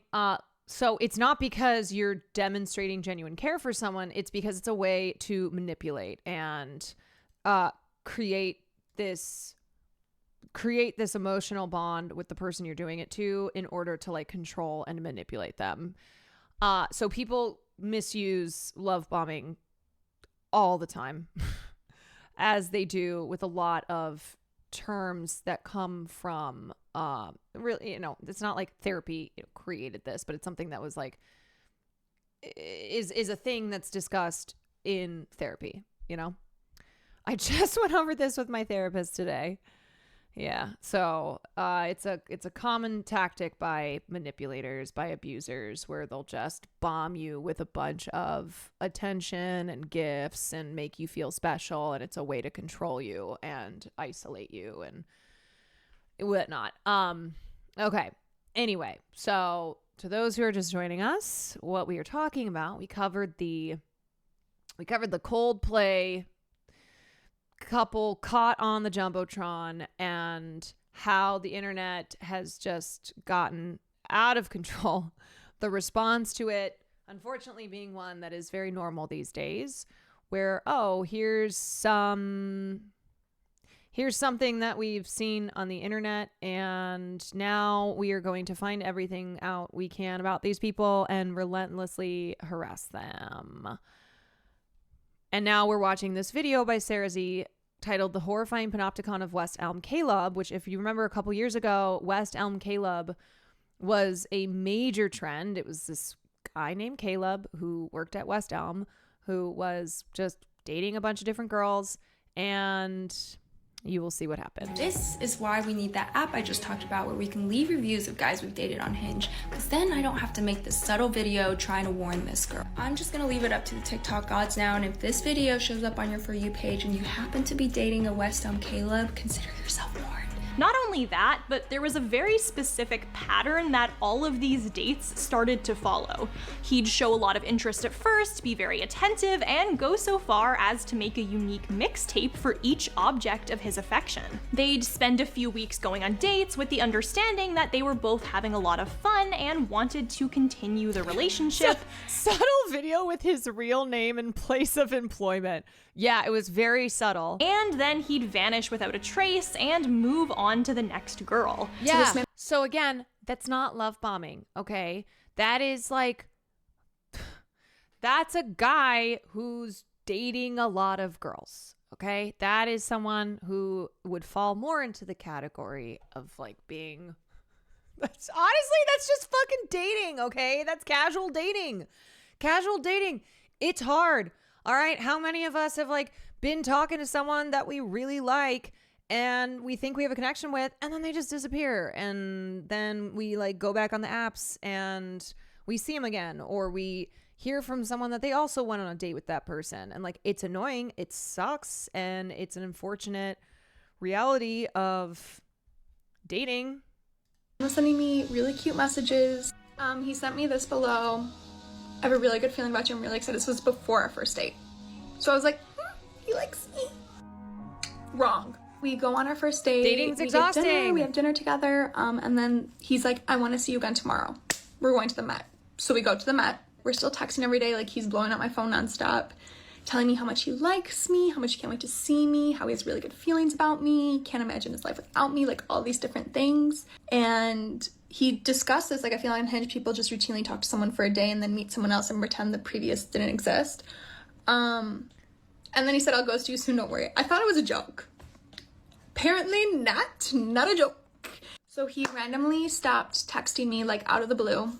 And I was like, hey, what's up? And he was super short. Notice vibes were off. I have never posted a TikTok, but I decided to make... Sorry, wait, that's kind of funny that he's like, I'm gonna ghost you, and then he did. You guys, I don't think ghosting is this awesome thing. I have been ghosted. I have also ghosted people, okay? It's not like this great thing to do, but also he did say that he was going to ghost her and then he ghosted. Whatever, all right? The point of this, of course, is how this was a guy who was doing like things that a lot of people do in dating culture, and then it led to him being doxxed and put like, all over the internet, brands getting involved, billboards of him. To jump into the movement. When you ghost West Elm Caleb, but he still manages to ghost you. And once everybody realized that this was the same guy going on all of these dates, also in this text it says, you ghost West Elm Caleb, but he still manages to ghost you. Hey, I just wanted to text you to apologize for ghosting you the way I did. I'm in a place right currently where I don't know what I want out of life. I think I just wanted to feel validation by matching with people despite not being in a headspace to like them back. I'm sorry for ghosting you the way I did, and however, and then I can't read the rest of it. And once everybody realized that this was the same guy going on all of these dates, all hell broke loose as the phenomenon blew up. A bunch of girls who went on dates with him started to share TikToks about their experiences with West Elm Caleb. People very quickly realized that he just passed the exact same playlist around to every single girl he dated and claimed he made it just for her, which to be fair is very funny. These women started making jokes about their experiences with him and sharing pictures of what he looked like. And very, very quickly, other people started to take notice as well.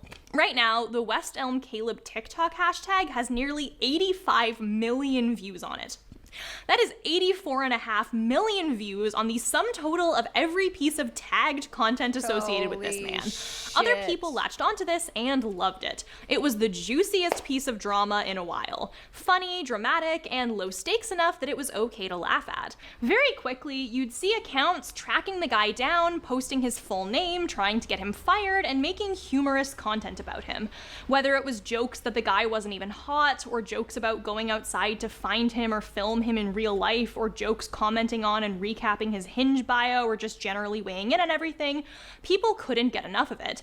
And of course, neither could brands. You had streaming services like Peacock TV using the opportunity as a moment to market. An upcoming dating app took his bio and took out a giant fucking billboard calling his bio a red flag in order to promote their own app as presumably a Caleb-free place.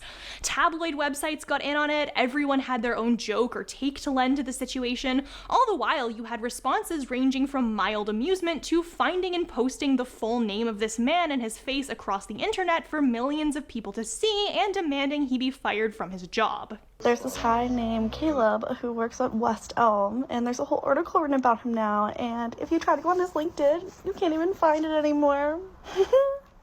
Accusations of love bombing, gaslighting, and other forms of interpersonal abuse were especially common, with folks decrying this guy as essentially an abuser.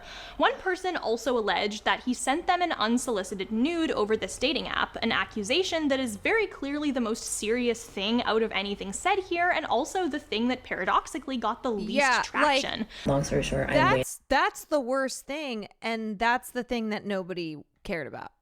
Like, that was online at a bar, and he sent me a full mirror selfie with his face and his everything in it with his out. And I was like, one, that's very risky. Two, what the fuck? And then the next day proceeds to ghost me. And I was like, what the fuck? And then I deleted it. I'm not that type of person to hold on to nudes like that. And then the next month messages me again and goes, sorry, like, I was just afraid that you were going to use me for my body. I was like, huh? I thought we were getting coffee. With that accusation, of course, came the notion that this man was an abuser and deserved everything coming to him, up to and including doxing.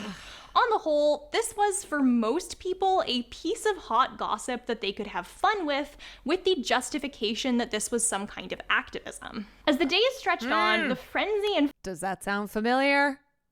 Does that sound familiar? Of the story that led us into this, where people are like, no, I'm doing praxis. I'm doing activism. Fun at the demise of West Elm Caleb started to die down and became replaced with a culture of condemning the whole affair. Suddenly, we started to see a lot of think pieces and opinion articles decrying what happened. Comparisons to Justine Sacco were frequently thrown around. There was a lot of condemnation of how out of control things got. And so for a lot of parts of the internet, they reached this conclusion that what happened to West Elm Caleb was in fact bad. But this remained a pretty controversial conclusion. To this day, you can find a lot of pieces of content explicitly calling this an act in service of women's liberation, just as you can find content calling it stalking or a form of public abuse. It's a whole mess. So there's a lot to unpack with everything that happened here. But I think a good place to start is to look at the dominant discourses that emerged when it comes to this dude. The first notion... It's like people are like, no, we're fixing the wealth gap between CEOs and workers. We are stopping worker exploitation by those in power because we're doxing and harassing everyone involved in the Coldplay Jumbotron situation. Is that what happened was, if not an explicitly feminist act, at least one that could somehow act in service of feminism. This is ostensibly a guy who has harmed women in a very personal way, in a very calculated way, in a way that without the existence of these social media platforms probably never would have been noticed. When it comes to this interpretation, what happened with the West Elm Caleb phenomenon was a form of giving a voice to the voiceless. And I think the main driving force we see behind this interpretation here is one of turning individuals into symbols. So you go on these internet forums that theoretically dedicate themselves to women's liberation, although obviously some of these places are their own cans of worms, and you see this consistent discourse pop up. And you see sentiments like, this is a form of real-time accountability, and women need to work as a collective. That's the only way we can make change in our patriarchal society. And women, this ain't it, okay? I'm telling you as someone who cares very deeply about inequality, about, making this world better for women. This ain't it. It ain't. I think this is the craziest part of the whole West Caleb thing.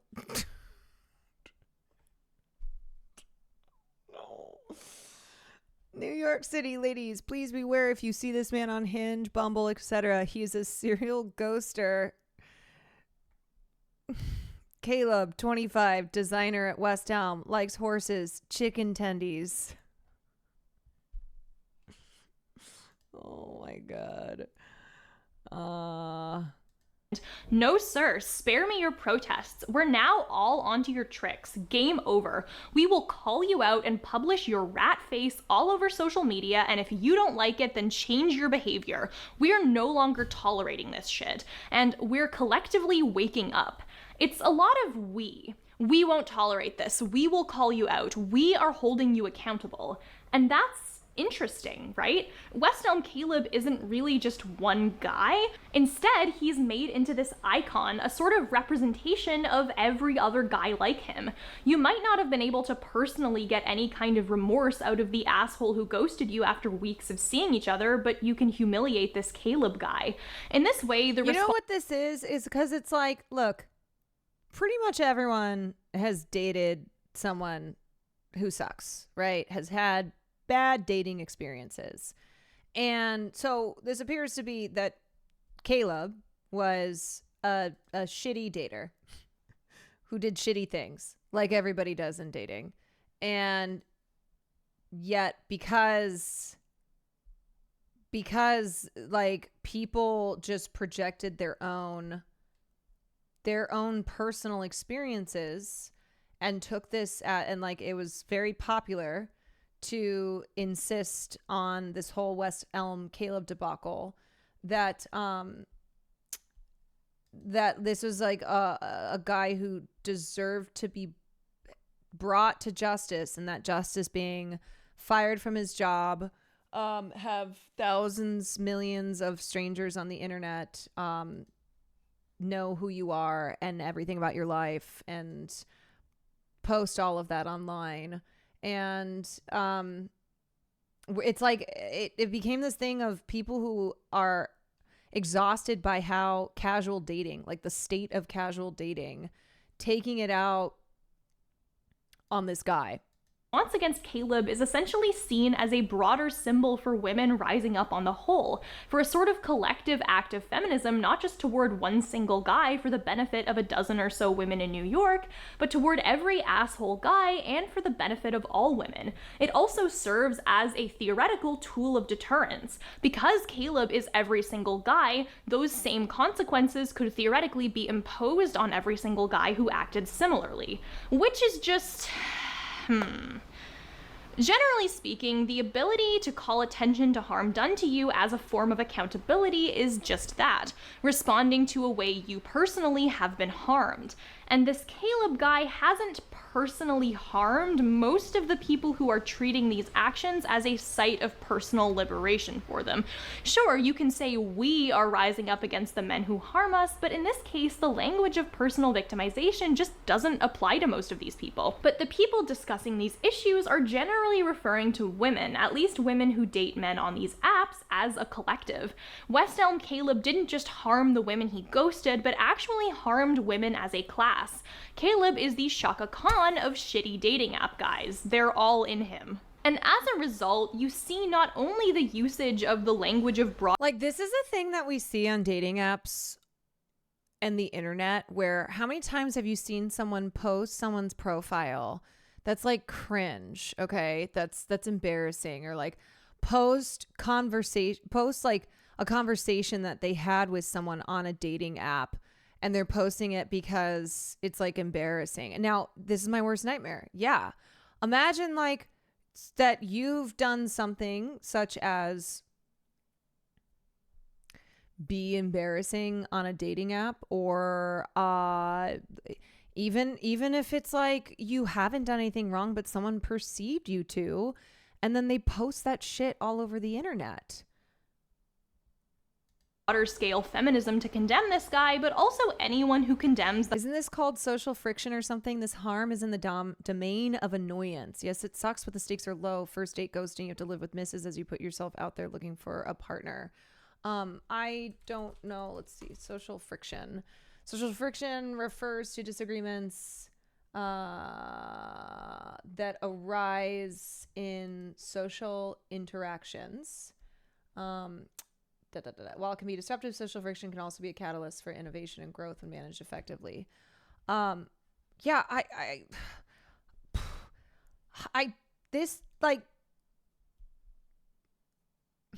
know this is not the point, but how the fuck do you have the energy to date that much? I could never.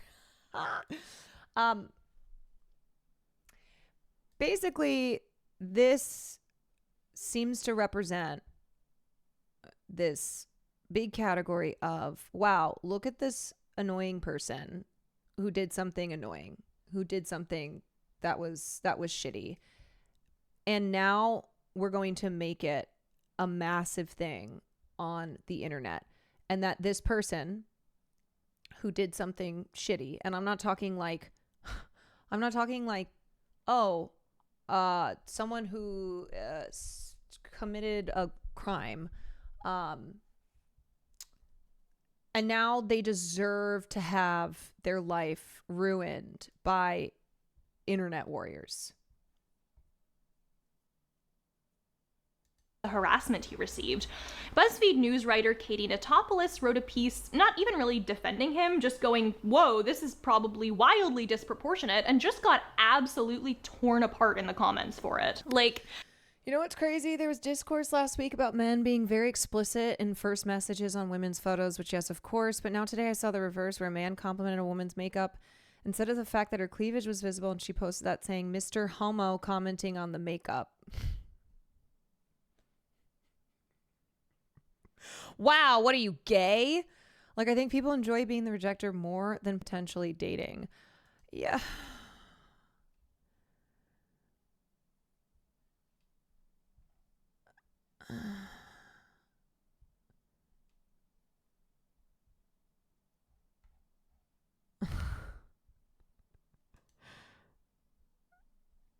You know what? That is a win for feminism.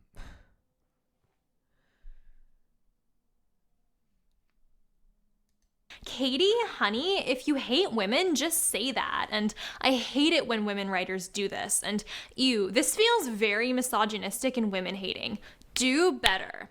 So we're seeing not only one individual and their individual level actions being taken as a sort of representative microcosm of broader gender relations, but also any statement about the morality of what happened around this guy is also seen as being made in the context. Yeah, like me getting hit with the, oh, so you love CEOs.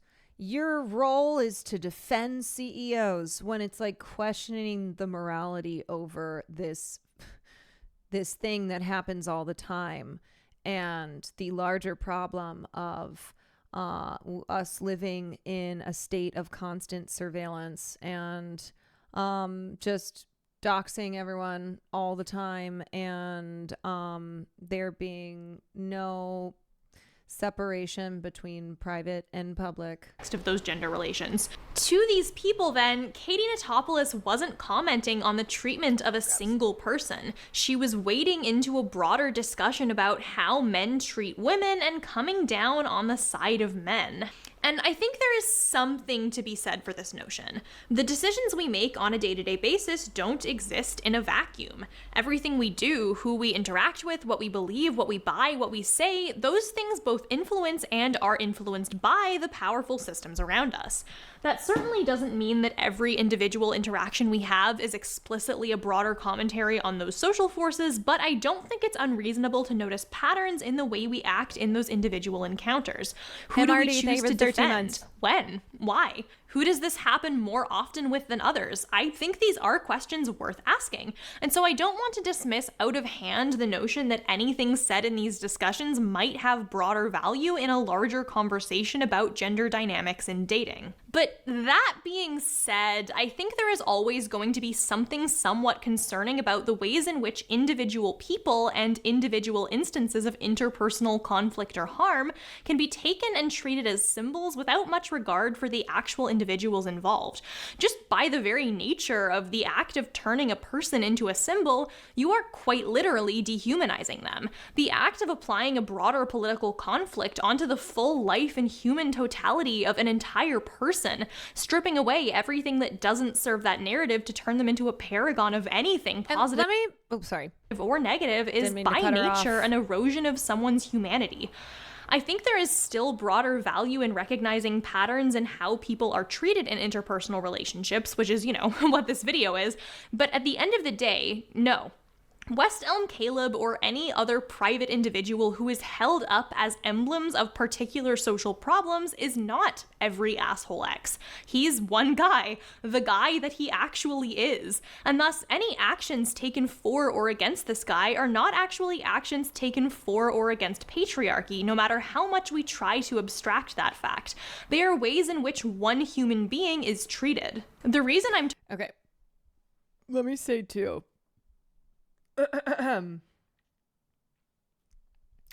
So here's the thing, all right? Now we live in a culture where brands will capitalize on things happening on the internet for social media clout, for selling things, right? Like it's they're doing capitalism through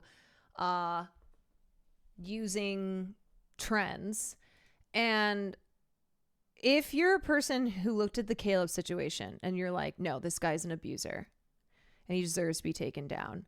So then by having like brands involved who are commodifying real people's lives, you're justifying this and being like, no, it's feminism to have these companies make money off of what I look at as an abuse scandal.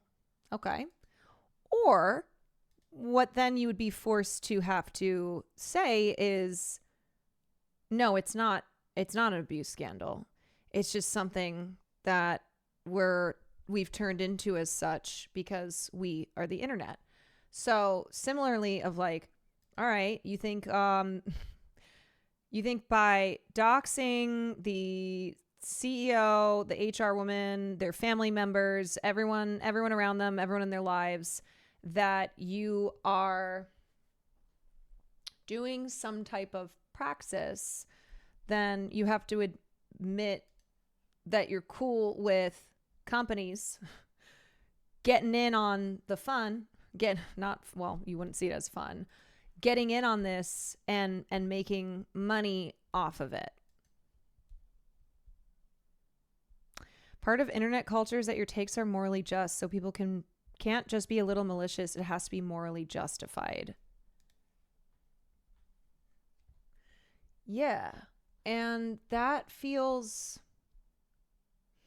there's so many legit abusers out there that need to be smacked down. There's no need to go after edge cases in this world. Yeah.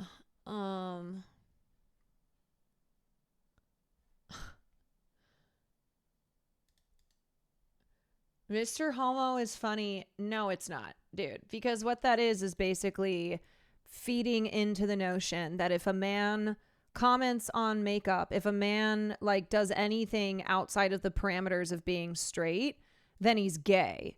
Like that's extremely right wing in nature. It's very toxic. I joke with my guy friend who likes girly drinks. We like making fun of the patriarchy and its expectations on how he should act. Fellas, is it gay to enjoy a fruity drink? It's the same kind of thing. No, it's not. That like meme format of fellas, is it gay to enjoy something that a lot of people like to do is not the same thing as saying, what are you, Mr. Homo, on a guy who is commenting on a girl's makeup instead of her cleavage. Like is it gay to be attracted to women is highlighting like the ridiculous reactionary nature of like taking anything a straight person does that is outside of the confines of what you're allowed to do and say and like if you're straight and treating it as gay. Yeah, it's used to make fun of people who are being homophobic. versus like the other thing that Sky mentioned, which is not making fun of homophobes. Even if it was meant as a joke, the possible interpretations allow for homophobia. Yeah, because the intent of it is different from like the impact of it, like what it means. So if you think like, oh, calling someone gay because they comment on your makeup is actually a joke that does not at all have anything to do with the reality of our culture still having very rigid norms on gender, then you're not. Like, the reason that you say, what are you, gay? Is it comes from that. It comes from that belief, those beliefs that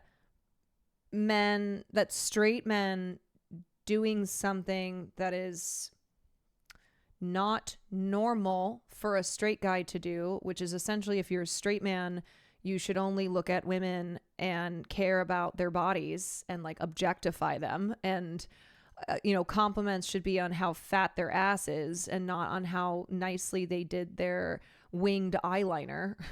Yeah, it can be a joke and still reinforce patriarchy. Also, you're forgetting the dynamic of a joke between friends and a joke or insult towards a stranger. Right. Like the example that you used, Chatter, was you and your friend versus like somebody, what was it again? It was, I saw a reverse where a man complimented a woman's makeup instead of the fact. Yeah. It was like strangers. Talking about this at all, of course, is because this issue isn't unique to this one guy. The idea of taking a private individual, often someone who is being publicly shamed, though this can work in the opposite way as well, and essentially stripping away their actual personhood to view them as representatives of broader social ills or virtues is a very common one. And this particular guy is only the newest iteration of it. I mean, when you look at the phenomenon of, say, Twitter main characters, the entire conceit of that is that you get to string up a person who has humiliated themselves for a day and have a delightful and fun time reveling in the collective schadenfreude of it all. Sometimes you have people who attain this kind of popularity specifically because the things they have to say are so wildly out of the ordinary. So that's people like the dad who didn't let his daughter eat until she figured out how to use a can opener, or the guy who tweeted that one weird post about hogs. But oftentimes those main characters go viral because they're viewed as perfect little microcosms for various social concerns. So for instance, you had this guy who made a snarky tweet about people who read books in bars and who later walked it back and apologized in a pretty thoughtful thread. And so this guy faced a huge amount of backlash to the extent that there were actually tabloids like the New York Post writing articles about him. And especially common was the narrative that this guy was some kind of pickup artist or someone who was trying to hit on women and didn't understand them. He was just getting really, really ripped apart for it. And I think this take went viral largely because this guy was kind of seen as the ultimate representation of creepy men who won't take no for an answer. This was people's opportunity not just to dunk on him, but every guy who made that kind of claim. Ironically, he'd later clear up in his apology thread that he made that post to complain about pickup artists as well. Also, y'all, are we not witnessing right now with the various internet beefs going on of Twitter accounts that have posted negatively about big content creators, like people seeking to dox them because they don't like the things that they're saying, right? Where this is why you just shouldn't post. You know what? This is why we're all just getting off the internet. Conley was taken. Yes, many cases are happening. Not enough, but many such cases. And I would say, rather than say, I told you so in this moment, be the bridge, right? Be the bridge, because it's also someone that you personally know. I just saw Superman tonight and the monkeys at computer felt too close to home. Yeah, the monkeys at the computers just spreading misinformation. But essentially, this notion of treating people like sacrificial representations of shitty beliefs or ideals is nothing new. It's bigger than West Elm Caleb, and that's why I'm talking about this now, even though the cultural shift has largely concluded that what happened to him was bad. Because oftentimes, we'll reach that conclusion about shaming mobs after the fact. Too late! We'll stop and we'll reflect and we'll Always go, wow, after the fact. we probably shouldn't have done that, and then we will take zero lessons from that when it comes to the next time it happens. We see them as individual regrettable mistakes and not patterns we can learn from and avoid next time. So this keeps happening despite these cultural shifts. That's why we need to talk about it as more than just a bunch of isolated incidents. We need to dig deeper into all of this than just going, well, that was a mistake. So let's do that. I think oftentimes when we get to this point, the discussion shifts from being about the inherent morality of specific systems or actions to this idea of deserving. And that's something we see a lot when it comes to the angle of the Caleb stuff as essentially an act of feminism. Decrying the actions of the general amorphous mass of TikTok users who engaged in all this stuff was quickly met with backlash because, well, this guy is a bad person. He does bad things. Often terms like gaslighting and love bombing were thrown around, which put a pin in that one. We'll get back to it. Also, things, when it comes to the internet, it does appear that morality is all black or white, right? Someone's either a good person or they're just a bad person. There is no room for being a person. No room for the complexities, the nuances that make us all as human beings, where somebody who is like sexually abused, genuinely sexually abused, a number of people is put into the same category as bad person as someone who has like had an affair. Like being a serial douche in casual dating. But holy shit, the abuse people routinely perpetrate is so much worse. This energy is so misdirected and wasteful. The point is, who cares? Why are we bending backwards to, if not defend, at least have pause for this shitty dude who treated women in an awful way when historically that's been the norm? We're often stopping to consider the feelings of shitty dudes who treat women in an awful way, both individually and institutionally. And I do think this isn't a bad point. Someone actually brought this up to me on Twitter when I made a thread essentially being like, hey, why are these random dudes with bad takes going viral when all that does is amplify the harmful voice of someone who would otherwise be a total nobody? They were like, well, yes, and if everything becomes abuse, then nothing is abuse. And that's not good. Why is this who we have to pull out all the stops to care about, especially when this kind of harassment happens to women all the time? Yeah, my cousin and I were just talking about this with Ethel Kane. Either they're shitty and evil, need to be nuked off the internet, or people defend them, or they're god creatures above criticism. Yeah, I mean, that's a whole thing too. I mean, truly nuance being dead, right? Like I saw a bunch of stuff on Twitter where, I mean, this isn't necessarily the exact same thing, but I think adjacent in how we just cannot allow there to be any in between. It's all or nothing. And this had to do with Hassan, and apparently he had like read a tweet on his stream that had the T slur in it, and many trans members of his community were upset by it and just asking for him to apologize over the use of the word while recognizing that his intent wasn't being transphobic and that they were not chastising him as a transphobe. And then the response to that being really vicious and acting as if the people who were like upset by hearing that word were saying that Hassan was transphobic. Like there was no nuance allowed. There was no like, hey, I recognize Hassan does a lot of great work. He is not transphobic, but saying this slur, this is a slur, recognizing it and still not saying it, even though you're reading off of a tweet. And it was like there was no ability to have a there's no ability to have nuance like that. And it's the same way, like when I had said the T slur once and trans members of my community were upset by it. And so it took me a moment, but then I recognized, like, yeah, okay, I'm taking accountability for this. Like, that was because I also was fearing that I was like, oh, people are going to think they're saying I'm transphobic.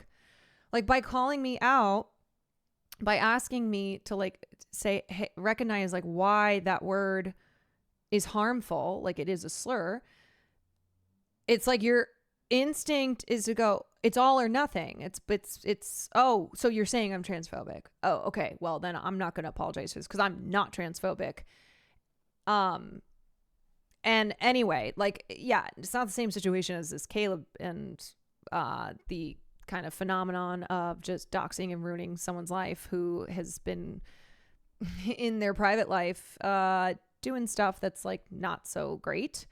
But it's still the inability for there to be any in between room between either just good or bad.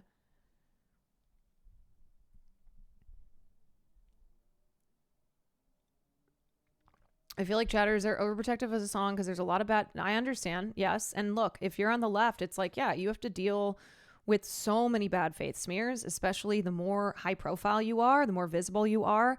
But that can't be an excuse for when a beloved leftist creator, one who does a lot of good work and who you know is an ally, who you know has strong morals and principles. Like, if they do something that they shouldn't do, then they can and should accept that. So criticism of somebody who gets a lot of bad faith criticism, like when criticism is fair, that's a good thing. Like, you should be people who are on the left should still be accountable for their words and actions. But I think what needs to be understood is like, that is not an attack on the person's character per se. It's not like it's not calling them something that they're not.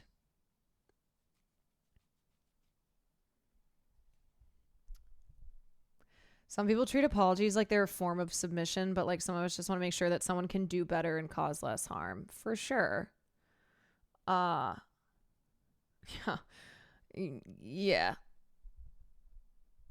I wish it was more normal to correct and be correct without people putting the intensity on it. Right. But that's because we have this understanding that everything's an attack, right? Everything's an attack.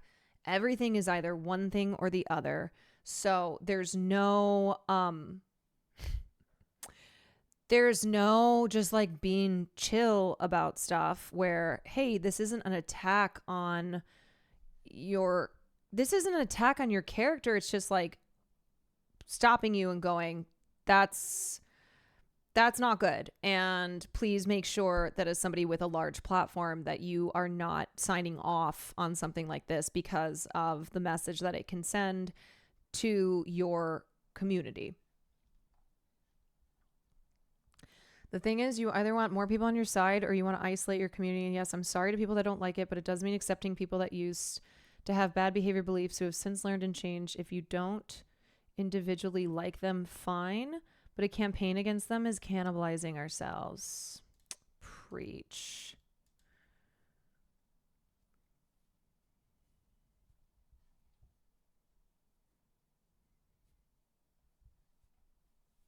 Okay. Anywho, and look,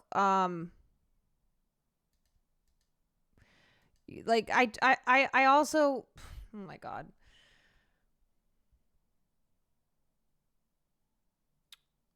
We're so locked into everything being so fucking intense.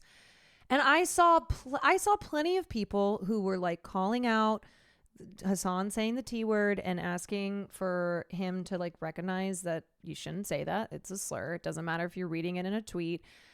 And I saw them doing so in total good faith, being very chill about it, okay? And the upset feelings came from being attacked by people who are like, no, you can never hold Hassan or whoever, you know, whether it's me or someone else.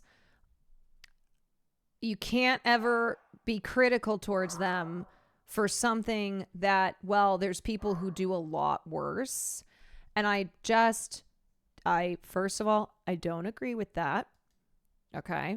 And I think those who are applying criticism in a good faith way should not be treated as the enemy. I think that's pretty vile. And I think Hassan and whoever else finds themselves in a position like that would agree.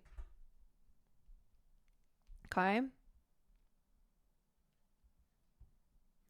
And I think too, when you treat someone in good faith, you are taking stock of who they are and all that all they've done. And so, like, if I were to say a slur, I didn't know it was a slur, or I said it, I didn't recognize it, or something else. Like, I would hope that the people who were trying to hold me accountable for that would be treating me in good faith as well, knowing what my beliefs are and who I am, and, you know, how I have shown myself to be.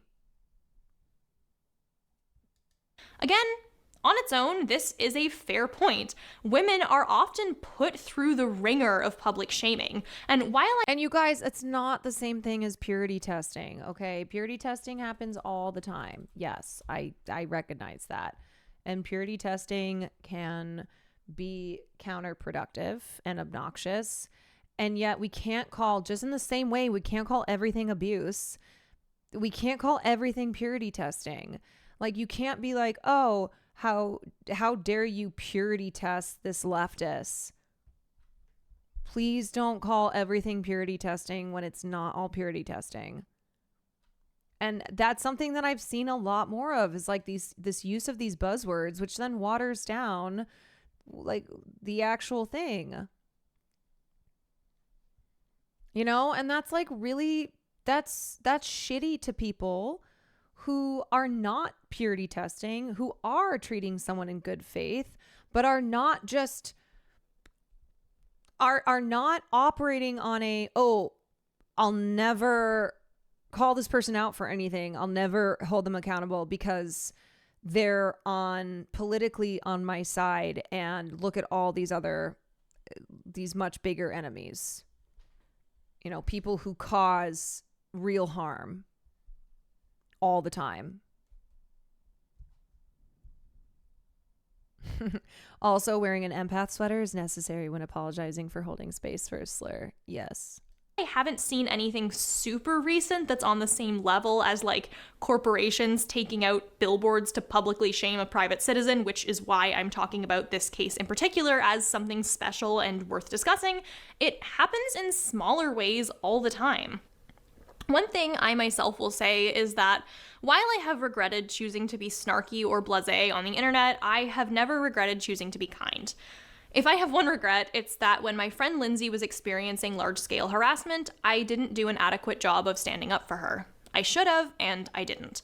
And so while I think this case study is absolutely worth talking about and is certainly unique in a lot of ways, I don't want to dismiss out of hand the notion that this guy is getting hand-wringing think pieces about how he's treated that a lot of more marginalized folks who have faced public shaming didn't get. I think it's our ethical responsibility to hold fast to our principles when this kind of thing happens to anyone, and I think that's something worth noting going forward. And so once again, that brings us to this issue of deserving. The idea then is that this is a culture where we are finally getting accountability for people harmed in these interpersonal situations. And so doesn't this guy kind of deserve it? If we go by the worst things said about this person, this is an abuser we're talking about. Again, more on that later. And honestly, this here is the crux of what I want to talk about, because I think this is really the core of a lot of these kinds of issues online. And what I want to discuss here is not just about this one dude, not at all. I think this is an issue that arises time and time again when it comes to how people are treated online. There are two things I want to talk about here. The first is system building, and the second is proportionality of response. So first things first, I think on the whole, the word accountability can be kind of nebulous when it comes to discussing how to deal with wrongdoing. In some cases, folks use it to mean a redressing of harm. You know, someone who stole returns the stolen thing style stuff, a person who was abusing a position of power has to step down from that position of power, that sort of thing. Where the focus is directly on remedying existing harm and preventing future harm. And in other cases, the way the word accountability is used means it can be just as easily swapped out for the word punishment without any real semantic change in what that person is trying to say. It's just a nicer way of asserting that certain people deserve to be punished. It's not focused on hypothetical victims, but rather on the idea that some similar degree of harm needs to be doled out to the perpetrators of wrongdoing, and that is what will fix the issue.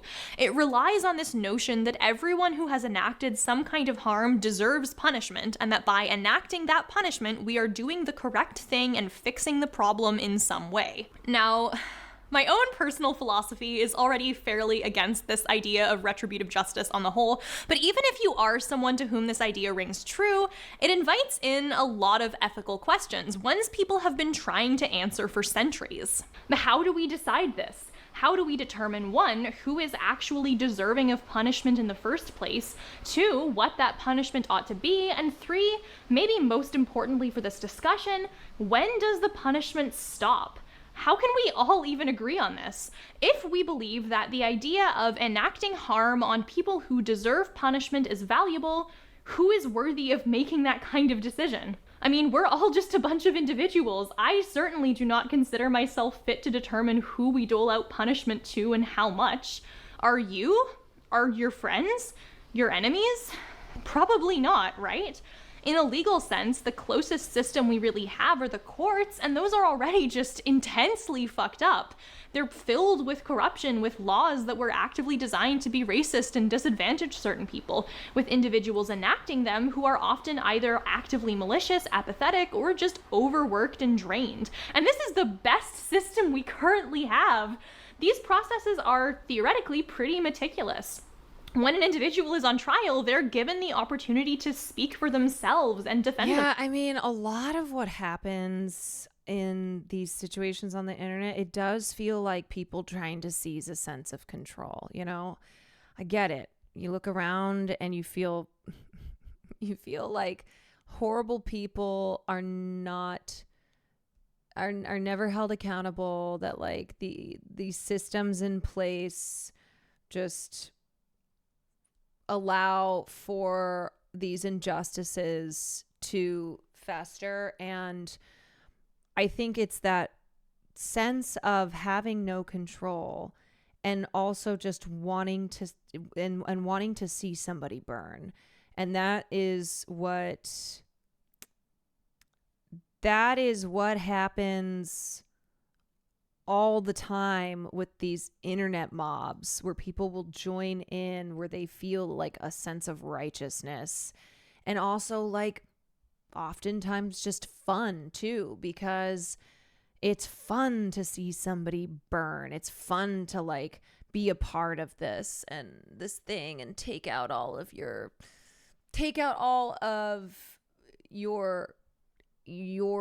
feelings towards the world being unfair on whoever the character of the day is. Oh my God, we're only at 22 minutes out of this hour video. Themselves, just as those who oppose them are given the opportunity to express why. The ultimate decision on what happens to them is, again, theoretically, made by those who have heard out everything they have to say. And again, this system is intensely fucked and also the best thing we have. Compare that to the kind of decisions on a person made by a collective somewhere like TikTok, with little context and little preparation for the actual gravity of what's happening, on a platform that treats it like entertainment.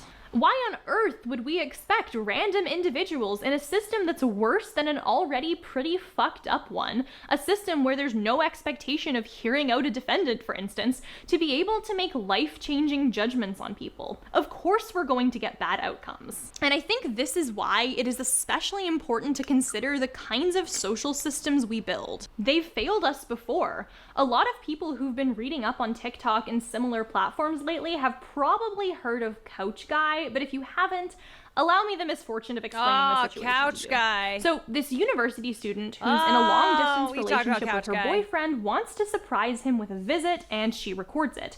It's about 20 seconds long, and it's of this guy sitting on a couch with some friends. She comes in and they hug.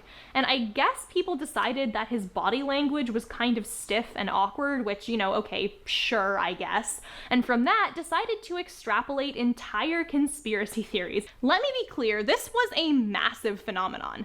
At the time of this writing, that clip has 65 million views, 5.3 million likes, nearly 150,000 comments, and over 400,000 shares. There was an entire genre of video made about how this man was not only almost certainly cheating on her, and that's why he looked slightly awkward in a 19-second clip, but also how, by virtue of him saying, "No, I'm not cheating on you," he was a toxic, manipulative abuser who was actively gaslighting her. And in case you got the idea that this was just a means of online People were calling for this guy's fucking head that could be easily turned off or blocked, this man had people find his real-life apartment and do things like film him in public and slip notes under his door. Likely partly as a result of the true crime brain poisoning online, where the private lives of private individuals are fun mysteries to be solved in real time, and partly the frenzy of joyous entertainment, this man was shamed for doing literally nothing wrong but look a bit stiff in a video to the point of harassing him in real life over Yeah, it. and this is where all the body language experts and people just make shit up. They create fiction. They do. they create whatever fiction will be the best narrative here, and then they just go with it. And everyone is an expert in psychology, in everyone just works for they're all part of Criminal Minds. I've watched this video way too many times, but look at the beginning So choose here. your own it looks adventure. Like her hand is on his back. Like that looks like a thumb and maybe a finger. Like, how sus? The boyfriend from the couch video has officially responded to everybody calling him out. This is what he had to say, pause to read. As you can probably tell, he is not happy with how everyone is analyzing the situation. I mean, I wouldn't be happy either if over 30 million people saw me cheat like this. I want to talk about these girls on the couch because these girls are not your friend. And before you say, "Oh, you don't even know them," I know them. We all know them. It's one of the reasons that your video resonated so much with 34 million people, because we've all had friends like... or maybe because we've all lost our fucking minds. Maybe because we're all fucking crazy now, okay? What do you mean we know them? 34 million people resonate with this because we know these girls. I'm sorry, that's an adult woman. That's an adult woman who clearly has some unworked through shit, who's now using this as a way to feel better about her own life. This in our lives. This guy, one of Couch Guy's friends, asked for our psychology degrees to show our sources and where we're getting our information. And while I have no psychology degree, I do watch a lot of Criminal Minds, and I'm very interested in body language and... Did I not just mention Criminal Minds?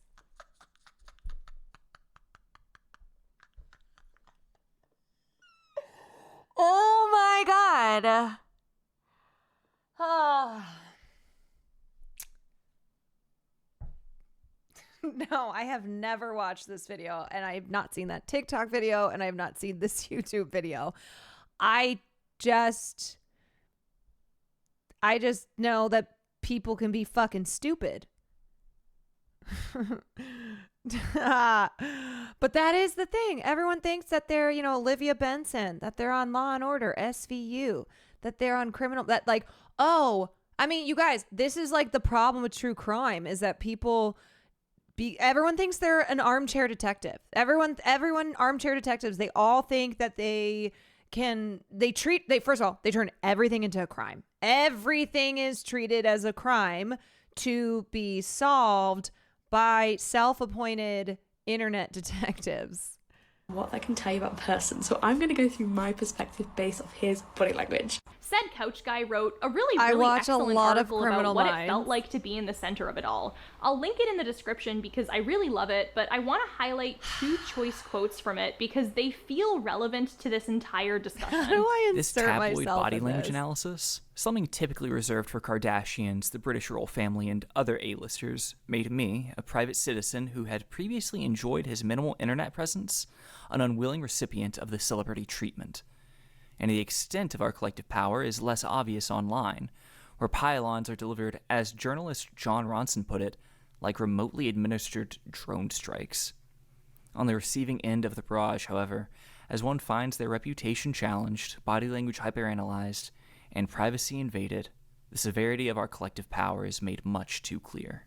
I think both of these quotes get at the crux of what's happening here really, really efficiently. Our current systems, ostensibly designed for social media, are not suited to make full-throated judgments of private individuals. They're just not, and how could they possibly? I'm an empath and I can read body language. Ask me anyway. Ask me anything. All of our parents forced to watch 40 cop shows on TV are also detectives, I guess. Also, y'all, this has had, I mean, I'm not saying that like the internet mob going after someone in a video that they perceive to be cheating on their girlfriend based on no information except from I can read body language. That has serious consequences. Don't get me wrong, because everything just turns into death threats these days, right? Doxing, death threats. But also there have been like really, really serious consequences to this shit. Where, do you remember that case of it was some true crime, some murder case, and armchair detectives were like, yeah, we're gonna solve this. They identified the wrong person, went after that person, and that person was arrested. And the thing about the internet is it doesn't matter if the correct information comes out, because whatever comes out first is what a lot of people are still going to believe, right? Like, we did it, woohoo. And that's a major issue with misinformation. A lie gets halfway around the world before the truth can put its boots on. But even when the truth puts its boots on, a lot of times it doesn't even matter. It's too late. Possibly be. Beyond the aforementioned lack of necessary context to make decisions about individuals and the totality of who they are, this kind of detached shaming as entertainment also negates a lot of important factors in favor of what essentially boils down to middle school bullying. For example, a person looking stiff and awkward on the internet is already a totally normal and fine way to be. But the invocation of... Bro, and the thing is, too, you think about people who have, say, who have autism, okay? Or people who are just awkward. And now everyone's a fucking body language expert. So they'll post a video of you and people are, surmising whatever the fuck they want. And you're like, no, I'm just autistic. Or like, no, I'm just socially awkward. I don't know what else to say. Like, sorry, my crime is I have autism. This as a sort of justification for armchair psychoanalyzing an individual is just made even worse by the existence of, say, neurodivergency. When everyone is an expert on what gaslighting looks like or what active deceiving looks like, it's very easy to set aside factors like, hey, maybe the person who isn't making eye contact in a video isn't a cheating, abusing serial killer. Maybe they're just autistic. That's not to say a person has to be neurodivergent for it to be bad that they're unwittingly cast as the subject of public shaming, but more so that the existence of these social factors makes it extra fucking worrying that people who don't fit a very strict mold for what a normative individual looks like are automatically being cast as dangerous and deviant. Bro, it's not even that I didn't pre-watch, but I don't even have to pre-watch because I swear we're like we are always having the same conversations, and yet we never seem to learn. We don't learn. even when something happens and then we all seem to like learn afterwards, oop, maybe we shouldn't have done that. And then we just keep doing it. We don't fucking learn.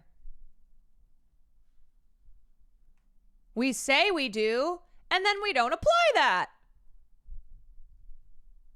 Yeah, it's not pre-watching. It's just repeated discourse. Holy moly. We keep having the same discourse because the shit keeps happening. Because it's getting worse. Oh my God. And that isn't even getting into other factors that, by sole virtue of just deviating from a perceived norm, are treated as cause for condemnation of an individual.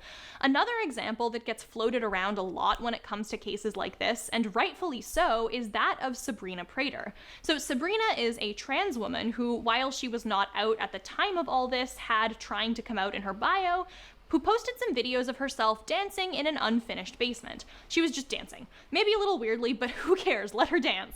And the internet, because of course it did, decided that she was a serial killer. I wish I had an explanation for y'all. I really do, but I do not. People decided that because they perceived her as male and she was dressed up in women's clothing, and because her backdrop was messy and her dancing was strange, she was not only a serial killer, but a serial killer who was planting secret clues in the background of her videos about her murders. Yeah, you know, everyone's like, I've seen Silence of the Lambs. As all competent serial killers do. So there's something ain't right about this TikToker. This TikToker goes by the name of Sabrina Prater. Everybody's been talking about her, and I just went through her page, and I found some crazy shit, guys. Let people have shitty unfinished basements.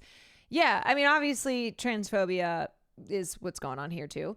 But another issue of a lot of this being people are just, they love being mean. They love to be so fucking mean. They take great pleasure in it, in being so cruel, and then feeling justified in that cruelty because other people are doing it, too. So who are they on those security cameras, and why does she have security cameras in an abandoned house? This is literally the house that she films at. Why does she have, cameras? Now, let me explicitly state, in case this wasn't fucking obvious, the reason people are willing to perceive trans women who appear impoverished as inherently violent or dangerous people is because of decades upon decades of transphobic bullshit framing them as such. People were straight up directly comparing her to Buffalo Bill from Silence of the Lambs, and yeah, this is not an organic idea coming straight from people's rational judgment. It is the product of years of bigotry. This is the kind of judgment people en masse who are doing true crime speculation for pure entertainment make. It's not a rational or measured one. It's one informed by everything we absorb with no attempt to measure or filter out the stuff we shouldn't. And this shit absolutely devastated her because of course it did. Why wouldn't it? So why am I bringing up Sabrina Prater and Couch Guy when it comes to Caleb? He, at least as far as we know, isn't a neurodivergent person, nor is Couch Guy that we know of, or trans, or impoverished. Yeah, it's like, you know, sometimes when someone is wrongfully the target, okay, let's say there's a person who's done a racism or whatever, but the wrong person gets targeted, or like people get confused, you've maybe similar name or whatever reason, and then they just go in on the comments. They're like, they're making fun of someone's physical appearance, that type of thing. And then like I see this happen kind of often, and I'm like, yeah, hey, that's not me. And a lot of people had said really nasty, mean things because they thought it was justified, since it was towards someone who they thought had done these awful things. And then it's like, no, you just ended up calling this random person ugly and other insults, and it was the wrong person. Technically speaking, it's quite likely that people's judgment of the guy as an asshole fuckboy isn't incorrect. Well, I'm bringing these examples up to really hammer on a very important point. These systems are fucking terrible at making the right calls. They are very bad at determining who deserves to be turned into objects of public shaming. They should not ever be trusted to make the right calls on the totality of a person and how they should be treated. And when we use these systems, we are normalizing them, no matter how we use them and who they are used on. What do I mean by this? Let's say you build something designed to harm the bad people and help the good ones, and that creation relies on human judgment, sure, but you have really good judgment and you care very deeply about others and you don't consider it the worst thing in the world if bad things happen to bad people. You've invented the torment nexus, and you set it loose on all the wrong people. They are tormented. It is entertaining and it is harmless in your mind and you are doing the right thing. And sure, that human judgment fails sometimes, but those are isolated incidents and they are exclusively comments on human judgment, not on the torment nexus itself. So long as the machine is tormenting the right people, those fuck-ups are fixable and you have done a good thing. Except no. Oh, I fully believe that COVID just wrecked a lot of our brains, and I think that it is I think it's something that we will discover more of in years to come. We will realize just how much COVID destroyed so much of our brain capacities, our ability to just not behave in the worst fucking ways, just mass psychosis. Yeah. Oh goodness. You still invented the torment held nexus. ransom by Farley. Every time we engage in the behavior of tearing down a random some guy who we feel has done harm, we are strengthening the apparatus of the public shaming of private individuals. Even if we feel we've correctly shamed the right private individual this time around. And when that apparatus is strengthened, it's emboldened to keep functioning. And in the case of public shaming, that functioning relies on the judgment, or lack thereof, of people who are very fucking bad at this. I am including myself in this. It's a bad system, not through the fault of a bunch of individuals, but because the system itself is broken and designed to churn through the lives of individuals like a never-ending meat grinder grinding out hashtag content. Put another pin in that, more on it later. The more these systems are used, the more they're normalized, both on an algorithmic level and on an interpersonal one. Sorry, I'm just thinking about COVID now. I remember talking to this girl and she's like, oh yeah, I've had COVID 8 times. And I went,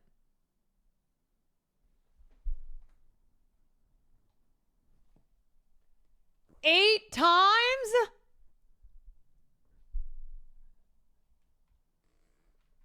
Girl. Oh, that's not. Oh, like people are still, like long COVID is still a thing that people are getting diagnosed with too. And then you'll have people who just go, oh yeah, no, I've had it 8 times. And I think I'm fine. Algorithms see the views numbers. And the clicks and that we eat this shit up and they hand you more just like it on a silver platter. And individuals are trained to see the interpersonal fuck-ups or even just vaguely distasteful or deviant seeming moments of private individuals as an entertaining content well. Unfortunately, a lot of people's politics, at least implicitly, are designed around the idea of finding the right person to hurt. Hurting certain people is understood to be wrong, but there's still this underlying notion that there exists a right person to hurt. And that by harming that kind of person, we are making the world a better place. And certainly sometimes some people do need to be hurt in some contexts. Sometimes we need to fight for a just world. But when we feed into these systems and we do so with the unspoken motivation of, at least to some extent, entertainment, I think there is another part of ourselves we nourish. Truth be told, I do think there exists a part in many of us that we don't want to talk about or acknowledge that is a horrible, gleeful asshole who enjoys watching people fail and get their just desserts. I know that part exists in me. Me too! Of course, I take some joy in watching the people I consider bad fail. But we have a choice in whether or not we choose to nurture that person. And on top of normalizing the specific behavior and teaching the actual algorithmic machines to shove someone new into the stocks and parade them around, we're cultivating our own worst impulses. Again, we aren't bad for having them, but we do have a choice when it comes to feeding them. Jeremy Bentham was an English philosopher living in the late 1700s who was especially interested in theories of law and social justice. Okay, but that's and he different. came up with this concept of the panopticon, essentially a prison structured around a central watchtower that could theoretically observe any of the cells at any time. Like, okay, y'all, I want to say I am by no means perfect. All right, I love tea. I'm a human being. I love goss. I love to. I'm not saying, I'm proud of it, but sometimes people who I'm like, they've wronged me, or I think they're a bad person, or just shitty, and seeing them fail, I take pleasure in it. Okay, like that's how we all are. All right, that's just it's to be human, right? And so I never want anyone to think that I'm acting as if I'm the great moral arbiter in this world. At Grok, am I a good person? I am not the great moral arbiter, but I think the ways that we are behaving online has gotten so out of control. And I am not a person who thinks it's okay, that it's good and normal, the way that we constantly surveil each other, the way that we will just be a part. Look, there's engaging in some tea, some goss, and liking to see things that are happening on the internet. And then there's the participating in these smear campaigns, these online mobs, just seeing a private individual have everything about them posted online, and their crime was doing something shitty, or that we all perceived to be shitty.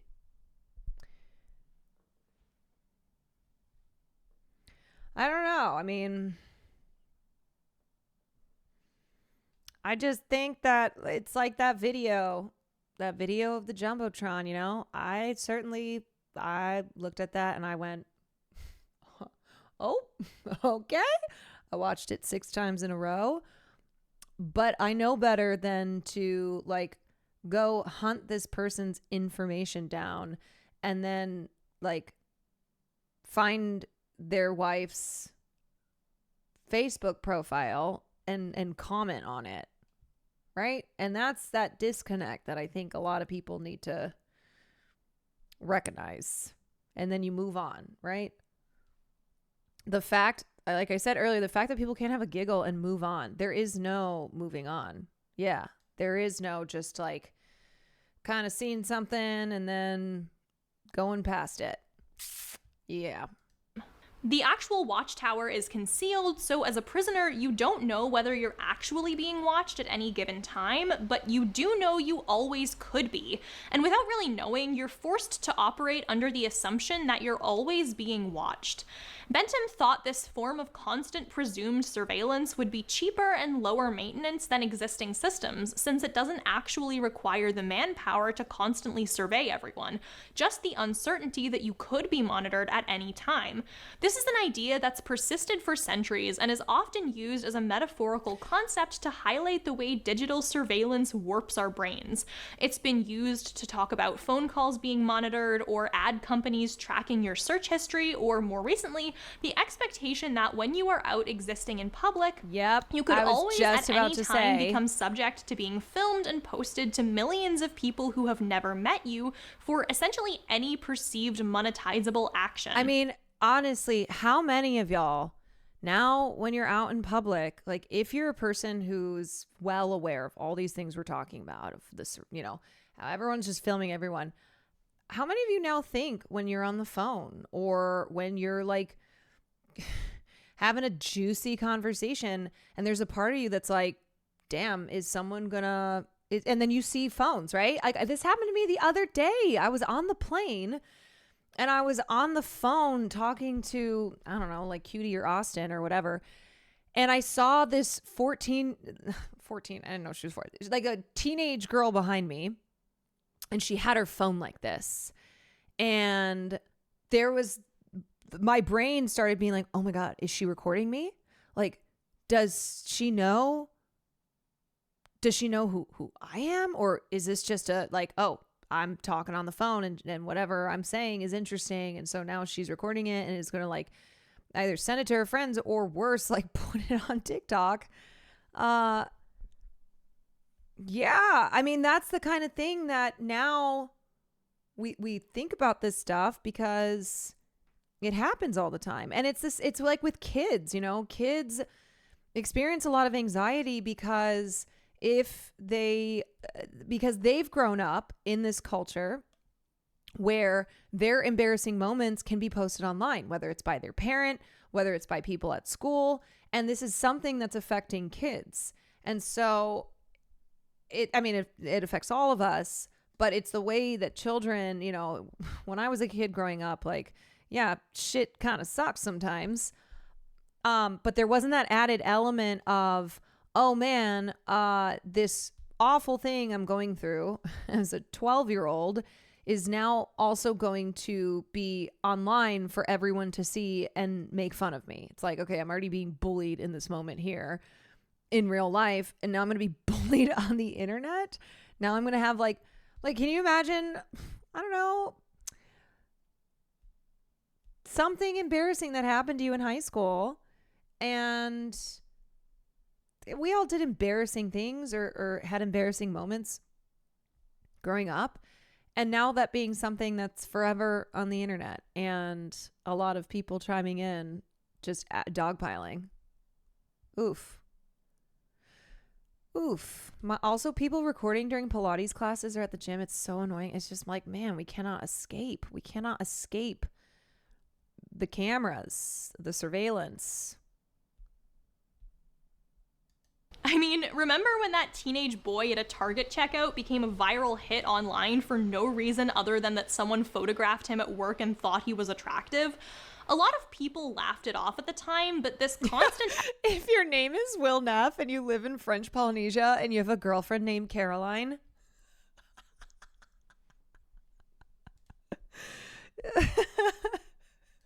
just know that she is complaining about you on the phone to her girlfriend. You should know that and she should die. Expectation of surveillance and monitoring of private individuals existing in private interpersonal contexts is fairly concerning. Sociologist Michel Foucault, king of Things Are Like Prisons, wrote fairly extensively about the context of the panopticon and things like it in our daily systems, essentially describing how we can become so policed that we begin to police ourselves. As he put it, He who is subjected to a field of visibility, and who knows it, assumes responsibility for the constraints of power. He makes them play spontaneously upon himself. He inscribes in himself the power relation in which he simultaneously plays both roles. He becomes the principle of his own subjection. So essentially, to Foucault, it's the mere fact of being constantly observed by those in power that can warp our own behavior and self-perception and can essentially subjugate us. Perpetual monitoring from others begets perpetual monitoring of ourselves. We are made to I mean, y'all, this is something that I have heard expressed by a lot of people in streaming, where now these events, right? It used to be that there would be one camera, okay? One person, whoever threw the event is the one that's filming the event, live streaming the event. And so let's say you don't want to be on camera, then you know where the camera is and you go to a place where it's not. But now everybody's live streaming stuff. Like the Phase 4th of July party had how many people streaming it?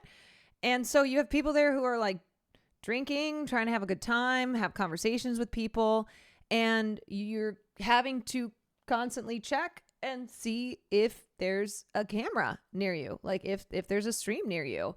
And a lot of people like naturally feel you can't relax. And like I know it's a streamer party, but what I'm saying is that what I'm saying is though is that it used to be like it used to be like, okay, there's one camera, and also it's just the like having to stream everything now, you know? It's oh, okay, we're live streaming every single thing. We're not just having a party anymore. It's a party that's content that's being live streamed. And so for someone like me, there are people who they're totally cool with that. That's normal to them and they're used to it. I cannot. I can't be at stuff like that where I'm just having to constantly look over my shoulder and see if someone's got a camera there. The point is that it's not just a streamer thing anymore. The CEOH, yeah. But that's just something that like I've heard expressed in the streaming community where, look, our job is we live stream our lives, but also it's I don't want everything I go to be now there's just cameras in every single corner. And so you always have to be aware of that you're always on camera. I went to an after party one night after TwitchCon a few years ago. A couple hosted at their house. They were both streamers, but not IRL streamers. They didn't tell us until we got there that they would be live streaming the party from a static cam in their living room. I was so pissed and left within 10 minutes. Yeah, I mean, I remember one time, I think it was Amaranth who had a birthday party, and there was what people thought was like one camera. And so they would go to other parts of the room. And this was like before she started doing all her shit. And she would walk up to people and then they'd find out that she had like another camera that they just didn't see. So it's anyway, I like my streamers with a little bit of mystery, a little bit of mystique. Yeah. Anyway, I just say this as somebody who works in the industry of live streaming, and I'm aware of the fact that like I and all these people in streaming are filming things often, that even within that there is still this, oh my God, there's no break from having to be aware of the fact that you're like, shit, I could be on camera. Someone could see a clip of me and then turn it into a whole thing that it's not. You can't relax. There's no off.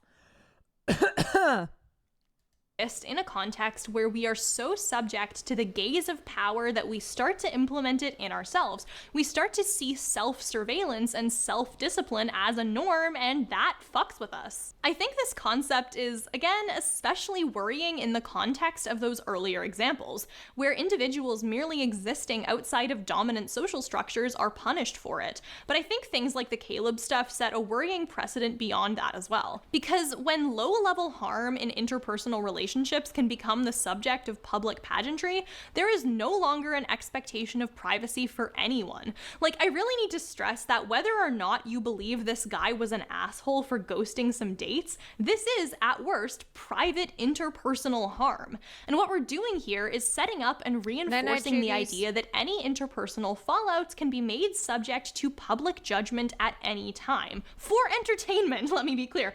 And even if you believe it's justified in this case, it sets a very bad precedent, because abusers know how to utilize and weaponize the language of the abused very, very easily. They do it. Stifle Creative! Thank you for the 5 gifted subs and for the tier 1.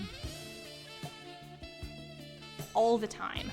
I spent a lot of my formative years on Tumblr.com, where teenagers would very frequently make public call-out posts about interpersonal fallouts, demanding that their acquaintances publicly disavow their friends or ex-partners. There is no expectation that interpersonal relationships remain interpersonal, and that is a system that is not only bad for all of us because of the self-policing it creates, but also one that can be very easily weaponized by abusers for their own purposes. And so even if we see what happens to this Caleb going on Tumblr to be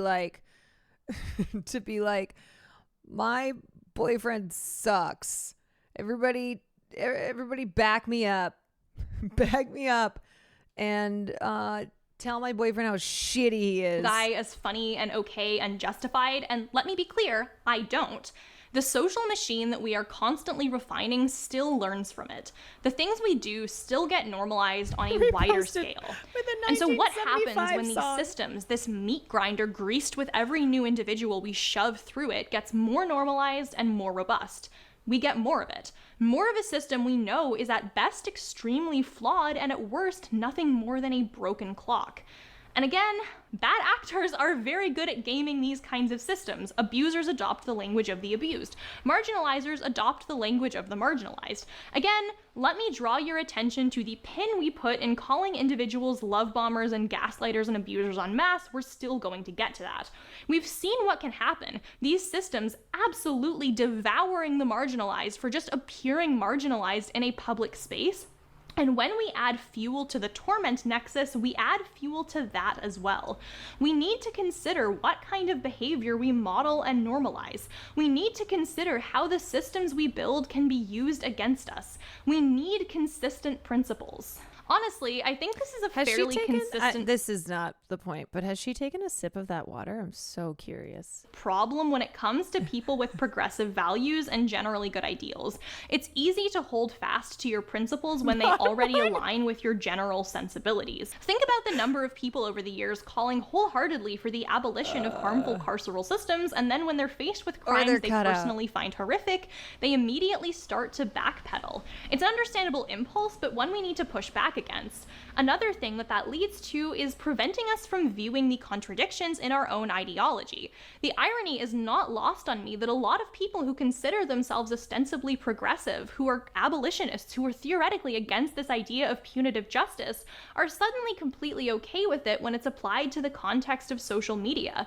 It's a contradiction in our own principles, and it's one that we don't notice when our principles are not actually consistent. And these principles need to be consistent. If we're only applying them to people of whom we personally approve, they're not principles. We're just cherry picking. But I think we've been thinking in overly binary terms thus far. It only gets treated as a question of judging whether an individual did something wrong or not. It's easy to say, yes, certain people do not deserve to be publicly abused because they did nothing wrong.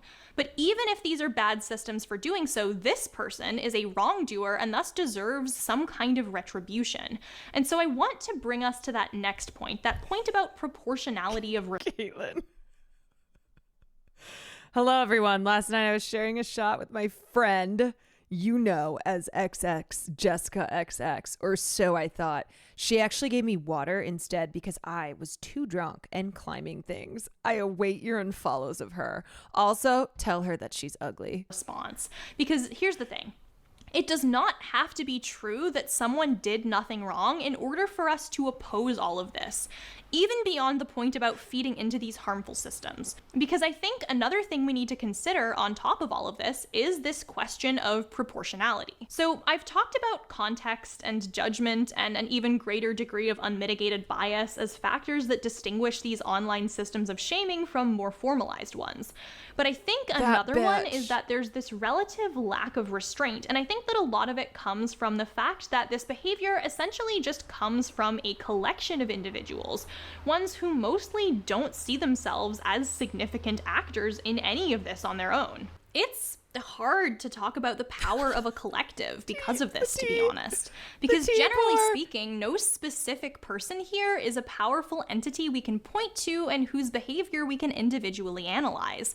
In the case of the Caleb stuff, even some of the women who made the original videos were horrified with how quickly it spread out of control, how little it actually became.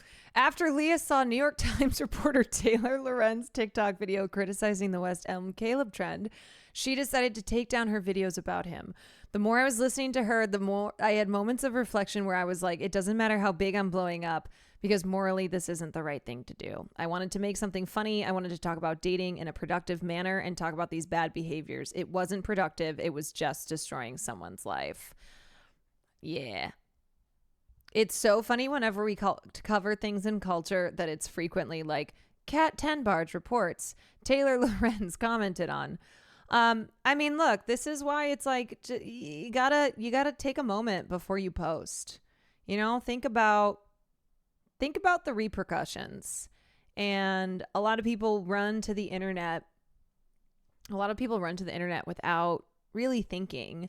And it's this self-serving system of engagement and attention, and it causes you to like throw your better judgment out the window, and then next thing you know, someone's life is ruined. Yeah, it's post clarity. Post clarity. Absolutely. I remember when I started doing that, where I would just like think.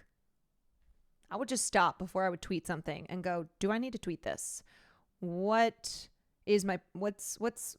purpose is this serving? And could this have unintended consequences that I would feel badly about? I just don't post about anything them ever. or their wishes at all. It's just a bunch of individuals. Internet literacy should be a 5th grade course. I say this all the time. I mean, everything from AI to everything on the internet. We need to be teaching kids from an early age best internet practices. Each of whom views themselves as having little to no power in these interactions, acting individually. And on top of making it hard to discuss collective behavior because, no one sees themselves as a significant part of any collective, you're just yourself and you're just one guy. But what these about systems this tweet? also make it extremely hard to control proportionality. I stand by this. The thing is, I do think this guy did some things wrong. Most of these things were none of the business of anyone commenting on this, but nevertheless, I do think that's the case. But even for the most punishment-oriented of individuals with the most draconian personal philosophies, there's generally some notion that at a certain point, a punishment needs to stop.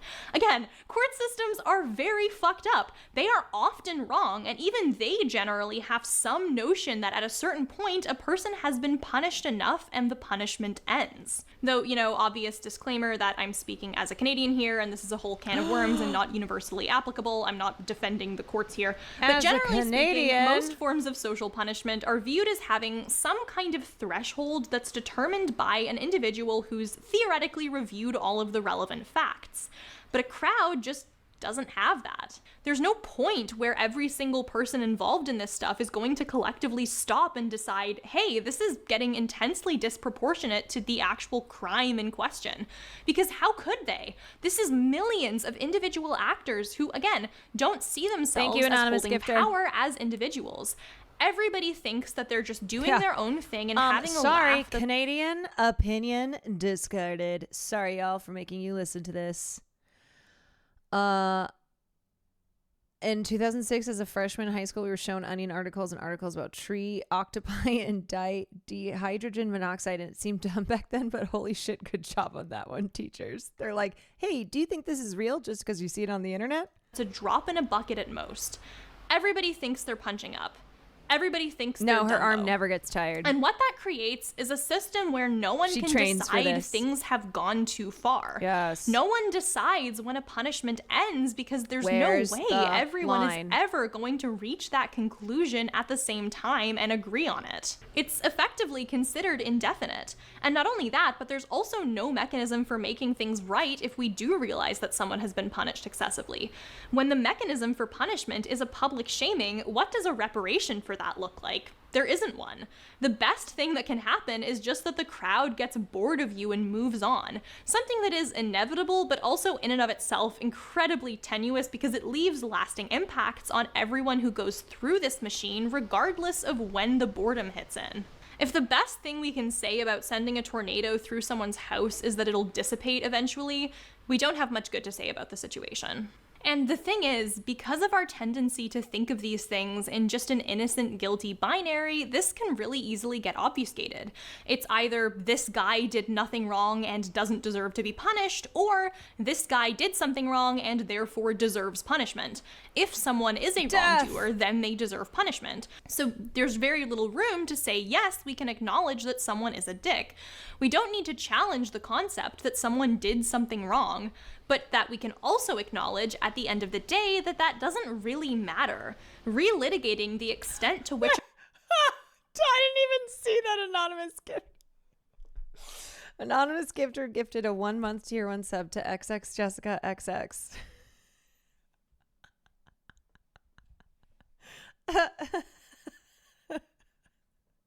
A person did harm is not the point. Jessica, and this is welcome not a into the question of just, community. did someone act poorly, yes or no? Because even if the answer is yes, what matters is that the actual response that arose from all of this was vastly disproportionate. And it's disproportionate in a way that is inherent to the very nature of this kind of mobbing. You can be an asshole in an interpersonal context and have done shitty things and still not deserve to have your real name and face and personal information put on blast to millions of people by individuals and corporations alike for, let me be clear here, fun. The point in all of this should not be to concern ourselves exclusively with questions of innocence and guilt, because at a certain point, it should not and does not matter. This is an interpersonal issue. Even if we buy that by virtue of ghosting someone and acting scummy about playlists, and the most serious accusation in all of this, and also the one people seem to care about the least, sending someone an unsolicited nude, you are guilty of some form of harm, this is still interpersonal shit we are talking about. If this is, as we consider it, a guilty person, at a certain point, that still stops mattering. The guilt or innocence of a given party should not be the sole focus of any discussion about any of this. At this point, the focus needs to be on whether the response was proportionate to the supposed harm done. And no, absolutely not. None of this is proportionate. And we don't need to see this individual as a person who has done nothing wrong in order to acknowledge that. It is so besides the point.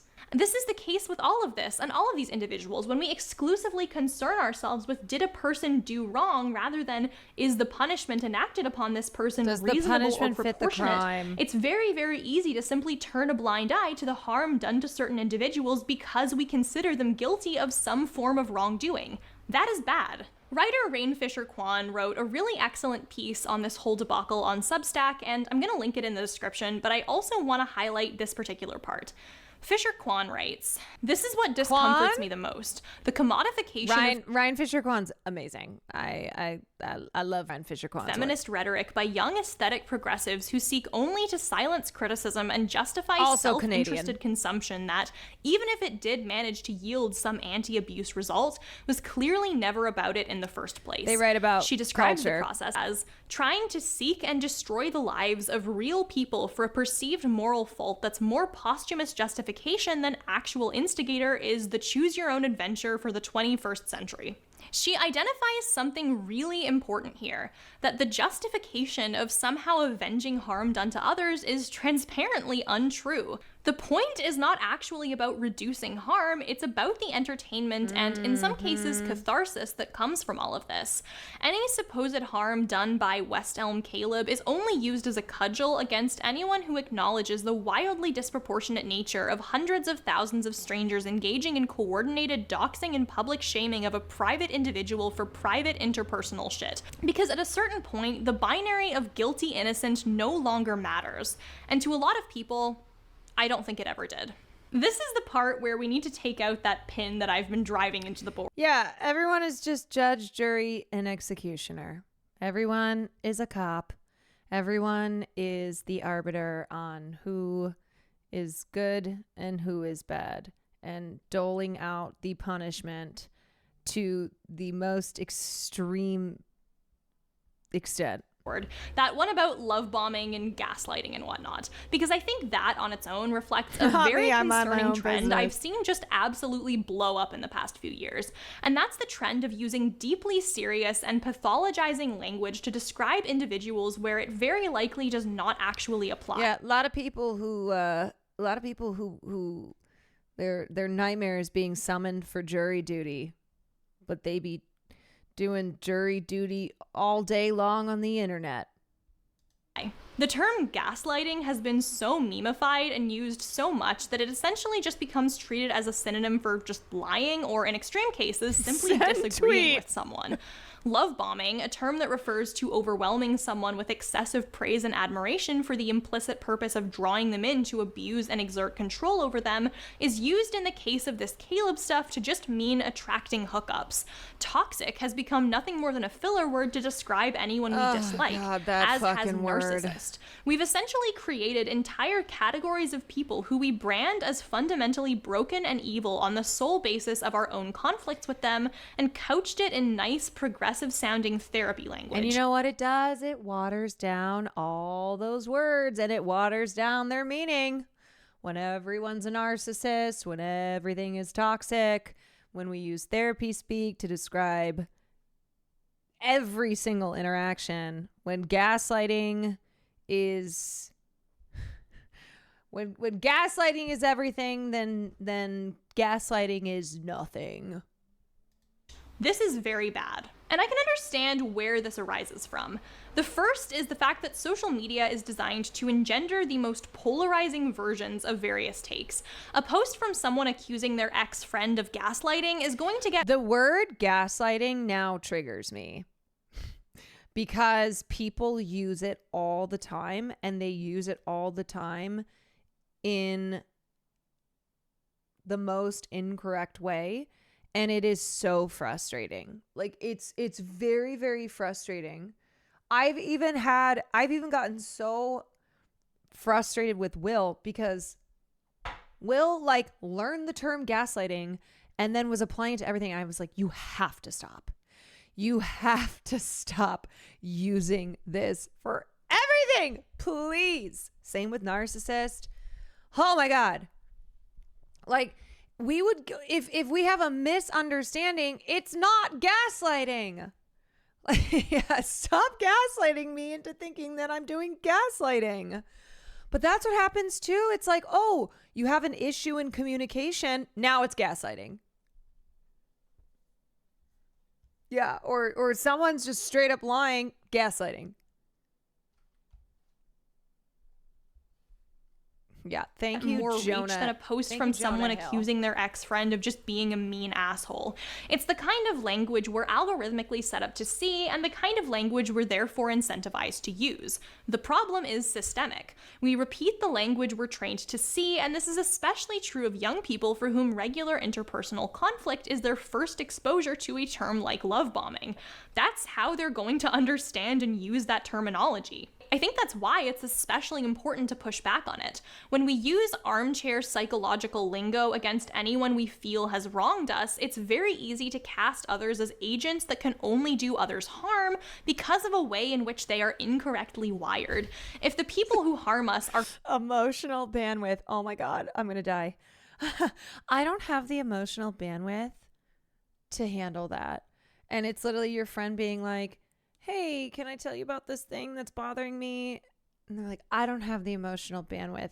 People are, oh God, drive me nuts. Holding space is the new. I do not have space to hold for you talking about how you're sad that your parent died. Sorry, I can't hold that space. I can't. The friend in our group that used to do that is now literally a counselor. No. You complaining about losing your job is giving me a lot of undue emotional mental labor. I don't have the emotional bandwidth. I cannot hold space for you being upset that you lost your job. Sorry. Same with trauma dumping. I mean, all these terms, all these words, all these terms. And yeah, it is better just like to just be describing the behavior without jumping to using these words that you see all over the place. I'm sorry, I'm too much of an empath. I simply cannot take on I can't take on this emotional labor because I'm such an empath that it will make me die. Are you trying to kill me? Fundamentally narcissists, we can never be them.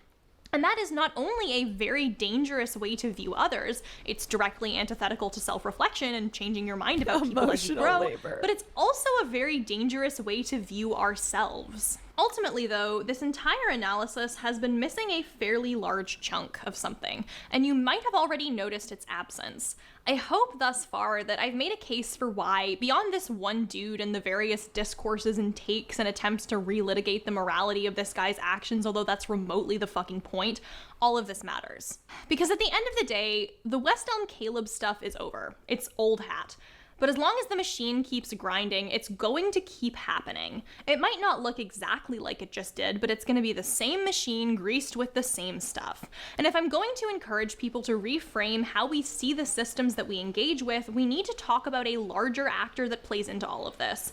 And in order to do that, we need to ask ourselves a very important question. Who is benefiting from all of this? It's not women.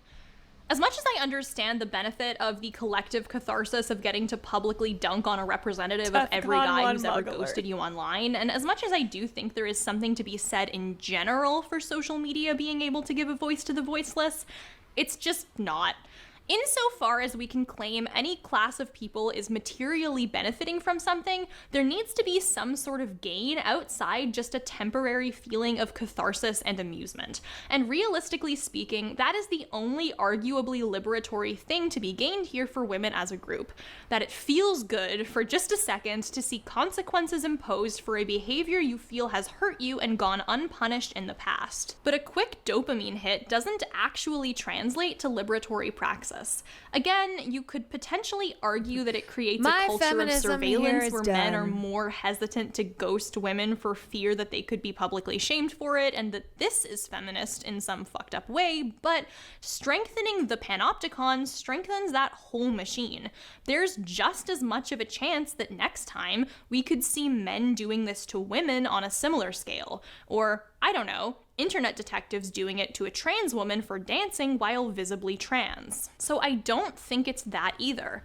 Is it the people making the original TikToks? I guess to some extent, the whole situation likely translated to a follower boost for anyone who got to bask in the limelight of West. And you know what? We do see this happen all the time, but women being the victim of it. And oftentimes, it's in the form of a smear campaign. It's, oh, this woman did something annoying, and I think it's usually too like a woman who's accused powerful man of bad behavior. And then the internet has a gleeful, giddy, good time just eviscerating a woman online. Elm Caleb for a second. But I don't think it's that either. Like I said before, the whole movement, or whatever you want to call it, got out of their control very quickly, which is why you had people involved in the original calling out, saying this whole thing had gone too far and calling for moderation. Starting a campaign of public shaming isn't synonymous with leading one and may not even be a deliberate choice. So maybe there's a small sliver of clout to be gained here, but I don't really think it's this either. No, the real answer is corporations. When a person goes viral on TikTok, when a hashtag about them gains millions of views and hundreds of thousands of users making their own original content about this person, the primary actor benefiting is TikTok, because outrage equals engagement and engagement equals profit. And not only are they the ones directly benefiting and financially profiting from this, their algorithm actually actively incentivizes it. Do you remember how I said that all the women who went on dates with this guy somehow ended up finding the original TikTok about it and all just coincidentally happened to see and comment on it? That's actually not true. It wasn't a coincidence. I lied to you. I've gaslit you. I've gaslit you all. That happened because TikTok is designed to show you content from people. Whoever said they feel like she's gaslighting them, you were right. you already know. What happened was that the algorithm recognized that Yeah, all of of those women had a course. common contact on their phones, in this case Caleb, and so started showing everyone each other's videos. So not only was everything that happened essentially in service of boosting engagement and profit for this massive social media platform, but the fact that it even happened at all directly resulted from this corporation deciding that better engagement happens when you connect people with mutual friends. It's an algorithmic feature that has led to things like, in some cases, people being outed as queer to their families before they were ready to share because the app recognized that they were contacts in each other's phones. And in this case, it was a decision that enabled and actually encouraged the publicization of private interpersonal conflict for peak online engagement. I cannot stress this enough. This is all happening for corporate profit. Yeah. Trexelus, it was Pluto. OMG if my family found my TikTok repos. Yeah, always important to think about who is benefiting from this. And also the absolute ick of seeing when other corporations will then jump in on internet trends and attempt to capitalize off of it, right? That they just will they will make money off of joining in on these mob hunts that are wrecking people's lives. The only entities materially benefiting from any of this are corporations. Also, in case I haven't made it explicitly clear, the fact that feminism has been used as a cudgel in service of corporate profit here doesn't mean that feminism is therefore no longer valuable. There's this tendency to decry certain forms of social consciousness because corporations are trying to exploit them for money, claiming, for example, that anyone who supports wokeness is a sucker because corporations can use it for advertising purposes. So I want to specify that the issue here is not that these platforms are too woke. The issue comes with the structural incentives that fuel these platforms. They will use anything they can to justify this. In the words of one of my friends, feminism being used as a fig leaf for the brutal public vivisection of some fuckboy isn't actually an argument against feminism precisely because it isn't actually about feminism. I wanted to explicitly state that here because the fact that women aren't collectively benefiting from any of this is not evidence of feminism itself or wokeness itself being inherently harmful. You guys, we can't have feminism because of West Elm Caleb. Evidence that corporations will exploit and mine any ideology they can for retroactive justifications for the abuse their platforms beget. It's not just TikTok either. In the Are wake you of this going to release a statement on messaging the West Elm Instagram account? Are you going to release a statement on West Elm Caleb? Whole West Elm Caleb stuff, you had multiple corporations trying to capitalize off of this mass shaming.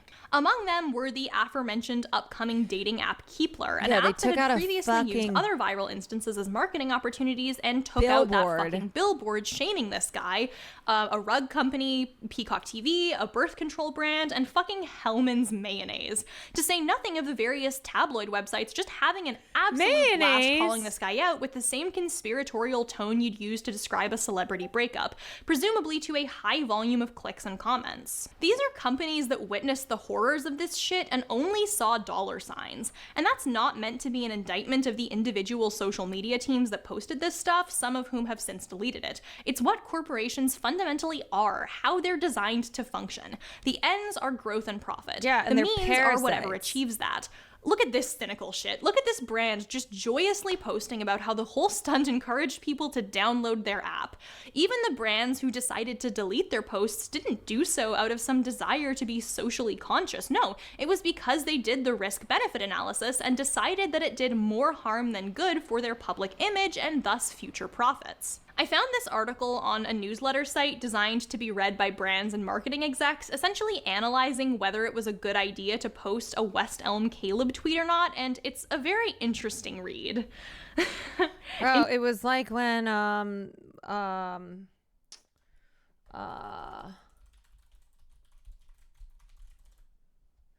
Milani Cosmetics. Yeah, when Milani Cosmetics got in on the internet's smearing of Amber Heard, when they tried to like get in on the fun And we're like, oh, that's interesting because that makeup palette didn't come out until 2017. So it couldn't have been that one. It's like, okay, they weren't specifically referring to that makeup palette. They were saying like using a makeup palette such as this to cover up bruises. But that's what we see. We see these brands, these companies who are like, ooh, let's get in on whatever the internet's doing and score some points here and maybe some sales. Interesting derogatory. That's largely because at no point in the article is there an assessment of the human cost of any of this. It's all about approval ratings and numbers. Again, this is just by the very nature of how corporations function. This was a profit-generating opportunity for them. And that is what happens when we feed a machine that sustains itself on outrage and constant engagement. We do not benefit as individuals or as a marginalized group of people. What the fuck is Hellman's Mayonnaise doing getting in on the West Elm Caleb? What does mayonnaise have to do with this? What's going on? The object of our shame neither grows nor benefits. We don't get beneficial cultural shifts that make the world a better place to live in. We get number going up for corporations. Your mayonnaise. This is all happening for corporate profit. So what can we do? How can we make sure this doesn't happen in the future, that we aren't adding more bricks to the foundation of this panopticon which we've all made our home? Well, a few things. As I said, I don't think individuals are necessarily the primary actor driving all of this, not when the algorithms we use encourage and feed off of it. This is largely a problem of systems, and we need to hold these corporations just as, if not more, responsible than we hold ourselves. The power for specific individuals to enact harm ultimately comes largely from the systems that give them that power, and from the algorithms that shove the most polarized and dangerous versions of every belief and argument directly in our faces to stuff their own wallets and encourage us to do the same. I think as time has passed on the Caleb stuff, more people have started to realize how fucked up it all was, and the tide has shifted there. But analysis of corporations and systems have kind of taken a back seat to just focusing on individuals and what individual actions we should all be taking. I don't think we should lose focus of the actor with the most power and the most material benefit in this situation. But at the same time, I still believe individuals, when part of a greater collective, have a lot more power than we might perceive ourselves as having. Yeah, also, what's easier? Holding the platforms accountable and forcing them to act, or like starting with holding ourselves as individuals accountable, as being more mindful with how we use the internet, with how we engage and interact, you know? It's like, okay, you look at it and you go, well, what the hell am I supposed to do about these multi-billion-dollar platforms? Like, I can't stop any of this stuff. It's like, okay, well, you can work on, as an individual, what you consume, what you post, how you act, how you behave. While which videos were shown and what cultural memes start to take force may not necessarily be our fault, I would distinguish that claim from the idea that we have no collective responsibility. I think we have a responsibility here to exercise a lot more judgment and restraint when it comes to these incidences of public doxing and surveillance than we might have been exercising in the past. That means a few things. It means avoiding this pathologizing language that overstates harm as much as possible, because we know that kind of language feeds into this. On the whole, we need to stop accusing people of gaslighting and other forms of emotional abuse because they're assholes. As much as I understand where that impulse comes from, I honestly think we need to return to clearer terminology. The teapot's empty. Here. Sometimes someone isn't an abuser. Sometimes someone is just an asshole. It's okay to use the word asshole in these cases. That's a good first step. It's also important to hold true to and maintain consistent principles. If we believe a specific act, like let's say retributive justice or letting a bunch of corporations join in on a public dogpile of someone, is always morally wrong. Yeah, look, you guys, there's so many words in the English dictionary. Abuser, like, let's reserve that for actual abusers, okay? Here's some other examples that you can use instead of asshole. Miscreant, prick, schmuck, shitbag, shithead, jackass, bastard. I love bastard. I love the word bastard. Motherfucker. Arsehole. Bunghole. Louse. Goober. There, yeah, see? Rat. Wanker. Wanker. Ah, he's a wanker. I'm here for miscreant coming back into the mainstream, but I'll take bastard. That bastard. See? Wanka. But you have to say it like that. You have to say wanka. He's a wanka. Scallywag. Fuckwad. Rapscallion. Yeah, see? Look at all these words. We need to hold fast to that even when we don't like the individual in question, even when that person truly is an asshole. Otherwise, when we're readily willing to abandon those principles based on matters of personal judgments, the systems we create are going to be much more exploitable and much more vulnerable to bad actors using them to enact harm. I think we also need to check our own entertainment impulses on occasion. I know imploring people to think about the person behind the screen is an axiom we've been trotting out for years now to little success. Because it's much easier said than done, especially when, again, someone seems like they're actually an asshole. But what might help us here is reframing the discussion from being about the person on the other side of it to instead being about us and our morals and how we choose to exercise them. Because ultimately, the way we treat these individuals across social media really isn't about them. It's about us. We have to be better than that, even if they never will be. If not for the future victims of these systems who might be in a far worse situation, or for avoiding putting more money into the pockets of corporations that see human suffering as a profit vector, then for ourselves. We deserve that. Honestly, one thing I've really been working on as of late is trying to disengage a little bit from some of the online spaces that I think nurture the worst impulses in myself. It is often so easy to send a snarky tweet out in the void, to talk in a way I do not talk like in real life, and only really regret it later when the dopamine hit of online interaction wears off. This isn't good, but I also know I'm not alone in it. So one thing I've basically been working on doing ever since about last August, when a bunch of stuff happened, is trying to do more creative work that isn't filtered through a screen. So I started taking pottery last summer, which is so fun. That's actually where the mug I've been using in this video came from. I made it. And if you follow me on social media, you'll also know that I've been picking up knitting for the last couple of months. I've been taking classes at a local yarn shop, but I've also wanted to just kind of level up. And that's why she had the mug in the whole video. It served a purpose. The mug purpose reveal. Get better and more practice with skilled individuals, which is why I'm super thankful to have found Skillshare and super grateful to them for sponsoring this video. Skillshare is essentially an online learning community with thousands of online classes that cover tons of different subjects. We knew that the mug had to serve a purpose. There's just a huge breadth of skills you can learn, from still life photography to gorgeous watercolor painting to meditative writing to YouTube thumbnail design to cooking to playing the guitar. It was all about the mug all along. Basically anything else you can possibly imagine. So for me, I've been taking Miss Melissa Warren class on knitting basics, and it's been so fun and such a nice way to just everybody engage learn with how the to knit, physical, okay? tactile world. Let's also, all learn how to I've been knit. working on a hat, which you can actually see Chat, here, you ever and getting feel- to develop those skills If you ever is feel like so hating cool, online, and just I take get a great fun out drag of a If you're smooth interested in Marlboro trying out red. any of these classes and either developing new skills or refining existing ones, Skillshare is a really great place for that. It's ad-free, so Just you be can like develop your Teresa skills with her without the vape. distraction Cheers. of ads. There are new premium classes launched every single week, and if English isn't your first language or you want to get some more practice with another one, you can get Skillshare's entire catalog with subtitles in Spanish, French, Portuguese, and German. If you're interested in joining Skillshare, just click the link in my description. Shares. The first 1,000 people who click that link will get a 1-month free trial of Skillshare. You know what I have to say? I am very impressed. I've never watched a Sarah Z video. First of all, she really did speak for like an hour straight.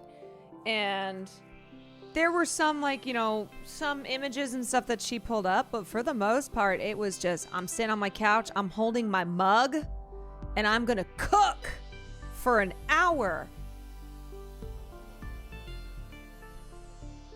Just straight cooking, just yapping for an hour. Yeah, that was great. There There was a part when we were only like 1/5 of the way through. I was like, maybe I'll just finish this another day. And I was like, nah, I should probably just finish it now. What was her name? Her name is Sarah Z. The link is there for you to follow, subscribe, watch. This video came out 3 years ago. Kind of wild we never got a West Elm Girls parody song to this tune. Oh my God. Well, are you sure? Are you sure we didn't get a West Elm Girls parody song to this? Sometimes you're better off dead. There's a gun in your hand that's pointing at your head. You think you're mad, too unstable, kicking in chairs and knocking down tables in a restaurant in a West End town. Call the police, there's a madman around, running down underground to a dive bar in a West End town. In a West End town, the East End boys and West End girls. In a West End town. Like, at least this would have been funny, you know? If some of these girlies got together and did a parody of this, at least it would have been like creative, you know? West End Girls. Too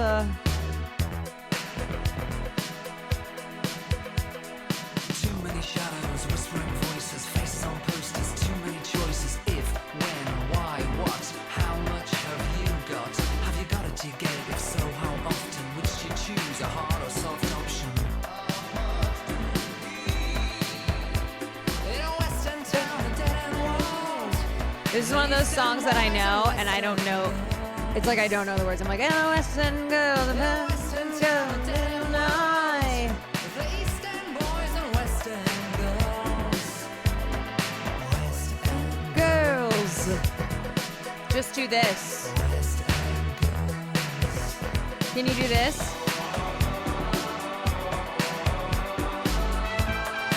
There's only 3 words.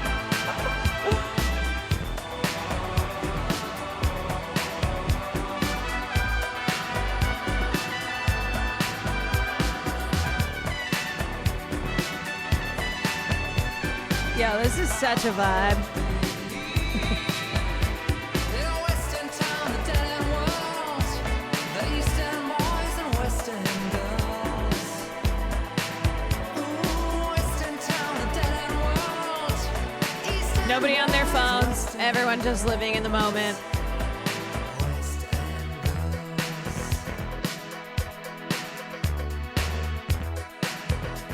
You got a heart of glass or a heart of stone. Just you wait till I get How you it should be. No future, we've got no past. Here today, built to last in every city and every Surely it's time for 4 hours of peak. to the Finland station. If Sam was streaming tonight, I would have played some peak. The East End boys and West End girls. West End East End boys, West End girls. Does that say 215 million views? Yes, it does. Let's get that up to 216 million. Speaking of, wait, did I tell you guys that Sam accidentally ordered dog food to my house? Have to. I should actually just text Sam Oh, and no. Cutie and be like, I'm gonna suck both your clits. Wait, why did Caroline just text me?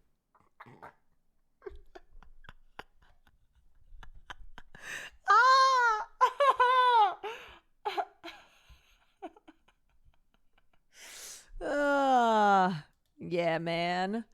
No, I got so scared the other night because I was at Next. I was filming all day and I had a dog sitter and she was like, "Hey, I'm going to bring the dog food inside." And I went, "Oh," and I just kind of went with it and I assumed Will had ordered dog food. So I said to him, I was like, "Oh, did you order dog food for Farley?" He's like, "No, I didn't." And I was like, "Oh my God." And in my mind I go, "Oh no, are we getting like, are we being doxxed? Is this instead of pizzas, they're just sending dog food now? And no, it turns out it was Sam. It was Sam who ordered food for Oki and accidentally ordered it to French Polynesia, but didn't tell me right away. It was only like we were texting about something else, and then she mentioned that she had sent dog food on accident to our house. I said, okay, great. Well, it gave me a heart attack for a second because That's powerful. I thought that is someone random sent it to my place. powerful. This could be anything. Yes, princess. Yes. Just like that, princess. Princess.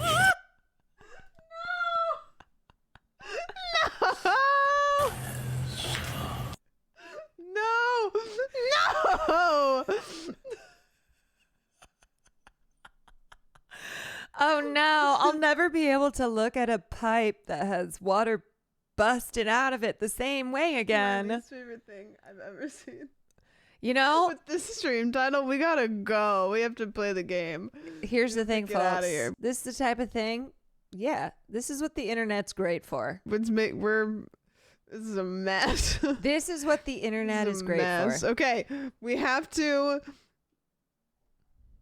I should actually just text Sam and wow, Katie and be like, Whoever whoever clipped that and sent it to her in chat with no context is an asshole. Yeah, Zio, I wonder who it was.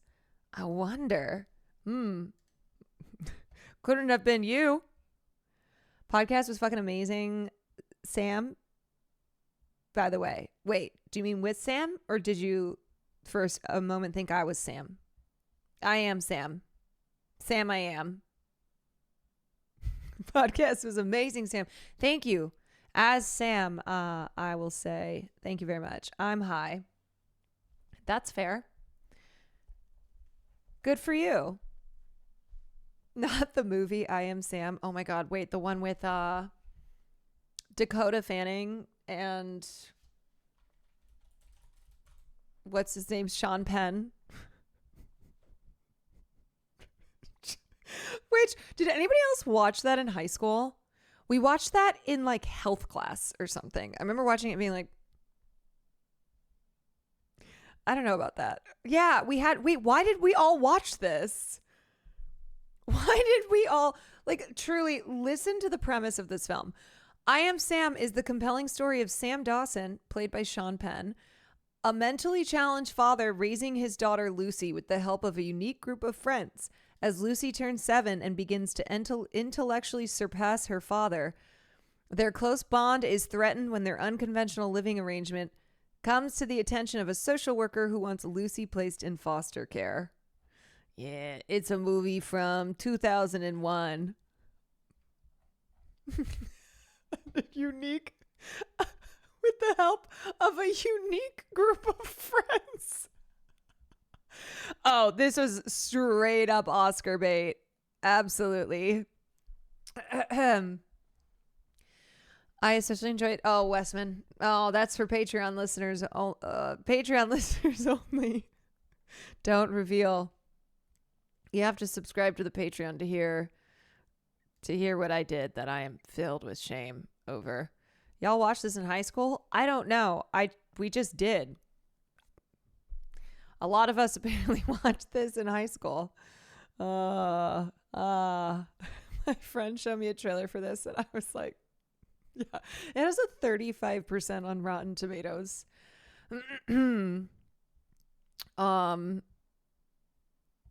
Yeah, that's the stuff. That's the good stuff. Finally, someone has the guts to call out social workers. I know, the greatest enemies in our society, social workers.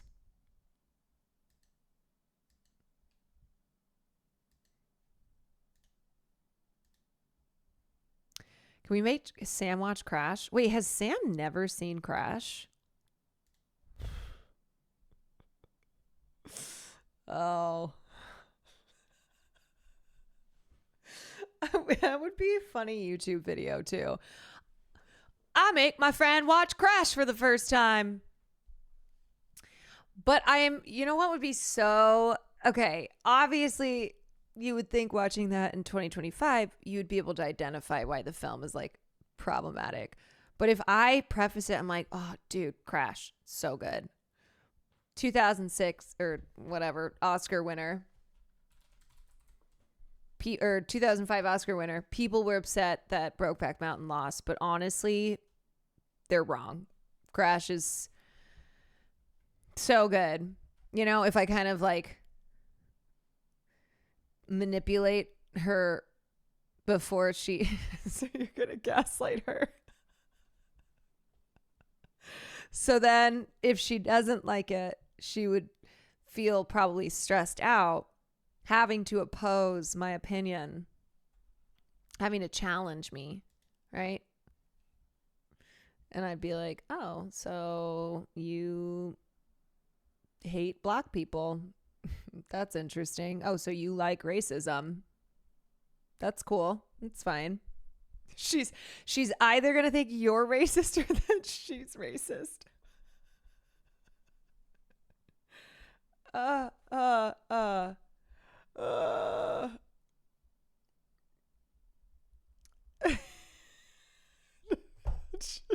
She's either gonna think you're racist or that she's racist. It's one or the other. Oh, goodness gracious. Okay, you guys. So here's the deal. I am ending stream. My favorite pod moment, Caroline, he was in Twister. Sam is at that tornado movie. Oh God, she's such a fountain of takes, hot takes, just unbelievable comments, things that I just didn't know a person was capable of saying. Okay, so I'm not gaming.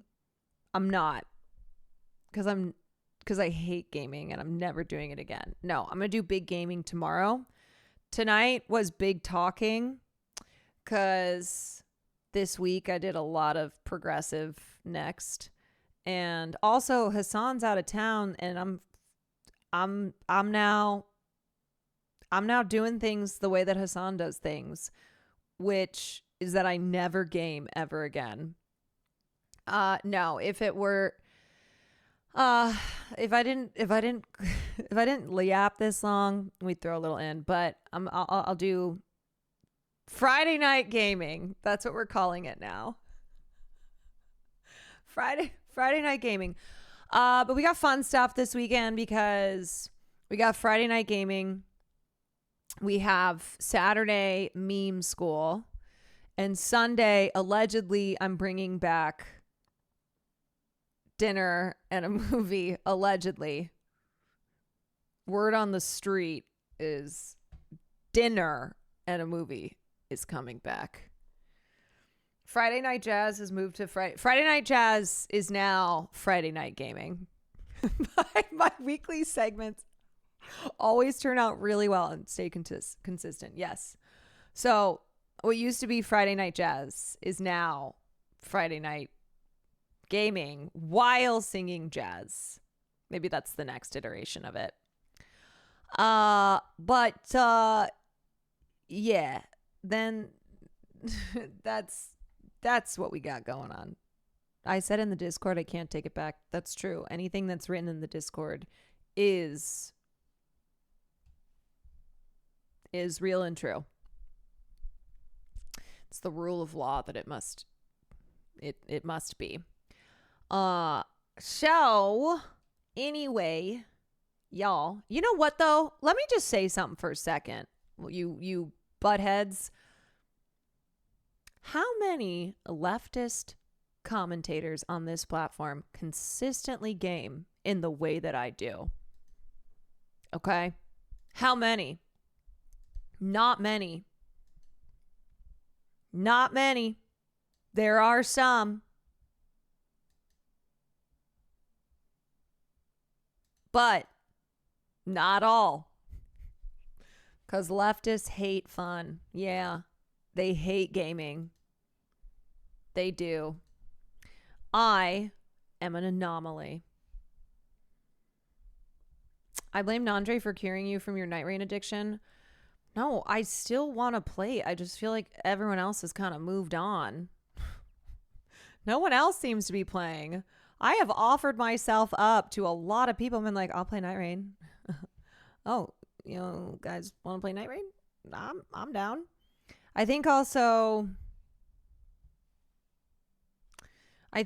yeah, I don't know. These gamers, though, they move on. They move on fast. They're like West Elm Caleb. They're players. They don't, it's not just one game. Wait, Marsh was playing Night Rain tonight? If that's true, I'm going to end that man's whole career. Oh no, he was playing Clear. Okay. I was going to say, if he was playing Night Rain and did not tell me about it, I was going to end that man's whole career. I know I saw Ray tweet and she was like, please, I need all my friends to play Claire Obscura because I need to watch it. And I was like, is it really that good of a stream game? It's time for Expedition 33.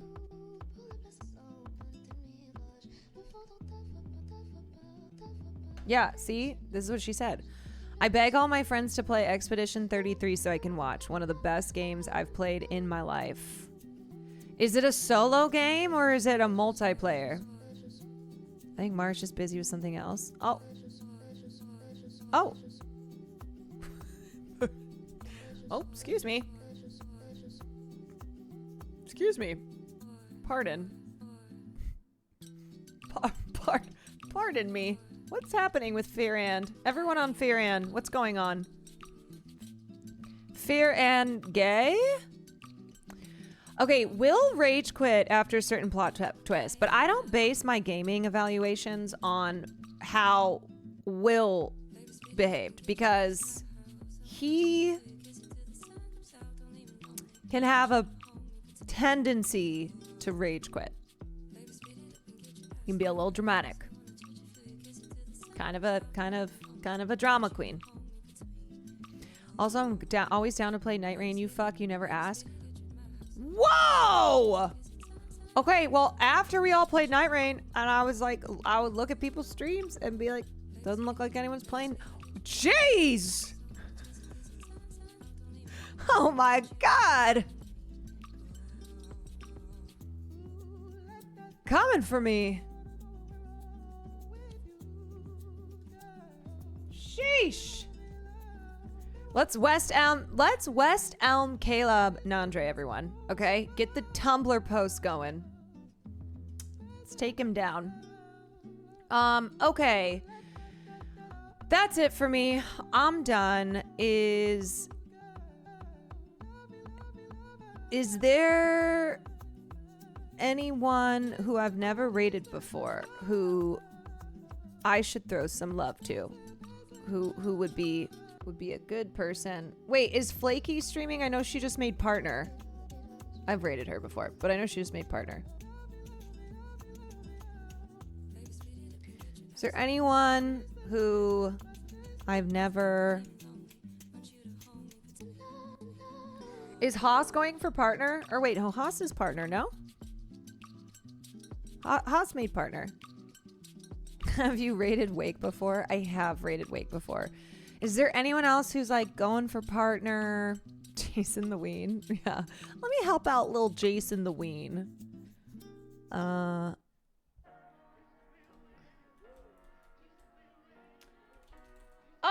I'm going to send you guys to I Just Love Puzzles. That's a good one. She's partner, I think. But I have not rated, I don't think. I Just Love Puzzles. Maybe I have one time. Whatever. I'll send you over to I Just Love Puzzles. We love Puzzle Granny. And I'll see you cats and kittens tomorrow. You have 3 times? I have amnesia. That's okay. I just love puzzles. This is amazing. Oh my God. Snaps 3. Thank you for the last minute 5 gifted subs. Appreciate ya. Okay, y'all. I'm gonna go rage watch the worst show on TV. And just like that. Please, you have to stop me. I can't stop. I won't stop. I must stop. Why am I still watching this show? I don't fucking know. But it's so bad. But I'm still watching it. Classic. Give Farley pass for us. I will. Watch. Okay, wait. Okay. What is Interview with the Vampire on? Is that on Netflix? Interview. Or wait, no. That's on. Wait, that is on Netflix. HBO or Netflix? AMC? Season 1, Season 2 is AMC. Okay. I will go watch the first episode.